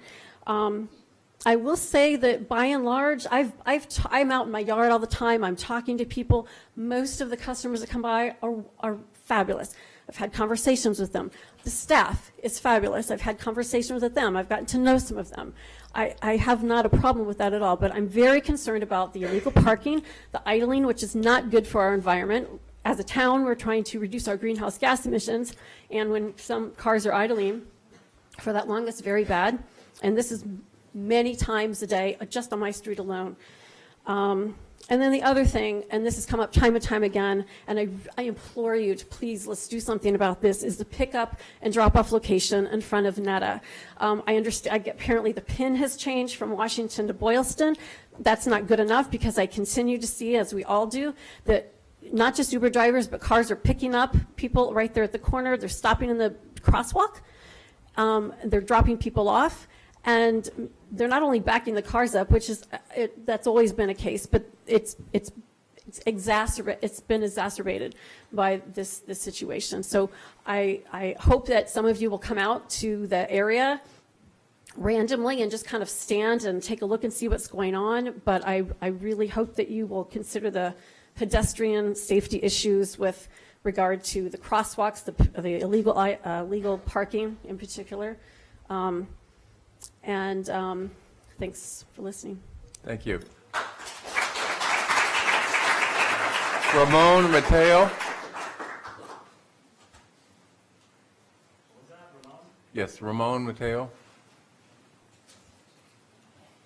And you're the last speaker. I see that Mr. Simpson wants to speak, so I'll give him 2 minutes. Doug Plant called, he's not on the list, and he's not on the list for some reason. Okay. 2 minutes. Yeah. Hello, everyone. People who want to speak who are not on the list, please line up. but hopefully not a crowd. Hello, everyone. My name is Ramon Mateo. I live at 59 Boylston Street with my girlfriend. We are, I think, fair to say, kind of right at the epicenter of the traffic situation, the parking situation. And that's mostly what I'm going to focus on here today. I had originally prepared a statement, but I think most of my neighbors here kind of covered most of the things that I was going to say anyways. I really need to focus on how bad the parking situation has been on our particular strip, going down Route 9 westbound from Netta all the way down to the hotel situation. As my wonderful neighbor was just saying about Walnut Street, we have a very similar situation, people constantly parking in driveways, in my driveway, and it's a 2-lane driveway, and they will park blocking it so that you can't get around either side. So they're very disrespectful about it. They'll block the actual driveway. They park illegally in ways that are just dangerous and absolutely irresponsible. You know, taking an entire lane on Route 9, no hazards, no nothing. And here's the thing that has made it very, very difficult for me is I've never once had one of these people actually show me any respect when I remind them that they can't be doing what they're doing. There are plenty of times that I get home from my workday and I just want to pull in my driveway and go home, and I can't because there's somebody in my driveway or blocking my driveway. And so I literally have to put my hazards on, and now I'm one of the people that are blocking Route 9. And I have to get out of my car while my car is in Route 9, and I go up to their window and I say, hey, listen, you got to move so that I can get in my driveway. And the overwhelming attitude from people has either ranged from get over it to people literally getting out of their car, threatening to fight me, threatening to come back for me. I had a man, the worst instance out of everything that we had, and we just had another instance just a couple days ago, even with the decrease in volume of customers that have been showing up. But we had a man literally threaten to come back and get my girlfriend later. This was at 9:30, 9:45 at night. And I'm also going to make a point to say that most of the terrible encounters that we've had with people have been in the later hours of the evening, when they know that there is no cop on duty down the street, when they know that there is nobody around to really see or say or do anything in the time that they can do it and then get away. And that's the other thing, too, is a lot of these people, you know, as soon as they see me on the phone or making a move to go get the police officer, they're gone. So that data doesn't show up in any statistics. They're smart enough to know they need to get the heck out of there. So I really would like to just stress the fact that we really need some focus on the parking situation. We need people to be held accountable. I voted yes. I was very optimistic about this whole thing from the get-go. I've been very friendly, and I love most of the people that work at Netta. Most of the people that I've actually encountered that I speak to, I don't get any real disrespect from them. It's the customers. And the other thing, though, is that despite the fact that Netta is very friendly and that they'll listen to my complaints, they've repeatedly stressed the fact that they are impotent. They are powerless to do anything to help me. So unless we can come up with a way to get them to help us, to get them to make this stop, because Brookline hasn't been, my neighborhood hasn't been like this. I've been here only a few years. I've been in Brookline 5 years. I've been at that location for 3, and I've been able to see the change. I'm literally there, and I apologize, I'm getting emotional, but I've had a lot of really terrible encounters. Even just the other day, there was a woman who, because we asked them to move from our driveway, about a half an hour later, I hear screaming from the sidewalk. I'm not going to repeat what she was saying, but she was basically telling me to get out there and face her like a man. And, you know, and this is just what we're dealing with. You know, this is what we're dealing with literally every day. Do you think we would all be here right now if, look at how many people else got up in line to speak if we weren't actually experiencing this? We're not lying to you. We know you're experiencing it. So, Thank you. I'm going to let Mr. Simpson speak, and then he had asked it earlier. Just very quickly, because you asked earlier. I'm hearing a lot of this stuff. I'm over here. I go to work, you know, through here every morning. You know, I got a specific job I do. There's not a lot of traffic at 7, 7:15, 7:30. That isn't even open yet. The police are already down there on Boylston Street setting up. Now the employees are doing the same thing. When I come back through at 9:30, 9:45, there's hardly anybody in front of the building. People are coming out, but you don't see them when you go around the side. On the weekdays, there's not a crowd. The weekend, it pumps up a little bit, you know. Now, as far as somebody urinating and all that other stuff, I don't really see that. I don't see the disrespect. I don't see nobody terrorizing businesses and stores because I'm a big fella. I like to eat, you know. So I go to every. Let me finish. I go to every place. I haven't heard one person that owns a business or manages a business complain about potheads coming in there, disrespecting them, disrespecting their customers. So whatever these make-believe people get, they need to go to a school and get an Academy Award for being Simpson, liars. thank you. Thank you. So, Hi, I'm going to try and make this short. I'm sorry if my voice shakes. My name is Mara Featherstone. I actually am a business owner, and I actually have been harassed by those potheads, as you say. The worst thing was having someone threaten me with sexual assault. That did mess with my head for several days afterwards. Detective Paul, I can't remember his last name, was there, and he, wasn't able to do anything. And beyond that, I have been pushed and I've been shoved, and I'm glad I haven't really been assaulted to the point where the police need to be stepped in, because that would be very scary for me. But I am getting upset, and I've lived here for 26 years. I grew up here. So I do know as a young girl it was not like this. And I've also been followed to my doorstep now multiple times by people trying to hit on me and then trying to get into my house with me. And a lot of them, they seem like they do harder drugs than just smoking pot. I'm totally in favor of smoking pot. It's not a problem. But yeah, so I really hope we can do something about this. thank you. Ms. Bernard. Good evening, Lauren Bernard, Precinct 8. I do not live in the area. But dovetailing on, sorry, I don't know your name, the woman who just spoke, I'd like to offer some my own data. I was hearing a number of complaints that sounded really outlandish about Netta and the neighborhood surrounding Netta. And having been a proponent myself of recreational marijuana and a staunch proponent of the potential for very substantial revenue for our town, I was very skeptical, and I decided to go investigate on my own, and what happened really shocked me.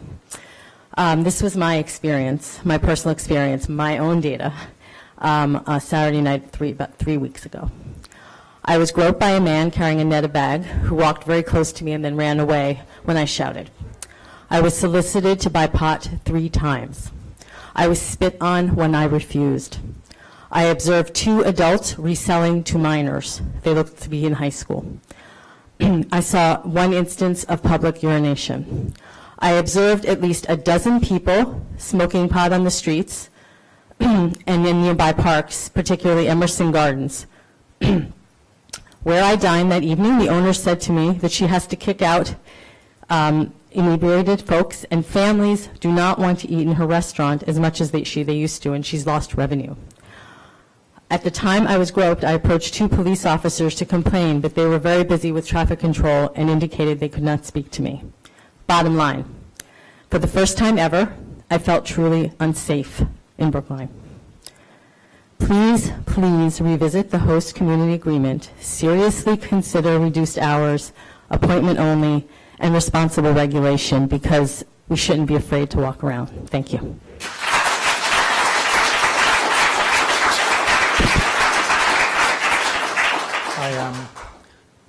I live at Davis Can you, and Washington. give us your name? I'm Ed Nahas. I live in Washington and Davis, and I wasn't planning on speaking, but it is concerning when you hear these concerns and comments coming from people that live within the area, but it's also important to hear the other side. That's why I decided to speak up. I'm a family physician. I live at Washington and Davis. I go work at the Longwood area, and a lot of times I come back at night, 9:30, 10-ish, if I'm late with notes or whatever. I personally have not had any issues. I personally have not had any issues walking back and forth, but then again, I'm a male, relatively athletic person compared to what some people might undergo, but with the sexual harassment or comments. So one suggestion is, I haven't had any issues with parking because our street corner doesn't allow parking anyways. Perhaps have NETA have free valet parking with a service with a remote parking lot. Perhaps that may alleviate a lot of the concerns. One thing is I wanted to mention, and I'm almost done, is the view we have of a lot of cannabis users as potheads, or a lot of these patients are actually my patients, and they live in the Brookline area, and they perceive it as a very important part of their treatments for their medical conditions of various sorts. I understand there are people who are just using it recreationally, but then, and I'll end with that note, compare that with an alcohol user. How it is a crime for public consumption, but it is the law against the law. But is that person really more dangerous than somebody drinking alcohol? Or if there wasn't a dispensary there or with limited times, I'm going to guess that there are a lot of illegal people selling on the streets as well. And it's not going to be any different with public consumption, I believe. Thank you. Thank you.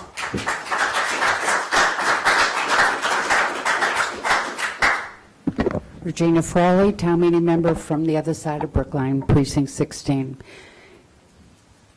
I'm about to celebrate my 20th year of being here on Tuesday nights.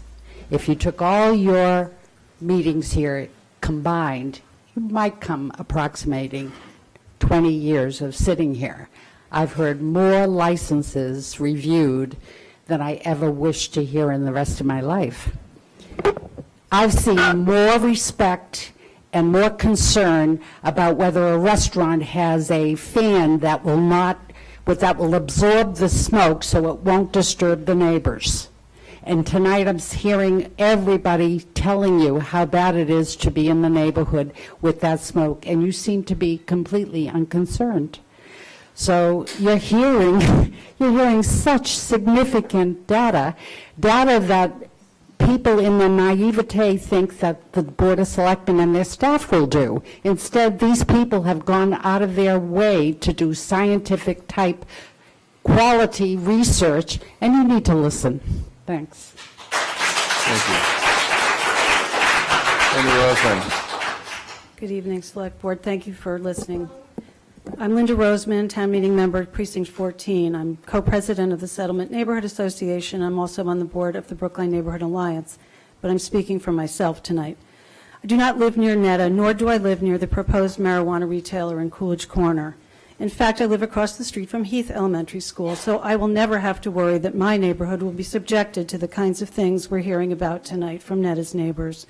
But I care deeply about the character of our neighborhoods and about my fellow community members' quality of life.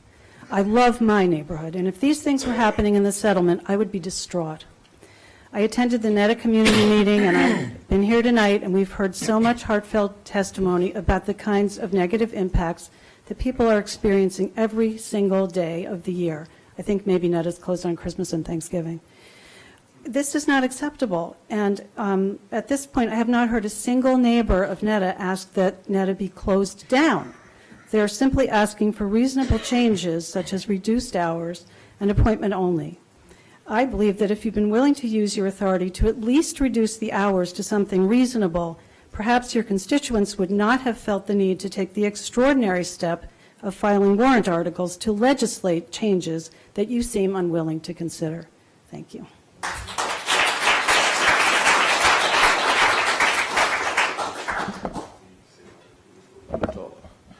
Good evening. My name is Khalil Page. I'm one of those outsiders that y'all refer to. I'm originally from Baltimore, Maryland, but I've been a Brookline resident since 2014 when I came up to Brookline to change my life and get a second chance. What NETA has done for me, NETA has given me that second chance. Again, a lot of us have a certain stereotype about Baltimore already. I'm here to tell you Brookline also has a stereotype. And me being in Brookline since 2014, I've never really felt accepted in Brookline. As you can see, I'm not the same color as y'all. We're not from the same background. I might not relate to y'all. Y'all may not relate to me. But one thing Netta has shown, that no matter who steps foot in that building, we're going to treat them just like it was our grandmother, just like it was our brother, just like it was our son, because these people are dealing with real things. People aren't coming in here just to get high. People aren't just coming in here to be like, oh, cool, let's be Cheech and Chong stoners. No, people are coming in here because they're dealing with suicidal thoughts. People are coming in here because their back is hurting. They've never been able to use anything but opioids, and now they have an addiction. But when they come into Netta, they get to talk to somebody that they may not be able to talk to. I'm sorry, I'm choking up right now. They may not be able to talk to somebody like myself if I'm walking down the street past them, because they may be nervous, because they don't feel safe in their typical Brookline.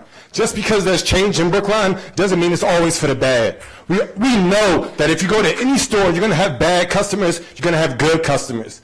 We can't control every single person. What Netta has been doing is working alongside of whoever decides to work along us to help Brookline. We've never turned our backs on anyone. Have things been out of our hands sometimes? Yes. But look, we've all been in those positions before. I'm sure y'all have been in that position before. I don't think we should be held accountable for every single person that does something bad. And a lot of these statistics that people are coming up with are swayed to make it view one particular opposition. Of course, we know people may not like marijuana. Scratch the marijuana part. We're actually helping people. We are helping people. We're helping people that sometimes have terminal illnesses. Think about that. Somebody coming up to you, I'm 25 years old. I started working at Netta when I was 22. Somebody coming up to you, probably like 55 years old, telling you like, oh, I got 6 months to live. 6 months to live, I just want to be happy. And us having to deal with that and being able to give that person the best 6 months of their life. And y'all are talking about restricting this. What about those people, those everyday people that can't come to these meetings? That can't come to these meetings? What about the people that can't come to these meetings? What about the people that have to work tonight? Because they have to pay their bills to live in Brookline. I've been living in Brookline since 2014, struggling, always trying to make a way. And I've never complained. Never complained. Got up every single day. Every single day, took my ass to work. Excuse me for cursing. I'm passionate about this. Y'all don't understand what it is. Y'all don't understand. Y'all scared of change. Y'all scared of people like me. Y'all scared. Don't be scared. We're welcoming y'all in open arms. Mr. Page. All y'all keep saying is, we need this, we need that. We're here to work with y'all. Work with y'all. We're not telling y'all, well, y'all need to get over it. We were here first. We're not doing that. Mr. Page. Yes, sir. We got it. We got it. Thank you. I appreciate y'all. And again, I want to say one last thing. I apologize for all the women and the residents that had to deal with any harassment, whether it's sexual or big or small, right? I apologize for any of y'all that had to deal with any of that, because that's not what we're here for, all right? Appreciate y'all. Thank you.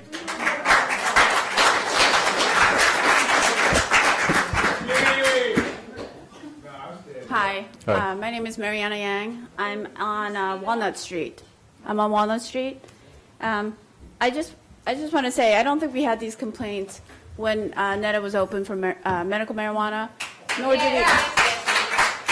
did we have these complaints when it was appointment only. So I just want to get that out there. But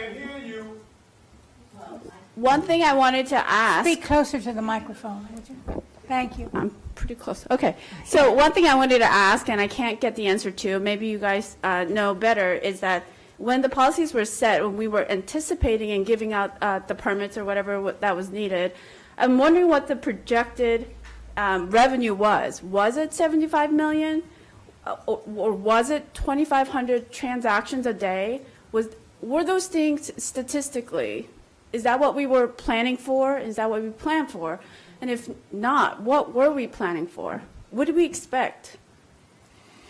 I just wanted to make a comparison. Yeah. If it wasn't these numbers that we're seeing now, then maybe what we planned for needs to be adopted as well. Right. Thank you. Thank you. Okay, are you the last speaker? It looks like I am. Okay. I'll give you 2.5 minutes. I'll take just 30 seconds. Okay. Maybe. Yeah, microphone and identify yourself.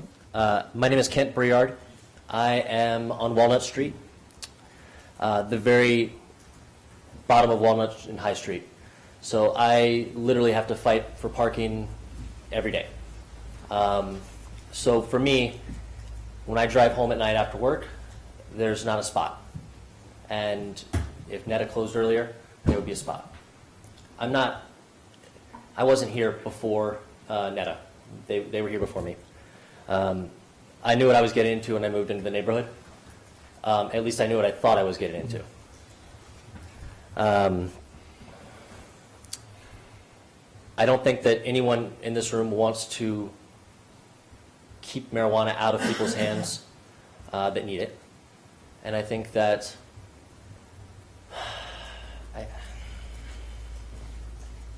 I think that all that we are asking is for a little help. Right now, we are facing a situation where the hours of operation are too long.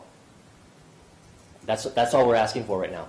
Think about that. That is it. Like, let's just turn the hours back a little bit. Let's close a little bit earlier. That is what we're thinking. Like, I don't think that's a huge ask. I'll use that as my time, but I just want to leave you with that we're coming to the table to work with you. We are not coming to the table saying, please shut down, please move. We are trying to be good neighbors as well. Thank you. Thank you. Mr. Page, no, we need to, okay, this. One last thing, real quick, I swear, and I'll say it and leave, I won't say nothing else. What? One last thing, I got you, I had to use the mic like you said earlier.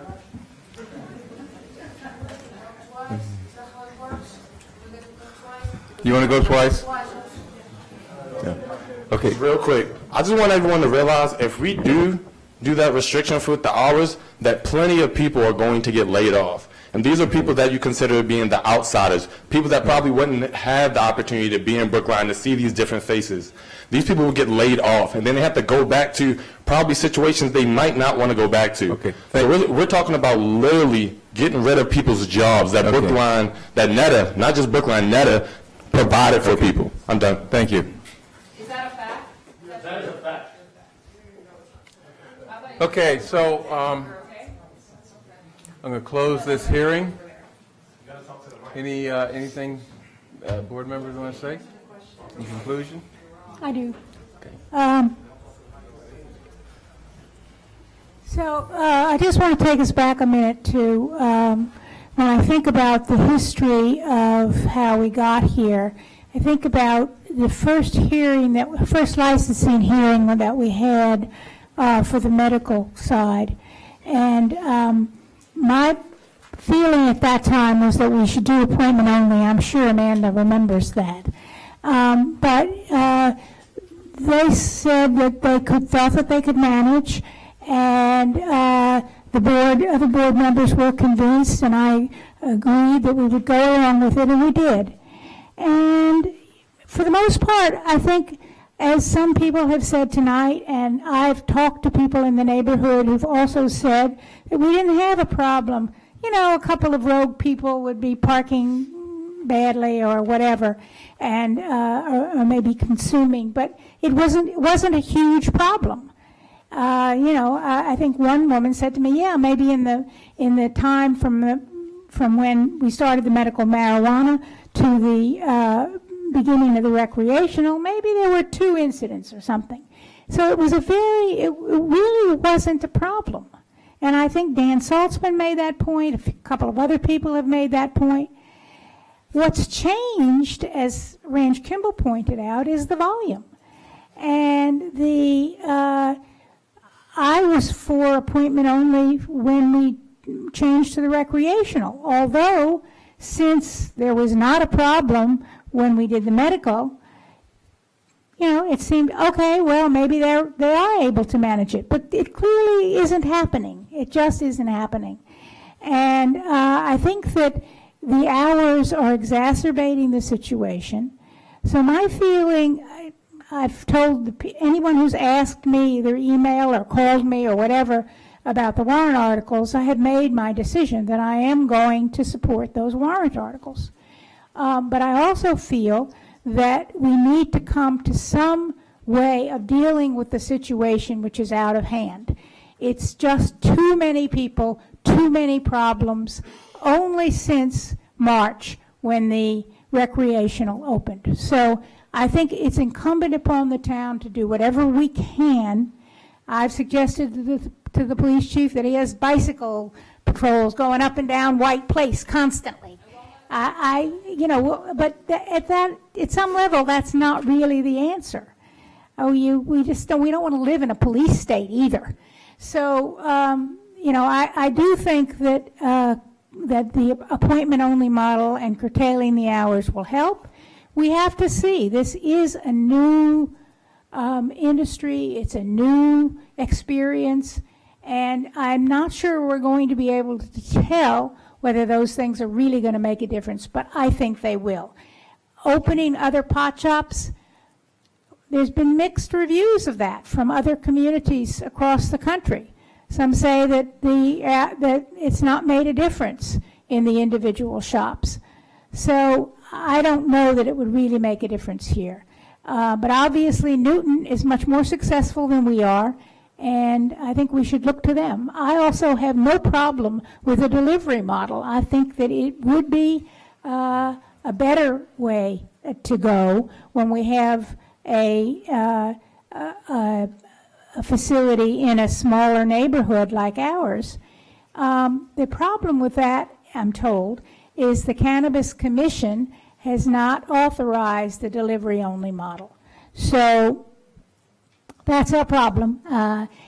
People say that it's going to take maybe a year or more to get that to happen. I don't know. I'm not an expert in that, but I would adopt it tomorrow if we could. The last thing I want to say is I have to disagree with the physician who talked about the consumption of alcohol versus the consumption and of people who are smoking pot. Smoking pot creates smoke, and other people who are in the neighborhood are smelling that smoke, including the children who are in the neighborhood. And secondhand smoke from whatever. In fact, I had a discussion this very morning with a pediatric pulmonologist from the Mass General about the issue of smoke. He said if it's cigarette smoke, it's bad. If it's marijuana smoke, it's bad. If it's vaping, you can even get some secondhand issues from that. So whatever you're smoking, it's not good for the people around you. Whereas in alcohol, at least you're consuming it and it's in your own body and you're making your own decision about it, except unless, of course, you overconsume and you lose control. But at any rate, I just wanted to make that point. Okay, unless there are any other comments, I'd like to move on to our warrant articles. I think there are. I think there are. Okay. Please, I'm actually curious to know what Netta's reaction is to what they heard tonight, particularly on the topic of reduction of hours and appointment only. This is something that seems to work in Newton, and it's pretty clear to me that there's some validity to the charge that it's 7 days a week, 12 hours a day. I'm not looking to litigate the warrant articles that are going to be taken up during the special time meeting, but just some reactions about what you might be able to do to address some of the low-hanging fruit that we've heard about tonight, and initial thoughts about some of the community impacts that have been so clearly articulated over the last 2 hours. Sure. Well, I think first and foremost, our initial reaction is still we would like to see the mitigation funds used to mitigate the issues before taking additional action. Second of all, we have real concerns about reducing operating hours and the impact the negative impacts that may cause on traffic and parking, some of the issues that people are most concerned about. I do think that there is ample opportunity to utilize those mitigation fees for measures to address some of the very real concerns that people are experiencing. And our ask would be for the select board to allow that to happen before our business is otherwise restricted. Okay. Fernandez, you have something? I will Okay. just thank everyone who came out. It really has been a lot to process and digest. It is incumbent upon us to filter a lot of the information that we've been given, both via email and also in person. It's a lot, and I apologize that it hasn't felt like we've been very responsive. I know that we've been getting emails for a number of weeks, so I'm eager to see us address a lot of the concerns that have been brought forward. I'll add to that. I think, so one is certainly I hear you, I have heard you. I've talked to folks on the phone, over email, in person, attended the protest that was over at the Coolidge Corner proposed location a couple weeks back. For those that have concerns and have brought concerns forward, I'll say I believe you. I believe that these are real concerns. I believe that these things are happening. And as I tried to express at the protest at the Coolidge Corner location, I'm inclined to believe you. What I have found, and I think this is important, is I want you to also believe me when I say that I'm hearing you. I want you to believe me when I say that that I'm looking for a solution here.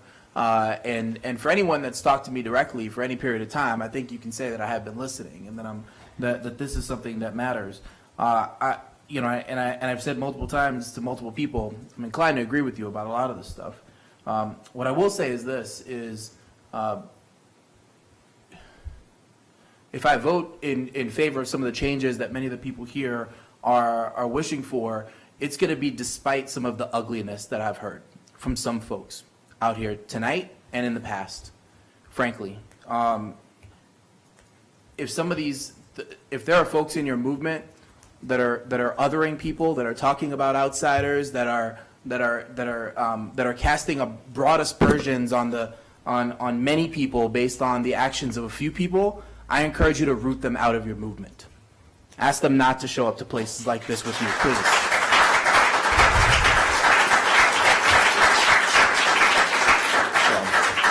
With that said, I look forward to hearing more over the course of the next week and voting on this next week. Thank you. We're not voting next week. We'll be taking up the NETA license at some point in the future. It expires December 31st. Okay. At some point in the future. Yeah.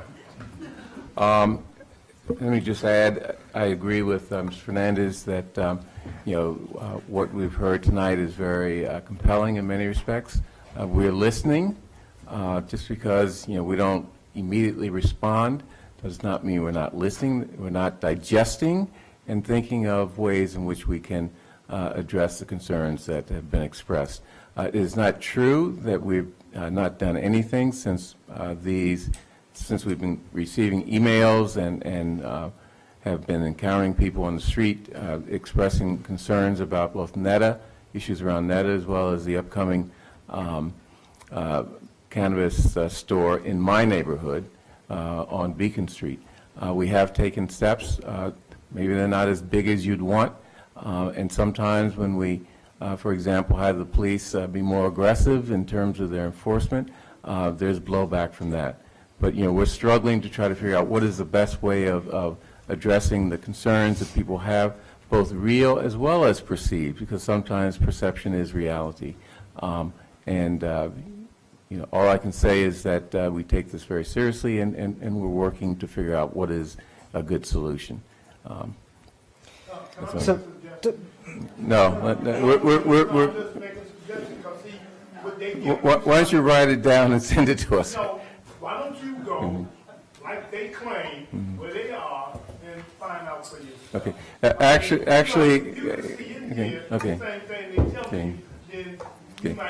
that's an interesting point. I do that quite frequently. Walk around that neighborhood. Maybe I should do it more, and maybe I should take up an invitation from one of the speakers who said, "Come and sit on my porch and watch what's going on." I may take you up on that. So yeah, we're looking for the answer. We're looking for the information, the facts that will give us a route to that answer, so. Well, I appreciate that. Okay. That's what I do. Okay. I'm a pothead. Okay. I don't like problems. Okay. Okay, so let's move on. Well, Yeah. so to pick up on something that Select Person Fernandez says about when we're going to take action, I'm not ready to vote tonight, and you just said that we weren't going to vote next week. I want to go on the record saying that I think we need to deal with this sooner rather than later. And while the license expires December 31st, I'm aware of no reason that we can't act before in the face of credible claims that there's a problem, and reduce hours, move to an appointment-only model, or take some other action to alleviate some of the concerns that we've heard articulated this evening. Okay. So next warrant articles. These are public hearings that were supposed to start at 8 o'clock. It's now 10 o'clock, so let's see if we can get through these public hearings quickly.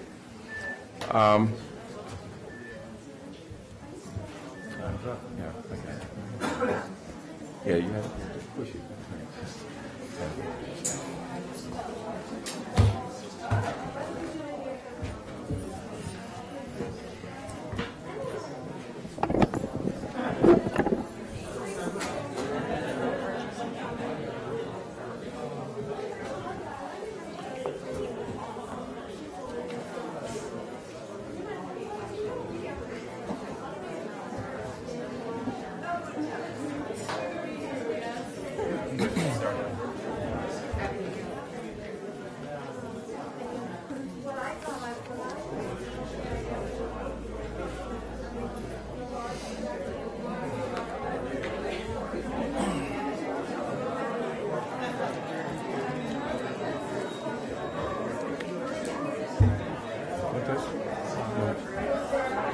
Did you? I'm fine. Oh.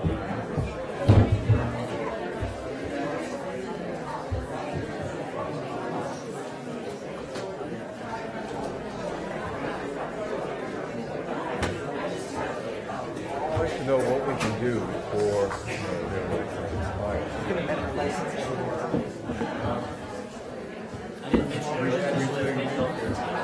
Thank you. Thank you. This is a lot for. That's why we're paid the big bucks.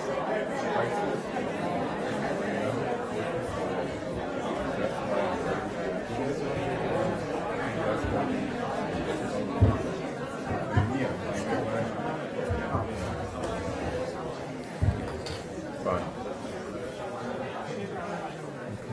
Okay, Article 13. Right. See you later, Ranch. Okay, amend section 4.07 of the town zoning bylaw to allow accessory ground-mounted solar photovoltaic installations. Ms. Bruden. Good evening. Can you hear me okay? Yep. No, I can't, but I don't think anyone else can. Okay. Could people leave the room if they're not going to be involved with the hearings?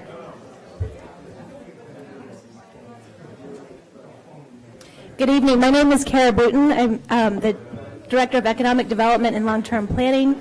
Warrant Article 13 is about zoning, and if passed, it would permit accessory ground-mounted solar photovoltaic installations.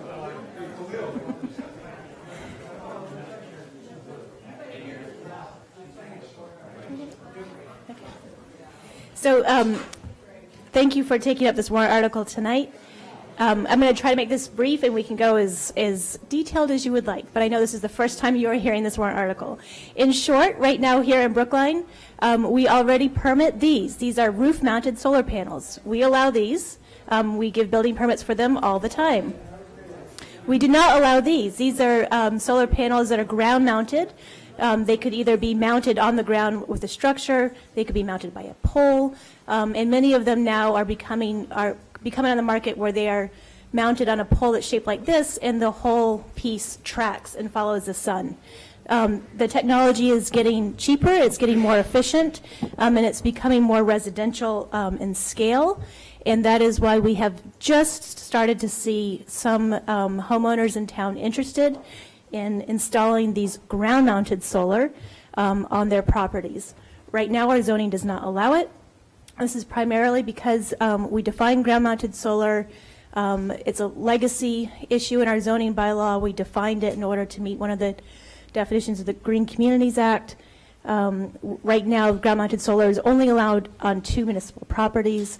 This bylaw, if passed, would allow it as an accessory use, not as a principal use, but as an accessory use on residential lots. The petitioners of the warrant article are the Department of Planning, as well as several town meeting members and other residents in town. I know that Scott Englander is one of the co-petitioners here. I think that's the only co-petitioner that's here with me tonight. But this could be one of the first warrant articles that's sponsored by a staff department as well as several residents. In short, it permits accessory ground-mounted solar. This article would be subject, if it passed, these installations would be subject to dimensional regulations, similar to how we already permit accessory structures like sheds and greenhouses. These solar installations would also be subject to a whole set of regulations that are already in our zoning bylaw, which includes a requirement for site plan review, as well as a 25-foot lot line setback. Installations that are greater than 500 square feet would require a special permit. I believe you have in front of you amendments that were proposed by the advisory committee as well as the co-petitioners. Advisory voted positively on this article just last week. It's been a busy week, something like that. The main things to highlight here are that in addition to having the special permit threshold at 500 square feet, the maximum is 2,500 square feet, and or 10% of the lot area, whichever is less. And the reason why this is important is because we have many smaller lots in town. Sometimes people do ask for relief to go into the setbacks, and by having a maximum of 10% of the lot area, it kind of scales how large these installations could be in anybody's lot. I'm going to stop there, and if you guys have questions, I'd be glad to answer them. Sounds like a good idea to me. Why haven't we already been doing this? Scott may answer this, but it's funny, our building commissioner is the one that suggested that the planning department work on this. His background, with Brookline first and then out in Wayland and back here, but there's many communities where there are ground-mounted solar, more at an industrial or larger site scale. I believe what's happening is there's just now enough interest on the residential side, on the individual homeowner market, where the prices are coming down. And right now, there's always an alternative. If you have an alternative to put them on your roof, that's going to be preferable. But for some people, they may not want to put it on the roof, or there may be shading on the roof, but not in the back of a very large lot. And the pricing is coming down, so it's kind of these different factors happening that we think they might be more viable. Any other questions? Sounds like a good idea. Yeah. I will add that the planning board also voted favorably for this article. They took it up before the advisory committee. They wanted a special permit required for all installations. The petitioners are agreeing to the advisory committee version, which is what you see here, which is a special permit for anything more than 500 square feet and a maximum, no matter what, of 2,500 square foot and 10% of the lot. What does 500 square feet look like? What So is that? Yeah, so 500 square feet is a large two-car garage. Okay. Okay, any other questions? There's a little bit of, this is covered at a high level in the memo that we received. It's a question regarding the special permit threshold. And I know that according to the memo, 40A, Section 3 says that a zoning ordinance can't prohibit unreasonably or unreasonably regulate the installation unless in cases where there's it's done to protect public health, safety, and welfare. And I know there's been no case law, but what can anybody pontificate about what may or may not be appropriate? I will try not to pontificate, but what I will tell you is that, yes, the Department of Energy does have language about, in addition to 40A, about how you might do that. We're walking a line. We don't know exactly what that means until someone challenges it. What I can tell you is that right now in our zoning, we do not allow these. These are prohibited. So if anything, we are becoming more in line by at least allowing them, even if some cases by special permit. Okay. I move favorable action on Article 13. Can I ask one more question? Sure. Can I ask one? Oh, I'm sorry. This is a hearing, too. It's been a long, long evening, so bear with me. I'd like to ask one more question.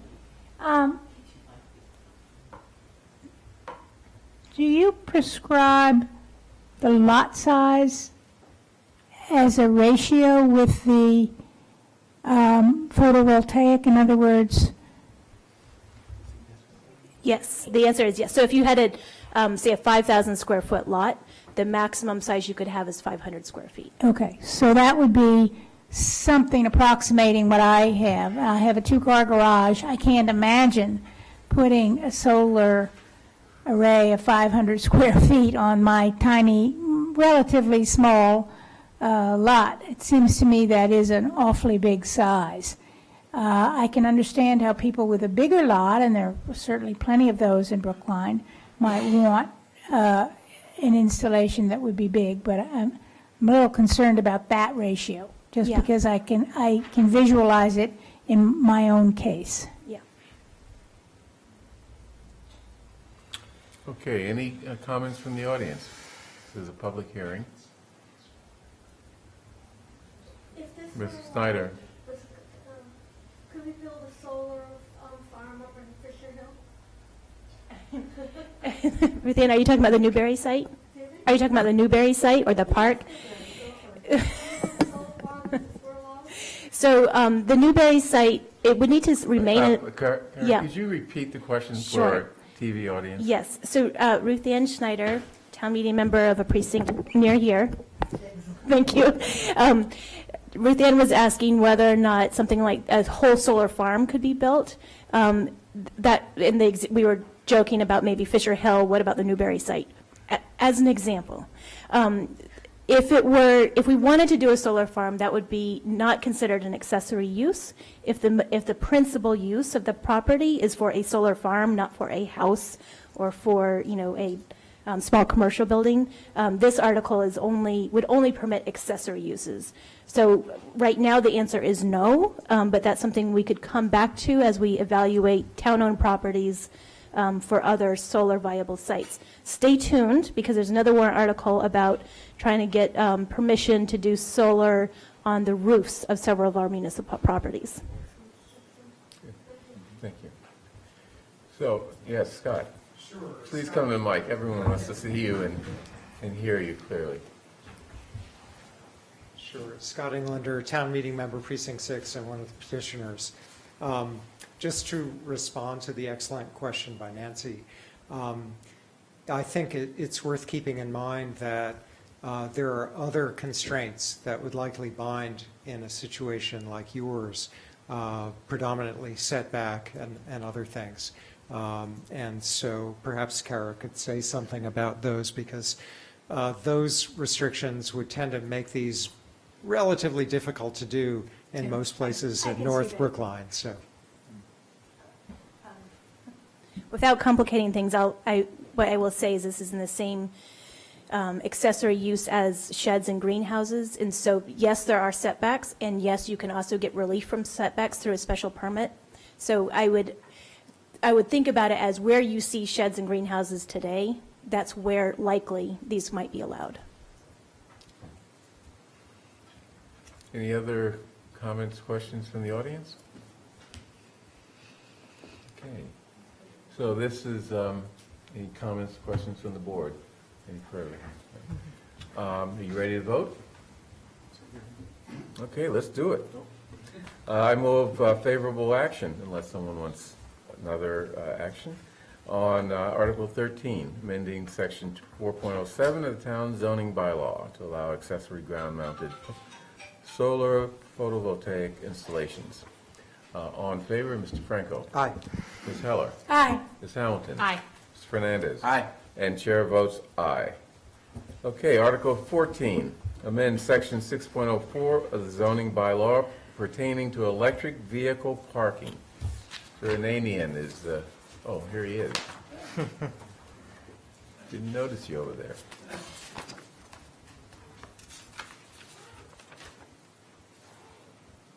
I'll say I did have time to go home, put my kids to bed, pick up some signs from Nancy for opt-up from Jesse, and come back, and things are still going on. So thank you all for persevering.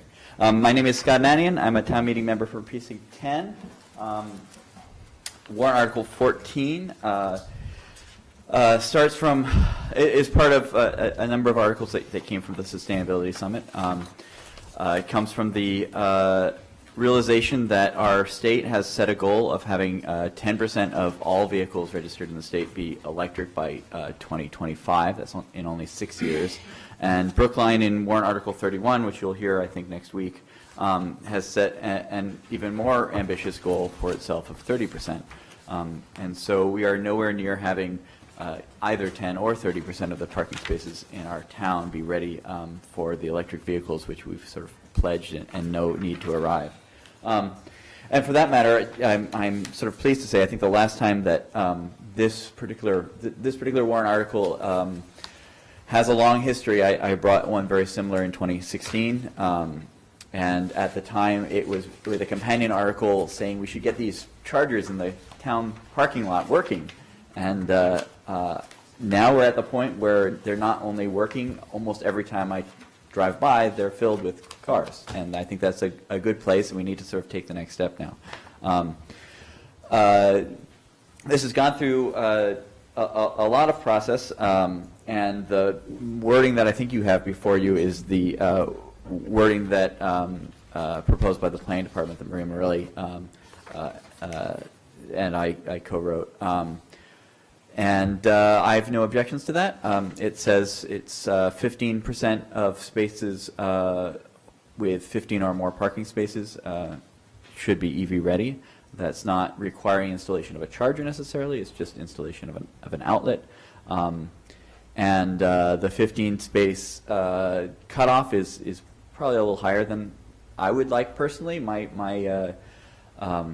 My goal has always been that I would like to see these in garages, and when we see new houses being built, to make sure they're built with garages that can handle, or parking spaces that can handle cars. And this still leaves the vast majority of our residential space out. Our most common zoning in the town only permits by right 5 or fewer parking spaces. So those are completely omitted from here. This is the first step that will tackle our larger lots in town. And again, only as zoning requires that to be done. So there are robust grandfather clauses, so only lots which are newly constructed or significantly reconfigured would be affected. I think that's all I will say for now. I'd be happy to answer questions about it. I'd like to, since I think Linda's in the back, I'd like to thank her and the work of the Electric Vehicle Study Committee. And Nancy was on the Climate Action Committee when this came back in 2016. So some of these ideas have been batting around Brookline for a long time, and the Electric Vehicle Charging Committee did fantastic work over the years since the first version of this was referred. I should actually explain that briefly. I'm sorry.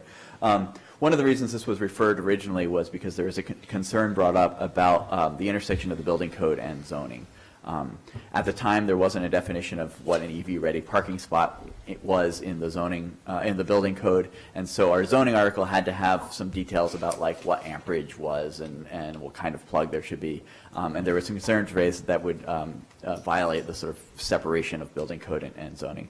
So I'm pleased to say that in the intervening years, the State Board of Building Regulations and Standards actually wrote this into the building code, the definition, and that's the precipitating factor that let me bring this back this year before town meeting. Thank you. Thank you. Any questions from the board? I have a question.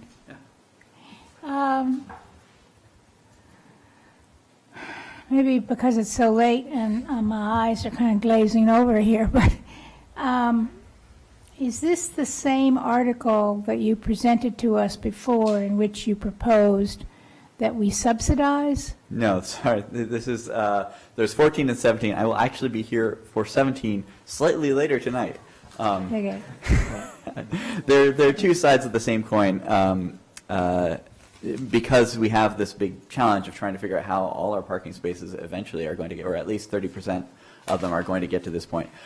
This is a zoning article, so it applies mostly for new construction with some So applicability. basically, this is just mandating that the people Yeah, who this- have 15 spaces or Right. more have 2 EV charging stations. Yeah, so Okay. the 17 is somewhat of a companion. It addresses the garage orphan problem more directly, which is people who currently don't own a place to park their car, how are they going to charge? And we'll discuss that later.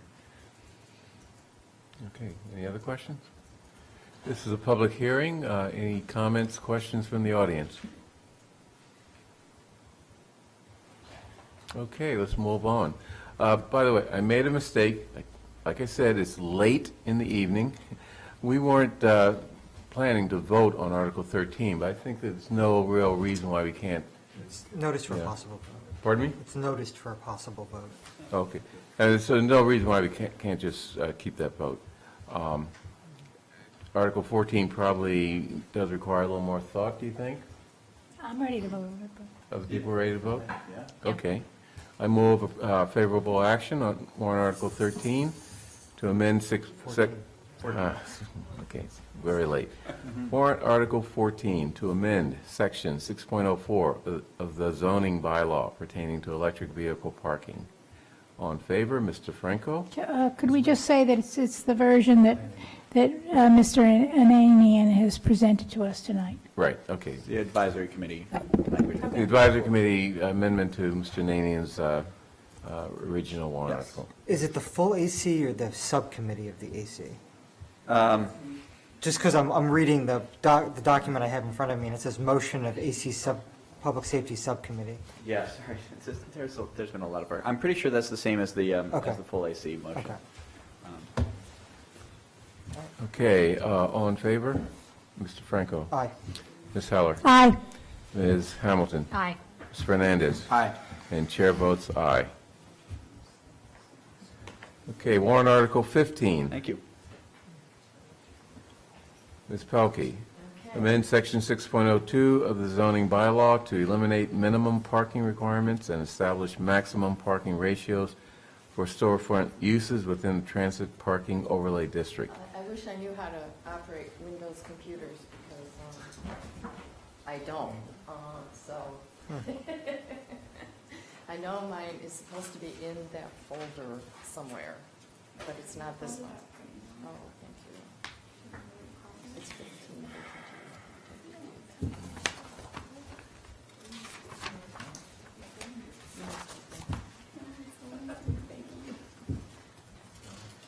Okay. I'm Linda Olson-Pelkey, town meeting member, Precinct 2. Thank you all for still being here. I'm still here. We're still here. Okay, and my co-petitioner is also here, Paul Sainer, who is a town meeting member, Precinct 13. He's going to say a few brief words after I get done, and I will try to be brief. So, Article 15 would eliminate on-site minimum parking requirements for storefront uses within the transit parking overlay district. Current minimums for these uses will become the maximum number of parking spaces allowed.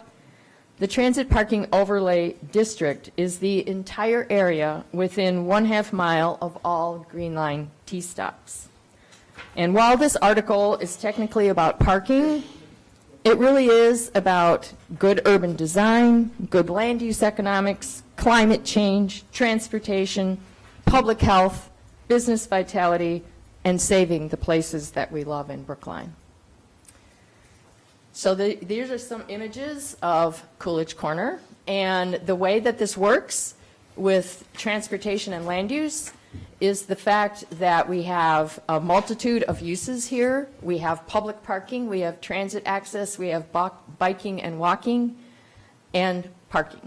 So our shopping areas are welcoming and pleasant for pedestrians because of the frequency of doorways, the proximity of many different types of uses, the ground floor active uses with large picture windows, and wide continuous sidewalks not broken up by driveways and their crossing vehicles. Of our existing retail and restaurant uses, 68% have no on-site parking, and a survey of visitors to Coolidge Corner showed that 60% walked and biked, 11% took public transit, and 29% drove. But under our current zoning bylaw, these places that we love could not be built, and requiring on-site private parking is in opposition to our existing and historic transit-oriented land use patterns. So this is the garage and facade at 1285 Beacon Street, one of the few commercial developments built under our current zoning. And as you can see, garage fronts, busy driveways, and blank walls hiding parking makes for unpleasant and unsafe shopping areas. The required on-site parking adds considerable expense, is often underutilized, and tends to limit commercial development. Only patrons can use the parking, and because the patrons come and go via the garage, they do not add to foot traffic. This limits the opportunity for lingering and impulse purchases throughout the district. For many of our storefront uses, our minimum parking requirement is at least 3 spaces per 1,000 square feet, which means that the square footage of parking is as large or larger than the square foot of usable space. Private parking wastes our limited commercially zoned land and drives up the costs of development. Parking generates considerably less real estate tax than commercial uses and therefore lowers the tax efficiency of our commercial properties. Continued application of these on-site private parking requirements could eventually eviscerate our commercial areas, as usable space is sacrificed for parking and the walkability of the area is negatively impacted. While the idea of minimum parking requirements seemed a reasonable response to the proliferation of autos, it is now understood in the urban planning profession to have been a terrible mistake, especially in our walkable commercial areas. I heard that yawn. Not me. I'll try to keep it lively. Okay, here we have some animation, all right? So public shared parking, on the other hand, facilitates foot traffic and street life. Much less parking is needed due to the fact that patrons can park once and visit multiple shops, services, and entertainment venues. In this way, the same parking resource is providing parking for a multitude of different destinations, and park once also significantly reduces traffic as the vehicle is not moving from store to store. Instead, the patron on foot is. Walkable, compact commercial areas thrive when patrons arrive via transit, bike and walking, and if they come by car, by parking once. So our zoning bylaw has a provision that requires additional on-site parking if a change of use in a storefront occurs, and that new use requires 15% more parking than the previous use. Town staff have described cases where business owners must seek a special permit for relief from the parking requirements, or sometimes businesses do not expand or add more seats in the case of restaurants to avoid triggering the 15% increase. We've heard from a variety of commercial leasing agents and commercial property owners who all tell us that removing the parking minimums would be a welcome change for storefront uses. The Coolidge Corner Merchants Association and the Brookline Chamber of Commerce have both voted to endorse this warrant article. Our parking minimums require 3 to 5 spaces for every 1,000 square feet of usable retail and office. These ratios are in line with parking counts done at suburban standalone sites, where the only option is to drive.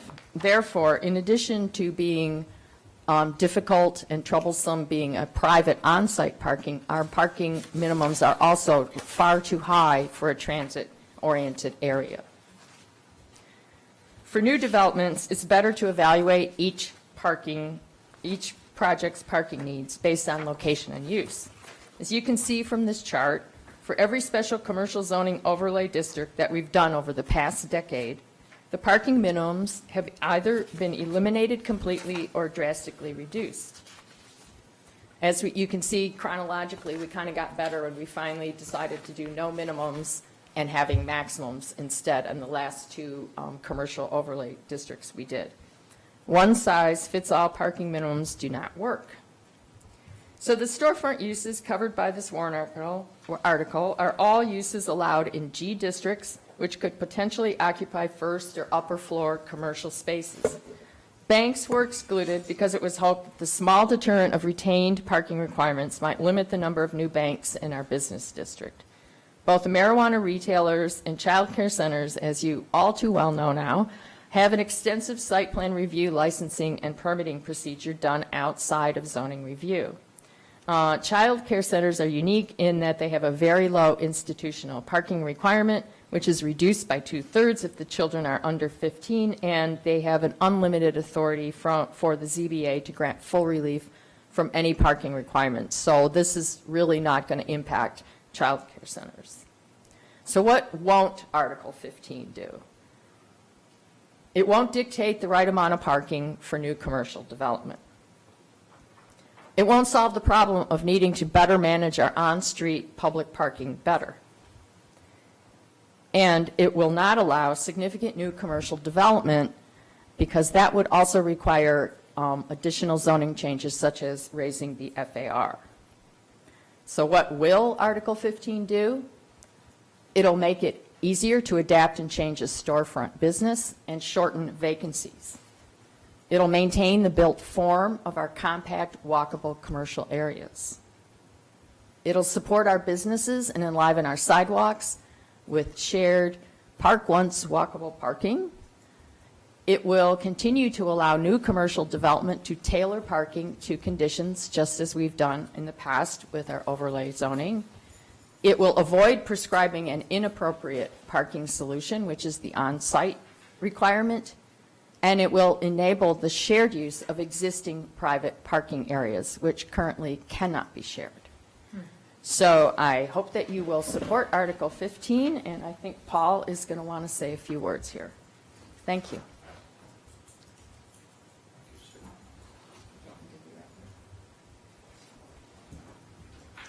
Good evening. I'll be very brief. Paul Sainer, Precinct 13 Town Meeting Member, Co-Chair of EDAB. I hope you agree that this proposal is a happy convergence of climate action in economic development. There are two principal reasons why there has virtually been no organic commercial development in our commercial areas other than those projects that we have specifically studied for upzoning.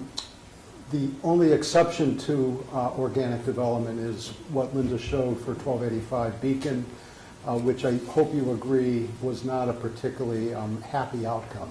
The two reasons why commercial development is inhibited is our parking requirements and lack of sufficient FAR to induce development. This addresses only one of those two constraints. And my hope is that with town meeting's passing of this, as we look at districts for possible rezoning or entertain additional projects for project-based zoning, that we can increase the FAR so that we can get some organic development. So sadly, the financial benefits from this warrant article are not all that significant beyond the very important making it easier for small businesses to get into new spaces, and just as importantly, to make it a hell of a lot more straightforward, not just for our merchants, but for our building department staff when there is a reuse. So from a fiscal point of view, this will make life easier for our building department, but I don't think it's going to move the new tax growth mechanism appreciably.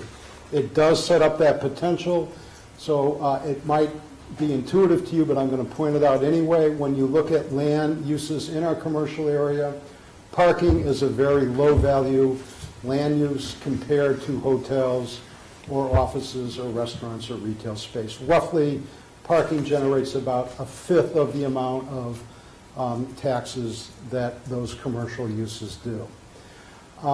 EDAB in the planning board voted unanimously our proposal with one modification, and that is while maintaining parking maximums equal to the present parking minimums, both Ms. Pelkey and I are in agreement with the unanimous EDAB and planning board that there should be a special permit provision to allow, in the very unlikely case, in my opinion, there is someone that wants to do an as-of-right development, they will have the opportunity to potentially build parking in addition to the maximum based upon a transportation demand analysis that the ZBA agrees to, thereby granting them a special permit.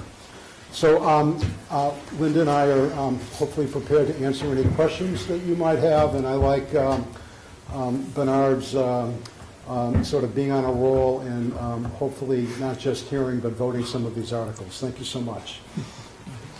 I'll take that hint. So any questions from the board? So I know the advisory committee, I think, had some different proposed language dealing with eliminating maximum parking requirements for storefront uses. Part A of the question is, am I right that that differs from EDAB and the planning board's vote? And B, if it does, can you just say a couple of words on the disadvantages of that proposal from your perspective? I'm happy to. The advisory subcommittee did vote in support of eliminating the parking minimums, but with no parking maximums. I will point to EDAB as what I believe to be a very pro-development board and a board that hasn't necessarily been that progressive around parking. And so EDAB joined the planning boards being comforted with a parking max, with a special permit relief valve, and I believe that there's really not a significant distinction between the two in actuality, because in my opinion, based upon 24 years being on EDAB, again, it's very unlikely you're going to see a pure commercial development without a zoning change increasing the FAR first. Mr. Fernandez. Sure. We heard a little bit about parking earlier tonight as well, and I'm wondering, while I'm inclined to support this, I wanted to hear what you think about it. The animation was terrific. Thank you. It really perked me up. And it got me looking at that sort of consolidated public parking garage that you had there. It's not something that we currently have.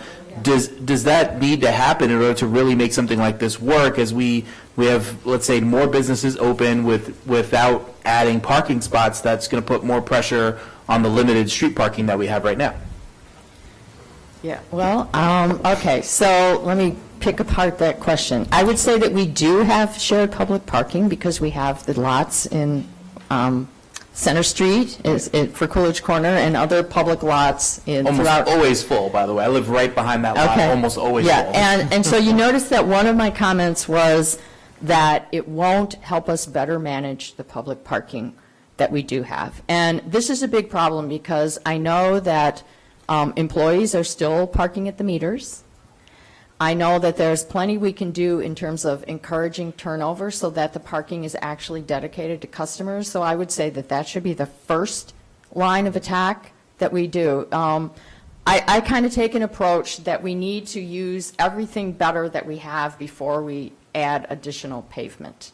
And I think that is financially conservative, but it's also environmentally conservative. And we're seeing a big change in transportation anyway. I think, we saw the 2 million Uber trips and people coming in different ways. That doesn't always require parking. So I would say that if we someday all decide that we desperately need more parking, we're going to have to build a shared public parking facility.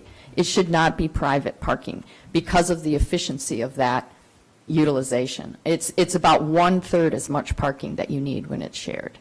So that is my answer to your question. I mean, it's very hard when just one new business comes in to try to estimate what is the demand for that business. So it's something that you just have to kind of monitor because it's a dynamic system that's always changing. I mean, one business comes in, another goes out. One is booming, another is flat, So what is the overall demand of parking in Coolidge Corner? It's as many spots as we have. I'd like to add to that this warrant article does enable the potential of private parking being more effectively shared, and in particular, when there's excess private parking, the property owner being able to lease it out to others, hopefully primarily merchants, so that we can get as many merchants driving to our commercial areas out of the public way, meaning out of the streets or out of our public lots. I will also add that, just to build off of this point, that you have to know what you have and optimize that before you go to building capacity, because it's always a one-to-one. You build it, they come. I drive way more than I like to now, and I recently tried to get a spot in Center Street, and it is always full. I go to Babcock Street parking lot, and it is nearly empty. I think that there just isn't very good signage or knowledge of where our public parking facilities are. So we could invest some money in that. We could also invest money in variable charging rates at different times of the day, experiment with that. Some people do have discretion as to when they shop.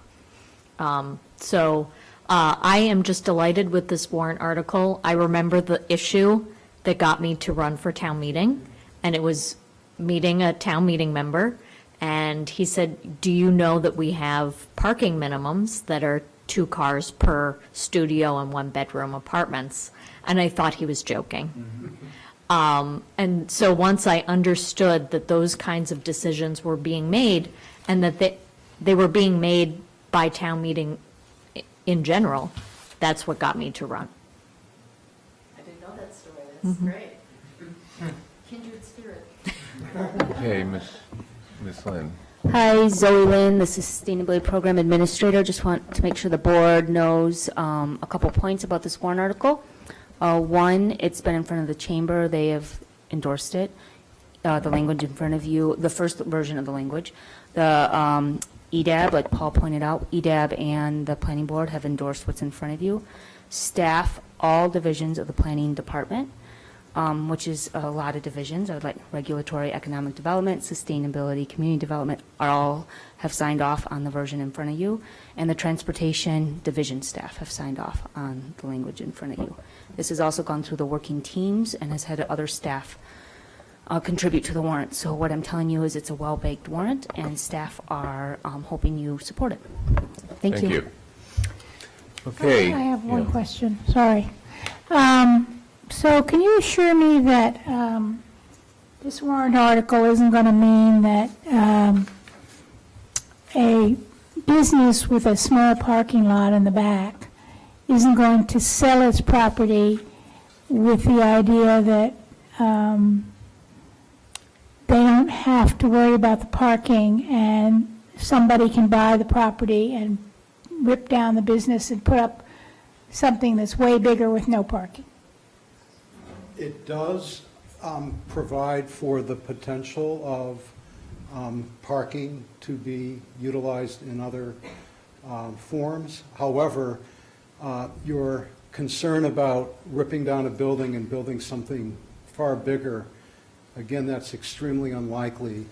The zoning in our commercial areas maxes out at an FAR of 2.0, and if you trace through the FAR that town meeting has approved for the 5 upzonings that have been done for major commercial sites over the last decade, the minimum FAR is 3.0, and many of them are in the 4 to 6 range. So I don't see that as a significant possibility, but quite frankly, Select Board Member Heller, if that were to happen, I think that it would be very positive for the town, because we need new commercial development, and I'm not going to get into it tonight, but I look forward to the board looking at the findings of the Brookline Fiscal Advisory Committee. We have significant financial challenges. Thank you. Well, what about if it's a 40B? I will leave that to Kara or somebody in the planning department to comment on. Clearly, if the 40B window reopens, anything could be redeveloped.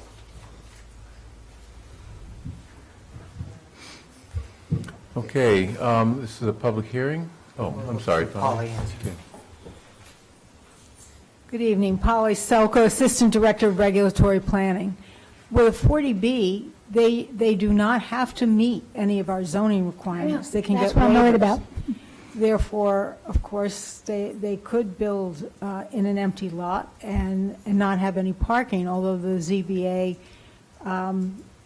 is allowed to discuss what amount of parking is appropriate.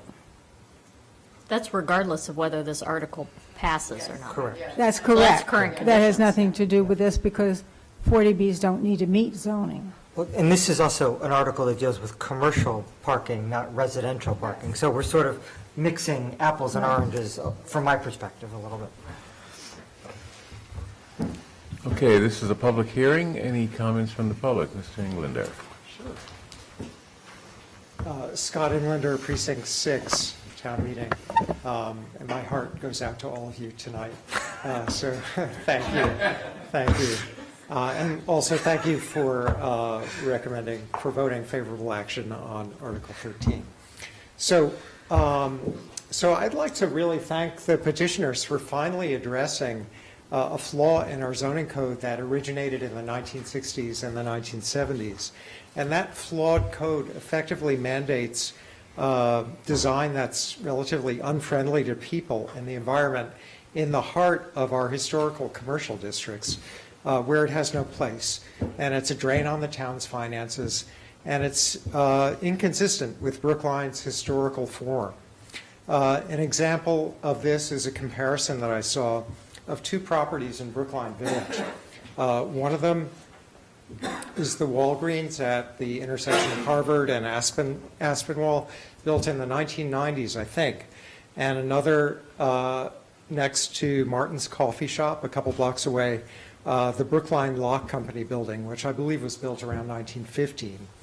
And that was built as part of transit-oriented development, really, that was accompanying the streetcar lines that ran up Harvard, Washington, and Boylston Streets, development that resulted in our compact, walkable commercial districts.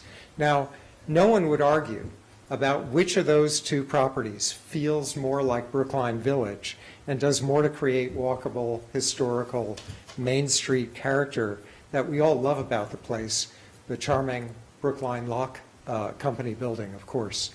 Now, with the Walgreens and other development like it, so much of the site is devoted to parking. In fact, there's more square feet of parking than there is of store. And an extreme example of this sort is the development required by our zoning code along the stretch of Boylston between Washington and Cypress, which so prioritizes driving and parking that the place is downright inhospitable to humans.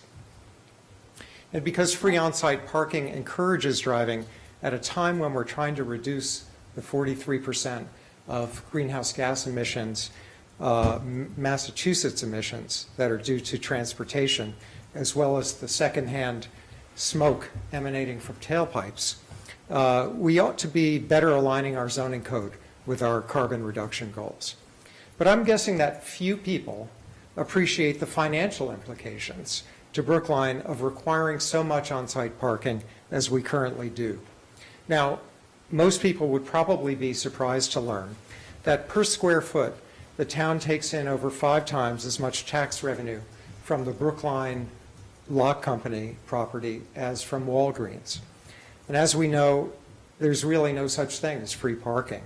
The foregone tax revenue that we're not collecting on the Walgreens property and others like it amounts to a huge mandatory subsidy for driving, which every Brookline resident, business owner, and shop customer can't opt out of paying for. We pay for it through our high property taxes or indirectly through high rents or in higher costs of what we purchase at Brookline shops and restaurants to support the cost of free on-site parking. So if we don't pass warrant Article 15, when we're out campaigning for the next tax override so we can afford decent schools, we should at least be honest with our constituents about one of the reasons we don't have enough money in the budget now, because we squander it by instead prioritizing and mandating excess on-site free parking. So for all those reasons and the ones that Linda and Paul so clearly articulated, I urge all of you to vote favorable action on warrant Article 15. Thank you. Okay, any other, Scott?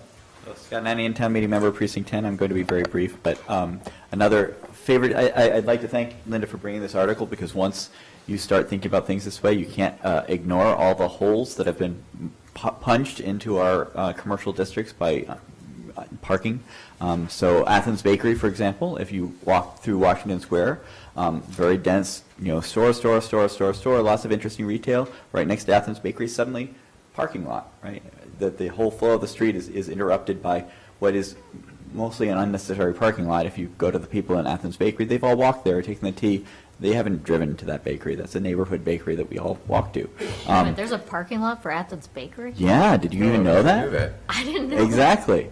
And so this is also a sort of a preview of coming attractions for warrant Article 31, because I think this is part of a sort of unified vision for how transportation should work in our town. As you know, I'm often an electric vehicle proponent, but I don't think that the answer to all our problems is just to take those existing parking lots and put an EV charger in every spot and then we're done. Right? So warrant Article 31, which we'll get to, sort of says that the overarching goal is to increase the efficiency of transportation first and then electrify what's left. And so this is a very important part of the first part of that, which is increasing the efficiency of transportation. Let's fix that. And then the parking that we're left, we'll talk about electrifying. Thanks. Yes. Hi, I'm Beth Cates, Town Meeting Member from Precinct 9. And this article is very interesting. There's a lot of really good things in it, but I have a lot of reservations about it. I live in Coolidge Corner. We're about to be subject to the Waldo Street monstrosity that's going to be built. As you've all noticed, there are real parking issues in Coolidge Corner. You've just endured hours and hours of discussion of parking that a very high-traffic business, the parking issues that having a high-traffic business brings to a commercial zone. Coolidge Corner already has a problem with parking. I think that, merchants have complained that it cuts into their business because they lose people who would come and shop, but they can't because they can't park. And I think this addresses a lot of issues, but not completely. I think in general, people are a little putting the cart before the horse when it comes to the our public transportation system and the efficiency of it. The C line, the D line, they're really bad. In fact, the other day, it was so bad that they didn't make people pay.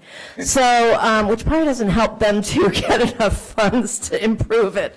But these are real issues, and I am concerned with giving developers a pass on creating overly dense areas in Brookline. I am for some reasonable upzoning, but what's happening in Coolidge Corner is insane. And I'm just really nervous about not having enough parking. Now, perhaps we could have some sort of a fund that businesses in these cases could pay into to develop central parking, like Linda was talking about. I mean, I think that's a really, if we could actually build a parking structure on the Center Street lot to create more parking and get funds for it by somehow, having developers pay in if they've got small buildings and small storefronts, but you also have a lot of mixed use that's going to go in. So you're not just talking about businesses, now you're talking about businesses and housing. So I'm not sure that this article is ready for prime time. That's my point. A lot of issues. Thank you. Thank you. Could I just ask the petitioners, could I ask Linda a question? Linda, did you consider mandating, I mean, I know every business doesn't have a parking lot, but several do, and they have employees. So did you consider making sure that those businesses that have lots reserve spaces outside of this issue for their employees? Well, I think that's a good solution. I think that sounds like something that a business organization could tackle with the transportation board. I don't know that it's zoning related, so no, we didn't put it into this article, but I think what you're speaking to is trying to better manage the parking that we already have. And to my point about the employees parking at the meters, it's really bad. So, and I just want to say to Beth's comment about the businesses and what they think about parking, I will remind you that the Coolidge Corner Merchants Association endorsed this warrant article because they understand the problem that private on-site parking is for businesses, and they also want to see the changing of business use types be more seamless, and that will be achieved by this. So I think it's a good idea, Nancy. I just don't think that it's in this warrant article is the place for that. Well, the place for it is the transportation board that has a fixed number of commercial placards that they issue every year for $500. It's also a TDM conversation at It some is. level as well. Yes. So, that's something that continues to be developed, but is certainly a component of the answer to employee parking. Absolutely. Okay, any other comments from the audience?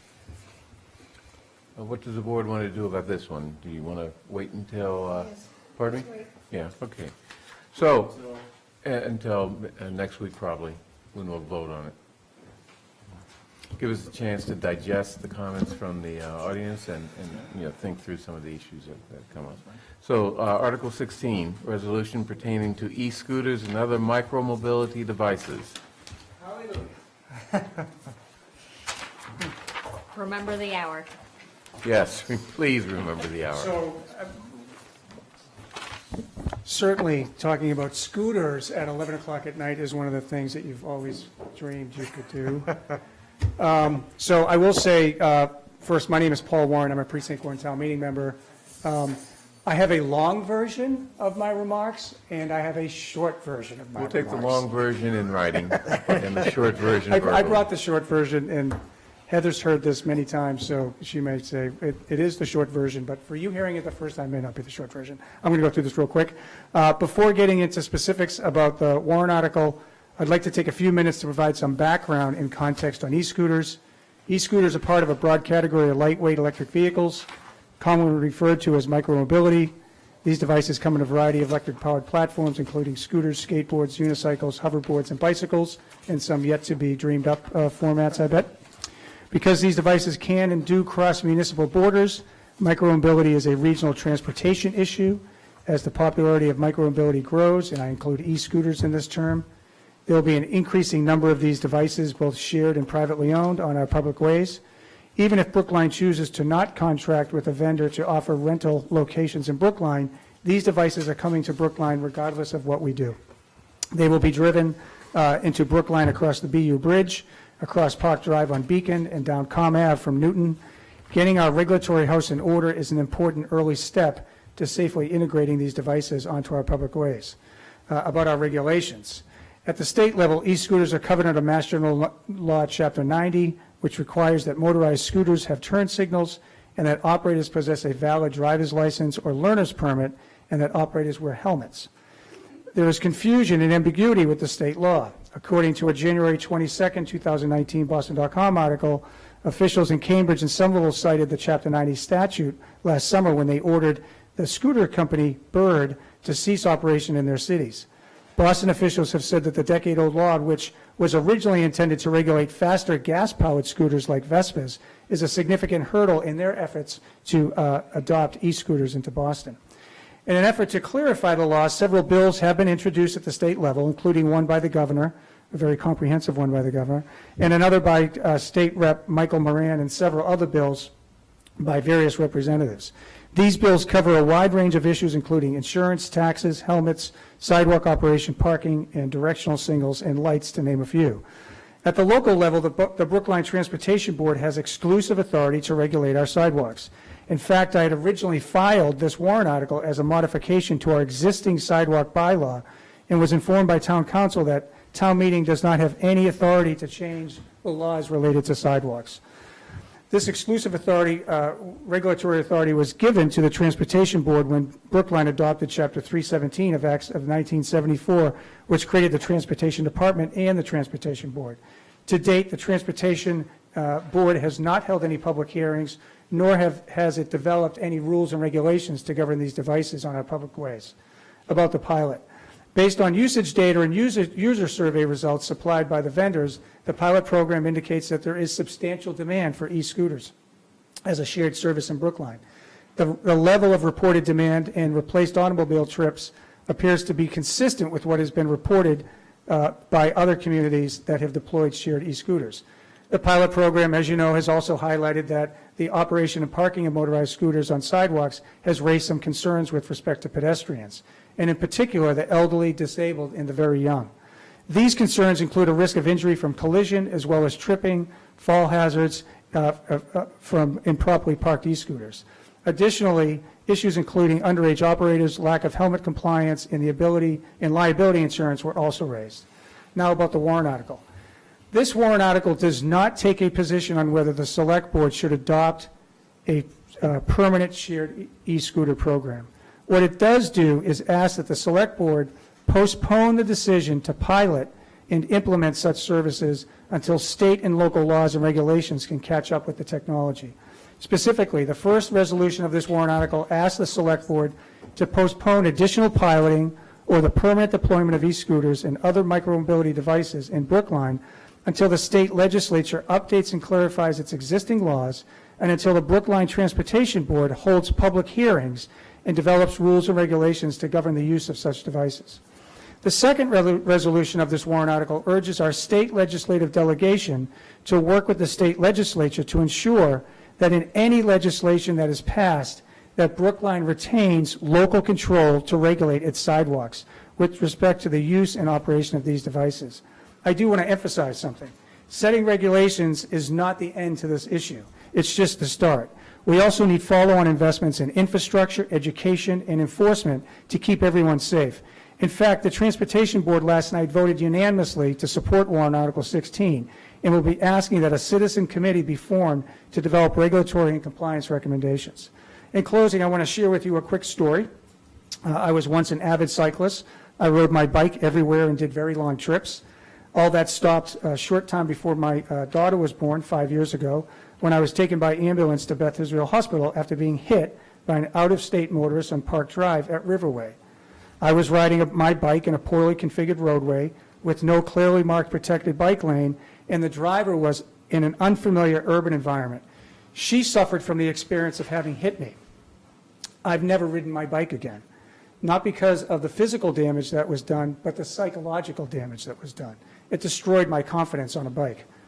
Now imagine the impact that a collision with a moving scooter or damaging fall to an improperly parked scooter must have on the elderly, disabled, or very young.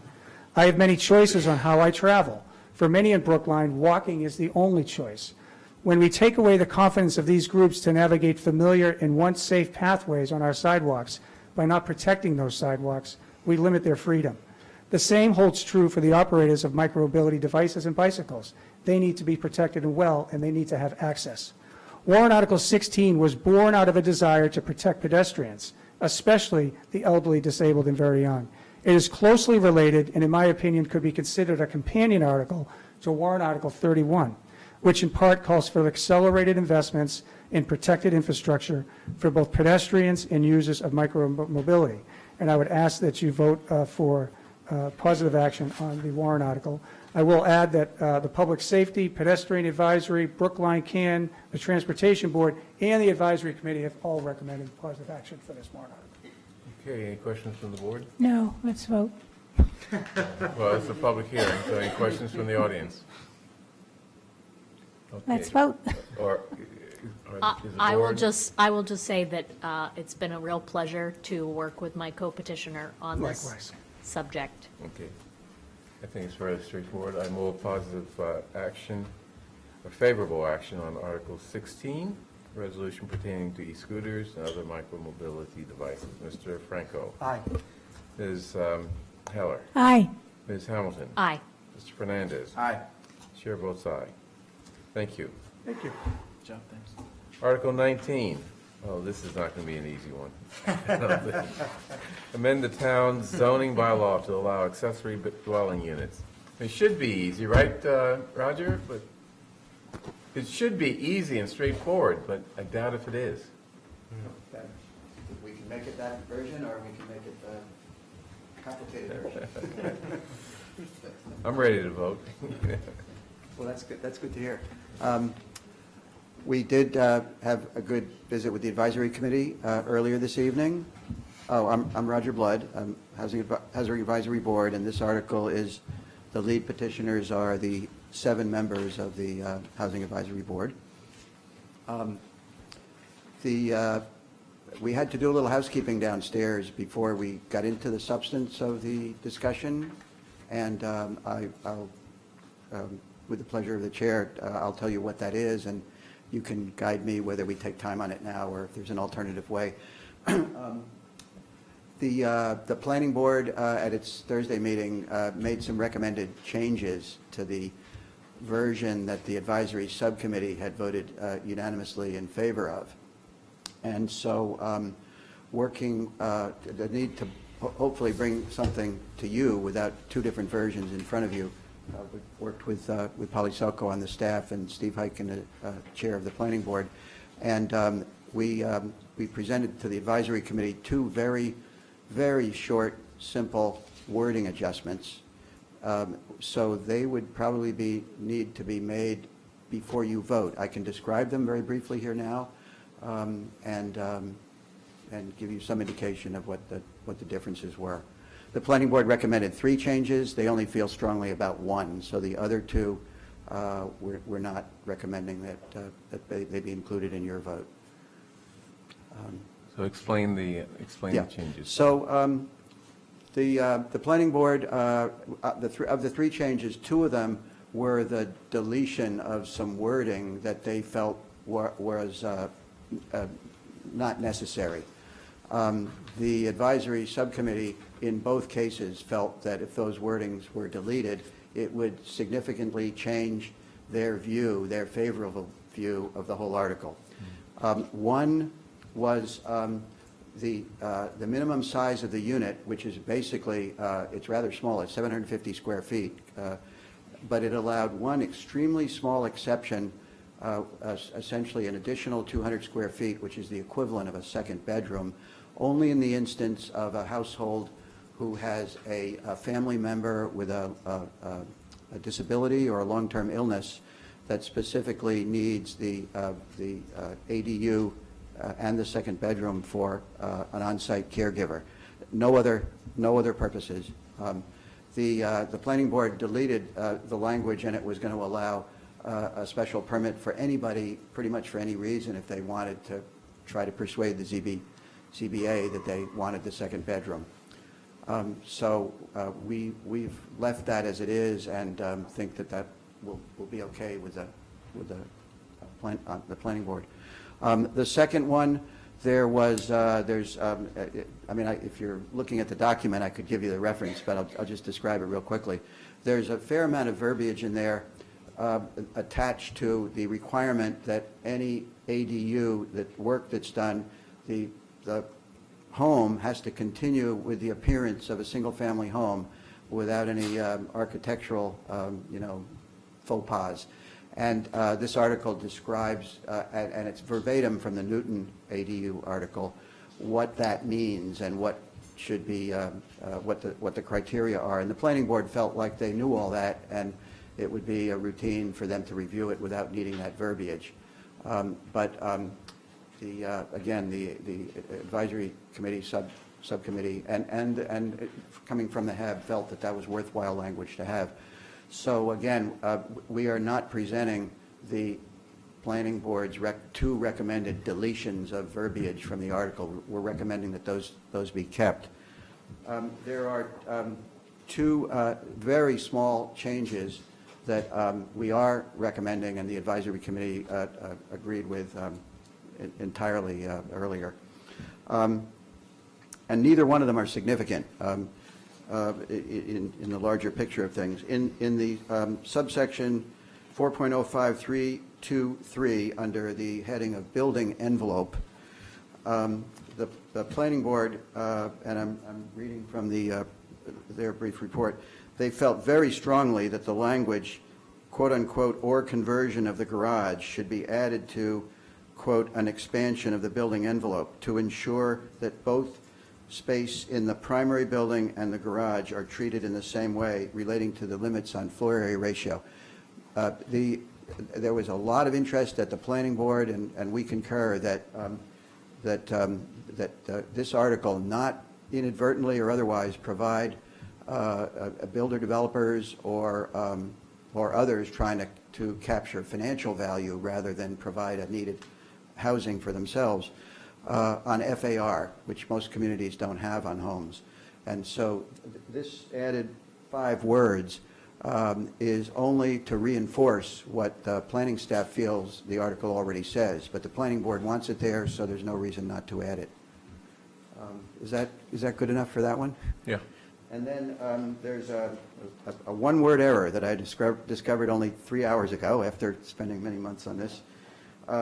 In the exterior alterations, in the last section labeled enforcement, there's in the section 20, there's 4 little paragraphs, and in the second paragraph on the last line, it begins with the word special permit, and the word special shouldn't be there. It should just be permit, because it applies to both building permits and special permits.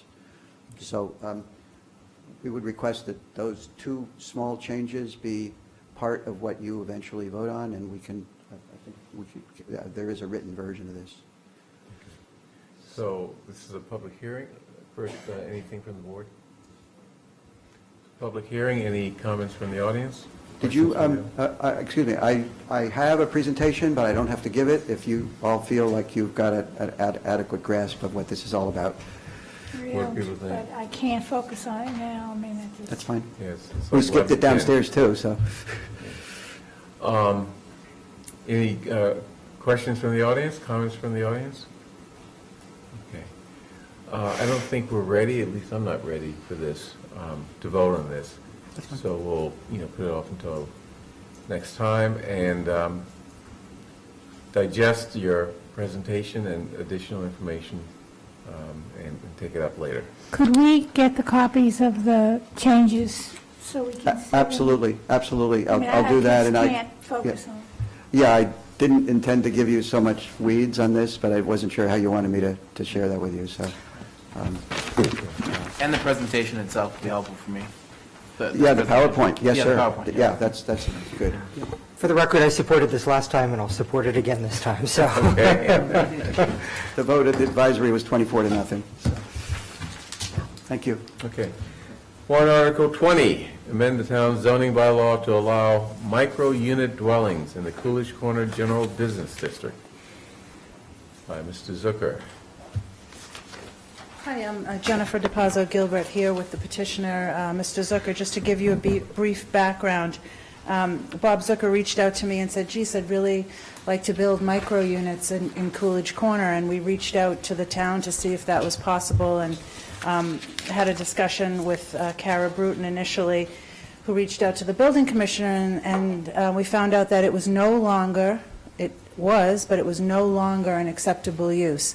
It was actually a mistake. When the Emerald Island Special Overlay District was adopted, they expressly allowed micro units, which are defined in the zoning bylaw as units less than 500 square feet of gross floor area. And when it was expressly allowed as a good idea for the Emerald Island, it was then made an illegal use in every other district in town. It was an unintended consequence. So that happened in 2016 when the Emerald Island Special District was adopted. And there haven't been any formal efforts or any other petitioners that tried to correct that error. And so we drafted this warrant article to try to allow micro units. We think it's a wonderful use, especially in districts that have a rich transit, whether it's good or bad. That's near the T, the Coolidge Corner General Business District. It has a bus line, T service. It's walkable. And so we worked with planning, some of the planning department folks to draft this. Originally, it had added incentives for public benefits, which we have now taken out, and based on feedback we got from some town meeting members and planning board and planning staff folks, it's now strictly, you should have the version dated 10/17, which was approved by the planning board last week, and it's strictly to bring this use into the Coolidge Corner General Business District. Planning board approved it, EDAB approved it, Housing Advisory Not be shared. approved the concept but didn't vote the underlying warrant article, and tonight the advisory committee, planning and regulatory subcommittee voted it in favor 5-0. So with that, I just wanted to have Bob say a few words about what he's thinking. Hey, Bobby Zucker, Griggs Road.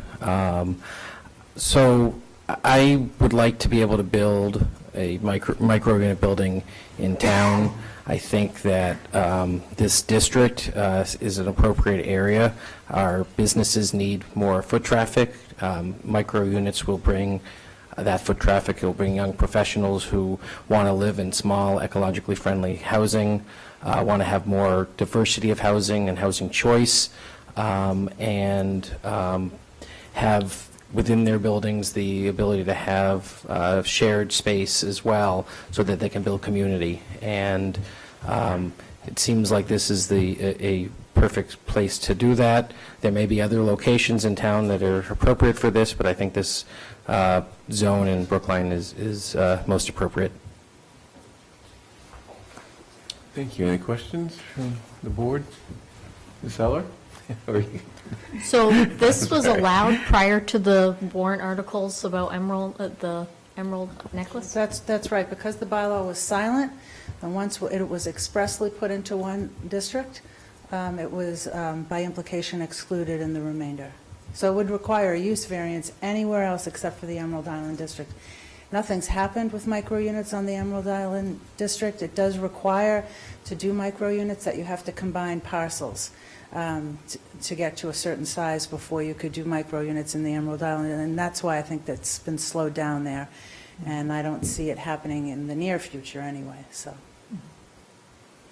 This is a little unrelated, but related to another warrant article. Are you prepared to make it fossil fuel free? That has been my intention. I was neighbors with Jesse, who I was encouraged, I would like to do that. I didn't want to get in the middle of a legal discussion about the legality of a non-zoning bylaw, and so I didn't include that in the bylaw. But that is certainly my intention. It is perfect for it because of the size of the units, and it will very easily be fossil-free. Excellent. I only bring it up because you brought up eco-friendly. Yeah, well, I mean, the fact that it is taking up less space, that people, you know, the majority of people that live in one-bedrooms are single individuals. Those one-bedrooms are anywhere from 600 to 1,000 square feet. To be able to do that under 500 and more likely in the 300 square foot range is a way to be more ecologically friendly. And so, yes, that's the intent. Thank you. Okay, this is a public hearing. Yes, Ms. Cade. Hi, Beth Cates, Town Meeting Member, Precinct 9. I just wanted to bring up affordable housing and to remark that micro units are an excellent, outlet for affordable housing, and maybe we should consider changing or making adjustments to the inclusionary zoning for such units to increase the number of affordable units. Just a thought. thank you. Kara just corrected me. Sorry, it's late. EDAB voted in favor, but it was conditional upon some further discussion about a payment in lieu of taxes agreement that I'm more than happy to discuss with town council and anyone else that wants to talk about it. It's certainly the intention of Mr. Zucker to pay 100% of the taxes, and so we're going to continue that discussion, but I just wanted to qualify my EDAB support there.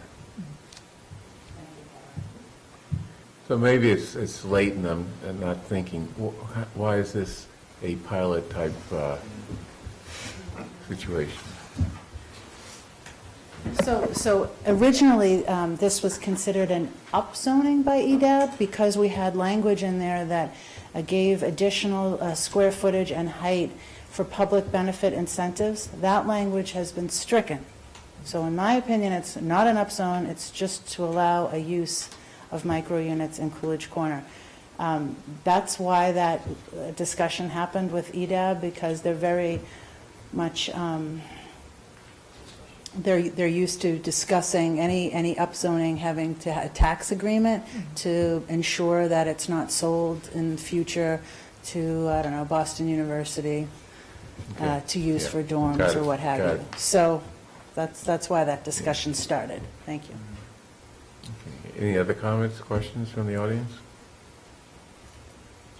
Anything else on the board? What do you want to do? Put it off? Okay, put it off. So let's move on. Thank you for coming. Nancy's tired. Okay, put it Okay. off to when? Probably next week Next week? when we'll vote. Okay. So. Thanks. Okay, these are warrant articles where we've already held the hearing, and we are presenting them for vote. And new development regarding? I don't know if you received the email from the seventh grader at the Coolidge Corner School. We did. Okay. So first, Article 12, we had the hearing, got wind, I think, a couple weeks ago, and Kara's going to make an additional presentation to sort of update us on some developments with respect to that. Yes, so again, my name is Kara Bruton. I'm the Economic Development Director for Economic Development Long-Term Planning. I'm not going to read you these slides. You have them in your packets. There are some advantages of going forward with the Power Options solar program.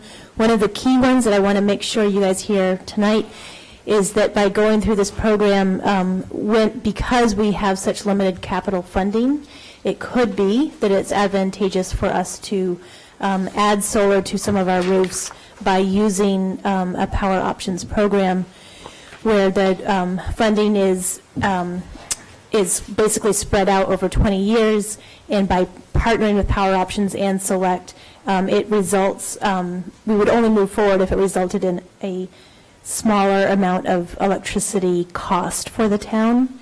I also wanted to highlight here that there's a very good likelihood that when we actually execute these contracts, when you start to review draft language in the weeks to come, it's very likely that we would want to purchase these solar panels after 7 years. So I'm just kind of flagging that for you to read at some later point.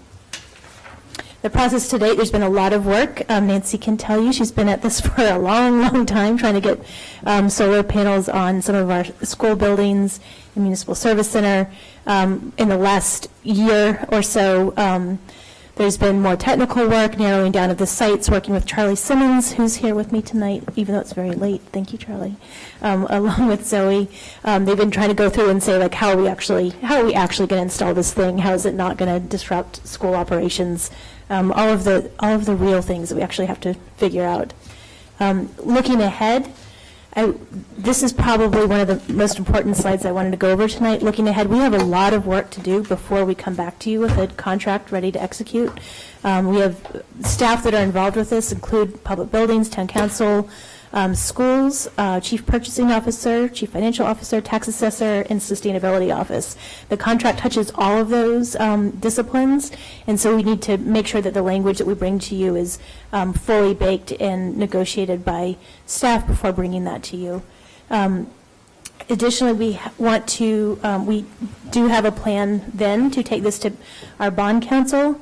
as well as our energy broker to best predict future risks and benefits. Cadmus is still our technical reviewer for the solar panels on the roofs. And then Power Options is the nonprofit partner that will review the proposed PPA, power purchase price, and that would all happen before we bring a contract to you in public session. I'm telling you this because there's a whole lot of work, but all of that can happen parallel to the town meeting process. A reminder that the warrant article that's in front of you is to ask town meeting to give you the select board permission to enter into an agreement. It does not require that you then enter into an agreement. It's just giving you the power to do so. So likely after town meeting, we would want to do a public hearing. I believe we've done that in the past, and Nancy could probably remind us where we've had a public hearing for when we've wanted to do a solar installation on a roof previously. And then finally, we would be ready to actually execute the power purchase agreement. Great. So- Yeah.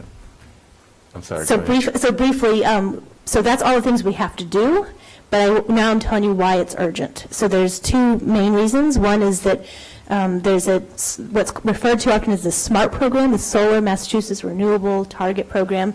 Basically, it offers incentives to the solar installer, and as people sign up for those incentives, the incentives go down, which means that our electricity costs will go up. Right? That's basically what's happening. We're already now in Block 3. We're not exactly sure how fast that will fill up, but at some point, the longer we delay, we will move into Block 4.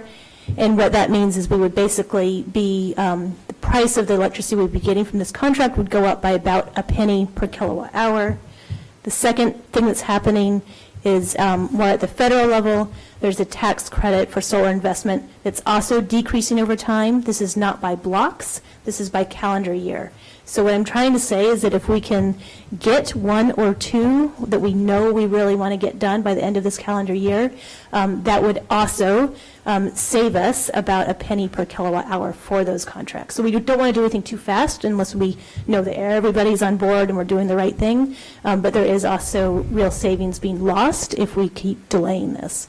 So for example, if both things were to happen, so 2 pennies a kilowatt hour, for Runkle, for example, it would be a loss of approximately $61,000 of savings in today's dollars over that 20-year period. So just to give you a sense of why we're trying to move things along more quickly. This is the same slide you already saw, except highlighted here. This is what I really want to know from you guys. Would you be interested and able to think about scheduling early December public hearing, knowing that we have a lot of things to get done before then, but just to get a date on the calendar for you all so that if we have a contract ready to go, we could have that public hearing. My concern is that if we don't schedule that soon, we'll slide into the holiday season and then we'll lose that end of calendar year. So that's what I'm here tonight, is to say, hey, let's schedule a December hearing. We can always cancel it, but if we could get that date in the calendar. Yeah, we can come up with a date. However, there are a lot of things going on in December, Yes. especially early December. That's right. That's why I'm here. So please let this be one of them. So We'll find So- a date. Yeah, of course we will. Yeah. Advisory's taking this up next week. There's been 1 or 2 meetings about it already. So full advisory will be taking it up next week. Okay, now in terms of the warrant article, we're ready to vote for that. We have to be. I move approval or favorable action. Warrant Article 12, authorization to enter into solar power purchase agreements. Mr. Franco. Aye. Ms. Heller. Aye. Ms. Hamilton. Aye. Mr. Fernandez. Aye. And Chair votes aye. Thank you. Article 17. You again. Resolution pertaining to open-air parking licenses and electric vehicle charging outlets. Mr. Ananian again. So I have some very brief new material for you to consider, which is probably why you should wait and vote this later, but I'll go over it as quickly as I could. So if you recall, when this was at public hearing, oh, sorry, I should say my name, Scott Ananian, Town Meeting Member, Precinct 10. When this came before the board previously, I think my reading was the board was generally supportive. Board Member Fernandez had some concerns about especially the larger lots in town, and that the incentive program could be a giveaway to people who didn't need the help, more or less. And he and I have talked about that, and I've talked with Zoe and other folks in the transportation working group. And so I have a proposed amendment on that second page, the 2019-1017, which sort of splits up the program, and as I believe it will make Select Board Member Fernandez more happy, but this is for your consideration. For larger lots, it adds a requirement, and for smaller lots, it preserves the incentive. And I think this is more equitable. I sent to you, and I don't think it's quite worth the time right now to try to get up on the screen, the breakdown from Ms. Pelkey's report of open-air license holders in town, and the number of licenses in town does drop significantly once you get past around 15 to 20 parking spaces. And so the version on the second page is my preferred language, which sort of lets the study committee figure out exactly where the breaks should be. What is a small lot? Is it 50, and what is a large lot, and what percentages to use. The one, just for concreteness, the one on the final page replaces the vagueness with just specific numbers to give you a rough idea of what I think would be reasonable, which is 15 lots and 15%, which is consistent with Warrant Article 14, 15 spaces and 15%. And talking with Emilio, I've forgotten his last name, begins with the E, who's a town meeting member. Ercolina. Yes, thank you. Elijah Ercolina. Elijah, that's right, who, it is very late, who's a facilities manager at BU, and our two largest lots in town are owned by BU. His opinion was that because of bureaucracy, it's sort of impossible to get them to do anything in 1 year. They can do everything in 5 years, and 3 years is kind of par. So the concrete number I sort of said gave them 2 years from today to phase in the mandates. I'm happy with that language, but this was approved by the Public Safety Subcommittee of Advisory without the mandate for large lots. So this really is up to you now to sort of figure out what the Select Board is most comfortable with, and I'll bring that back to advisory for them to consider. And as I said, it's late. I can't even think straight myself. If you want to just table this for the time being, I completely understand. If you'd like to discuss it now, of course, I'm happy to answer questions. Yeah, I'd prefer to table it. I mean, you've made some changes, and, we have to sort of digest them. Yeah. I would like to just make one comment. I agree with the tabling. And my objection to this is that I do not want to fund in any way people who really can afford to do this. And I think that this doesn't restrict the funding to people who can't afford it. So I would want to see that. I mean, just because you have a small lot doesn't mean that you can't afford it. I mean, some people might have a small lot and be millionaires and, can afford to do this without town subsidy. I mean, we don't subsidize people going to 100% electricity. We don't subsidize, even the 25. I mean, we don't, that's not in my view, that's not a good use of town funds. We should, I have no problem requiring everyone who has a small lot to have 1 or 2 or 3, everyone, and a small lot and a big spot. I have no problem requiring them to make EV chargers. So just so you understand, I'm supportive of the idea. I just don't like to subsidize people who don't need it. Yeah. My original concern was that, thinking of a small lot owner myself, which I should have led with. Most residential zones are zoned for a maximum of 5 spaces by lot. So if you're talking about 5 spaces or less, or generally they're keeping, say, 1 for themselves. Those are going to be homeowners, more or less. And so with that perspective in mind, a lot of those sorts of people that I know don't tend to comply with this because the burden, the licensing regime is too burdensome currently for them for the limited amount of revenue they're getting. What I had not realized when I originally wrote this was that the situation is very different for those large lot holders. BU is going to comply with the law, with the licensing regime. They've got 100 spaces, and so my concern originally was that if you put mandates in place, that you just increase the scofflaw rate without accomplishing anything. And I think I've been brought to see that I was wrong about that, especially if you're talking about the larger lots. I think you can meaningfully enforce some requirements. But that would still be my concern for the very smallest lots, that you want to sort of balance the carrot and the stick. Well, maybe the small lots should just be exempted because, they're so small, it's hard to, Well, so the text I have before you, which you could consider, has two clauses, right? One for small lots and one for large lots. So if the board decides that they'd rather strike one entirely and just leave the other, I'd be open to that as well. I think I'm all about small steps at this town meeting. I'd like to see us start making progress towards addressing the garage orphan problem. What I was saying to you is that I would have trouble voting for either of these without a means test, because I do, in terms of funding people. Again, I have no problem requiring people who can afford it to have EV charging stations.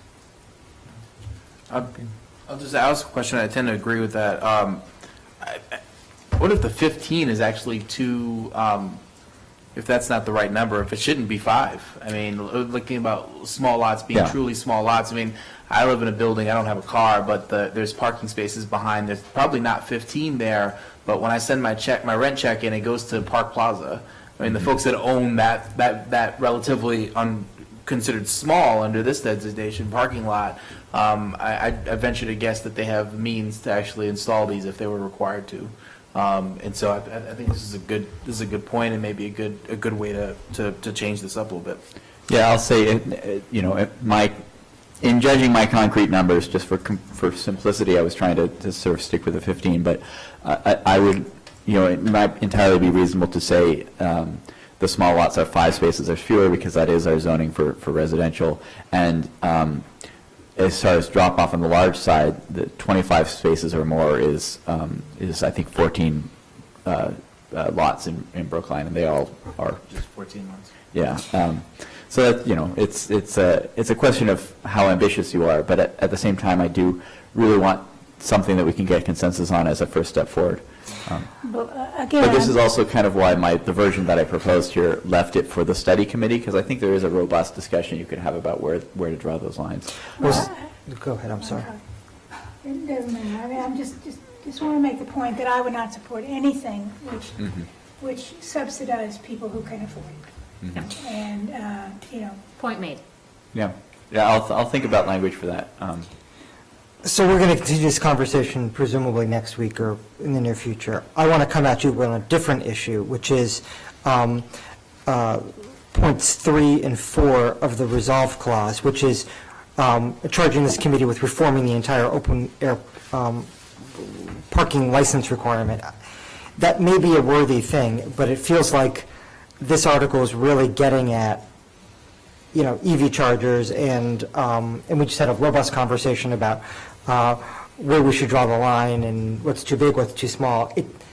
There's that bullet point 3 or the point 3 and 4 doesn't really feel like it belongs in this committee's bailiwick. It's sort of apples and oranges here. Yeah, I will say that splitting that, it was part of the incentive program, because I felt like it would be kneecapping an incentive program if the current program was as burdensome to comply with as it is currently. And so how many people are going to apply for a rebate if it means having to jump? I mean, I had to spend, $300 on postage alone to get it, right? So yeah, so I get it. We had this exact exchange last time. But yeah, so if one of the options I'm hearing from Select Board Member Heller is perhaps leaving just the mandates and not the incentives. I'd be a little bit disappointed, because I would like to see the program, sort of improved. But certainly, if you just did the mandates and not the incentives, you wouldn't necessarily need it wouldn't be kneecapping the thing if you strip that part out. And for completeness, and in all honesty, the advisory committee had stripped out the reforming the license process parts as well. I objected to it because the version that they had just had incentives. I felt like it was kneecapping it, but there are ways for it. Okay. Fair enough. Yeah. Any comments from the audience? And I'd like to request this not be next week, but the week after at earliest, if I could. Okay. Well, It can go in the supplement. Okay, Article Thank you very much. 22 has been withdrawn, so do we have to vote no action or just take no action? Take no action. Okay, we're not going to take any action. So next, Articles 26, 27, 28. Is anyone going to? Oh, that's right. You had a comment. I'll let you. This is not a hearing, but I'll let you state your comment. The new development Tell me your came, name. Joyce Jeswicki, Right. Precinct 9.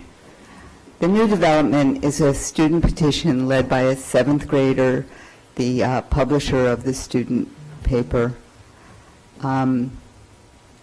He's very upset, as well as many of his student colleagues, about the process.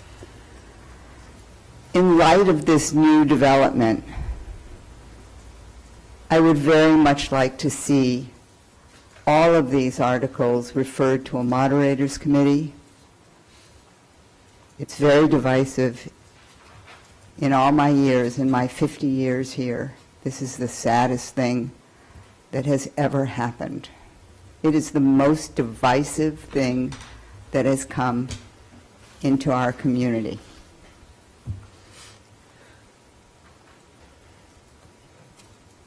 To have the children paraded in front of us and said, well, they work so hard, we can't disappoint them.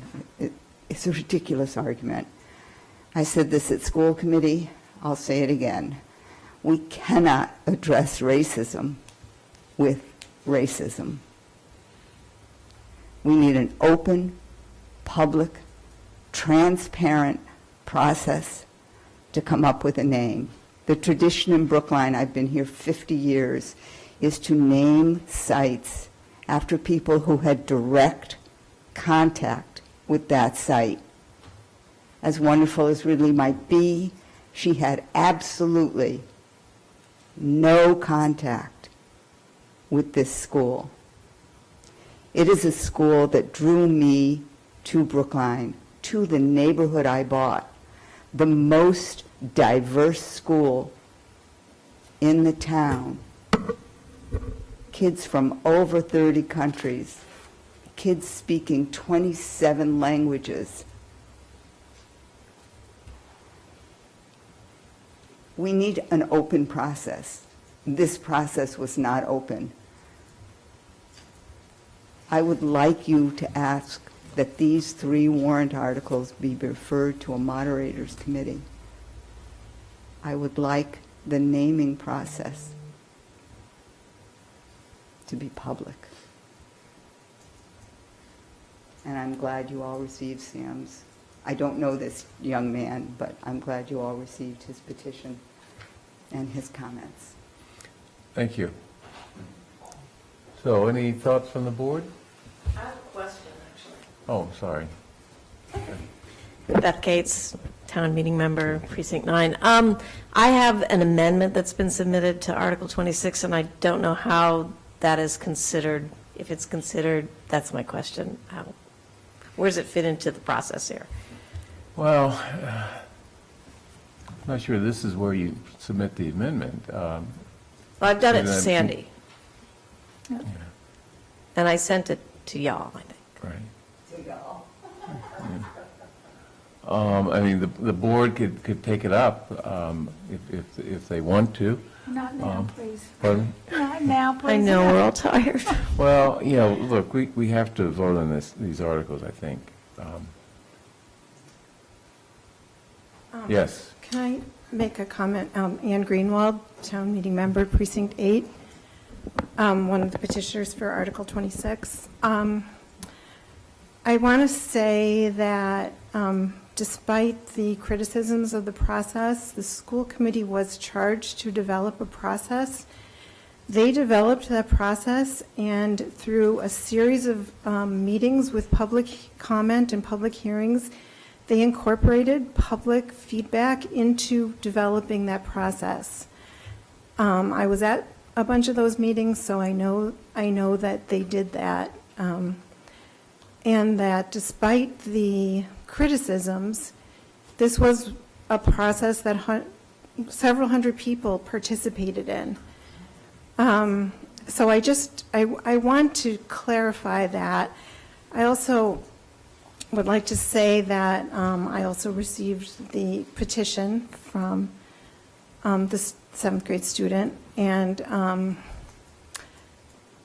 I referred it to Principal Buller because she was mentioned in it in a rather unkind way, and it seems that some of the children that signed it did not know what they were signing, and they definitely did not know that it was going to be sent to the entire town meeting. So I do feel really sad about how divisive and contentious this situation has become. May 2018, town meeting voted overwhelmingly to change the name of the Edward Devotion School because he was a slaveholder. I would really like us to remember that that was the reason that the name got changed, and that we are looking to change the name of the school to something that would represent some sort of restorative justice. That is not what town meeting voted. The meetings were not Okay. public. Okay. The meetings were not public. The meetings were public. Okay. I was at them. They were not posted, they were not public. Those children met with you and one other person. No, And the principal. I was at one meeting. Okay, Joyce, But can we? anyway, okay. but- Look, I mean, look, this has been an ugly process. I agree, and I just want to say also that, This isn't a public hearing. We're supposed to be talking about this now. Well, I'm letting them speak, I mean, because this is pretty, my children also went to the devotion school. We also moved to the neighborhood because I love that school. My husband teaches there. We're still very connected to it. And it's a very, very important place to me, and I am very, very saddened by the amount of controversy that this okay. has created. Let's move on. I'd like to move that we vote favorable action on naming the school Florida Ruffin Ridley School. Other people can make their own motions. I'd like to also say that I think that the discussion around the renaming has been very, very divisive and harmful to black students in particular. The idea, let me finish, the idea that,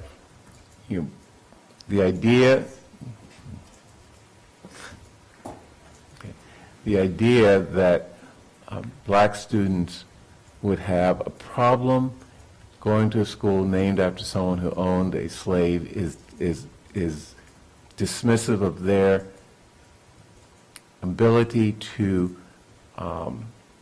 function, and I think it can be very harmful for their long-term self-esteem as well as other things. But at any rate, but that's a separate issue. I'd like to move that. It's not devotion school, it's done. We're talking about Wait, okay. a process that was not, no one was invited to those meetings. My motion, It was not public. okay. It was not open Okay. meetings. There is an open meeting. My motion is to vote favorable action for Florida Ruffin Ridley based on the recommendations of both the school committee and the naming committee. I'm not going to go back and try to untangle their process. They had a process, and they came up with a recommendation, which was their job, and that recommendation is presented to us, and my motion is to take their recommendation and vote favorable action. Does anyone else have? If the meeting law is found valid, do we take this back? Because you're saying that the process was fine. I've It's not- really been troubled by the conversation that took place last week and is taking place again tonight, and the language found in this petition. It's inflammatory, and it seems that everybody's trying to take down the Florida Ruffin Ridley article by, in order to elevate their proposal. And that's not the right way to do it. It's not the way we do things in this town, and it is incredibly disappointing to me. So. It's disappointing that we're Okay, wait, we're not going, no, we're not going to, had nothing I have a, with the school, nothing. So- She had nothing to do with the school, ever. she was an educator, that's good enough for me. So, So let me just say that is, It's the process. They lied. You take 15 kids and you tell them, this is restorative justice. You name it after someone who's of color. yeah, that's a problematic That is thought. problematic. You've got 15 innocent kids. And that's not Right, how town kids. meeting voted. They just voted to remove the name and devotion school into. That's what town meeting did. Okay. so there will be a debate on this topic at town meeting, and you're free to make that argument before town meeting. Right. This is a board that's empowered to make a recommendation. We're all going to vote our own opinions, and that's fine. We can have a disagreement, but there's no need for this to be such a negative process where we. I'm a citizen. I was lied to. I was misled. I shouldn't be angry about that. We shouldn't be. Now you're going to uphold those lies? You're going to say, oh, the process was just fine. We're going to vote for the process. These kids worked so hard. I was lied to. I was misled. And you're supporting that. Let's vote. Okay, so, yeah, my motion's on the table. Any other motions? No? Well, I'm going to wait and see what happens at town meeting in terms of, and has the advisory committee, The advisory committee voted no action. no action? I also don't quite care what the advisory committee thinks about this. Well, Frankly, they don't have any more expertise on this than anyone's. No, I agree with at that, this but I'm table. just wondering what, So, Oh, no recommendation, okay. Okay. Yeah. So, Ms. Eller, do you just want to vote no, or? I'm going to abstain. Okay. I just think it's too late. I can't think about it. I just, and I am troubled by the dissension and I like the name Coolidge Corner School. I like it. It's Yeah. a place, everybody knows where it is. It's not like Coolidge Corner itself can do anything and, discover anything bad about, Coolidge Corner. So I just like it. I think it's fine. Okay, so I move favorable action on Article 26. All in favor, Mr. Franco? Aye. Ms. Heller? Abstain. Ms. Hamilton? Aye. Mr. Fernandez? Aye. And Chair votes aye. That, I think, means that we don't have to vote on Article 27 and 28 unless people want to. I think we should take a vote. Okay, so I move no action on Article 27, rename Coolidge Corner School the Ethel Weiss School. Mr. Franco? Aye. Ms. Heller? Abstain. Ms. Hamilton? Is that, oh, right. It's a no action. motion for Okay, no action. aye. Motion for no action. Mr. Fernandez? Aye. Okay. And Chair votes aye for no action.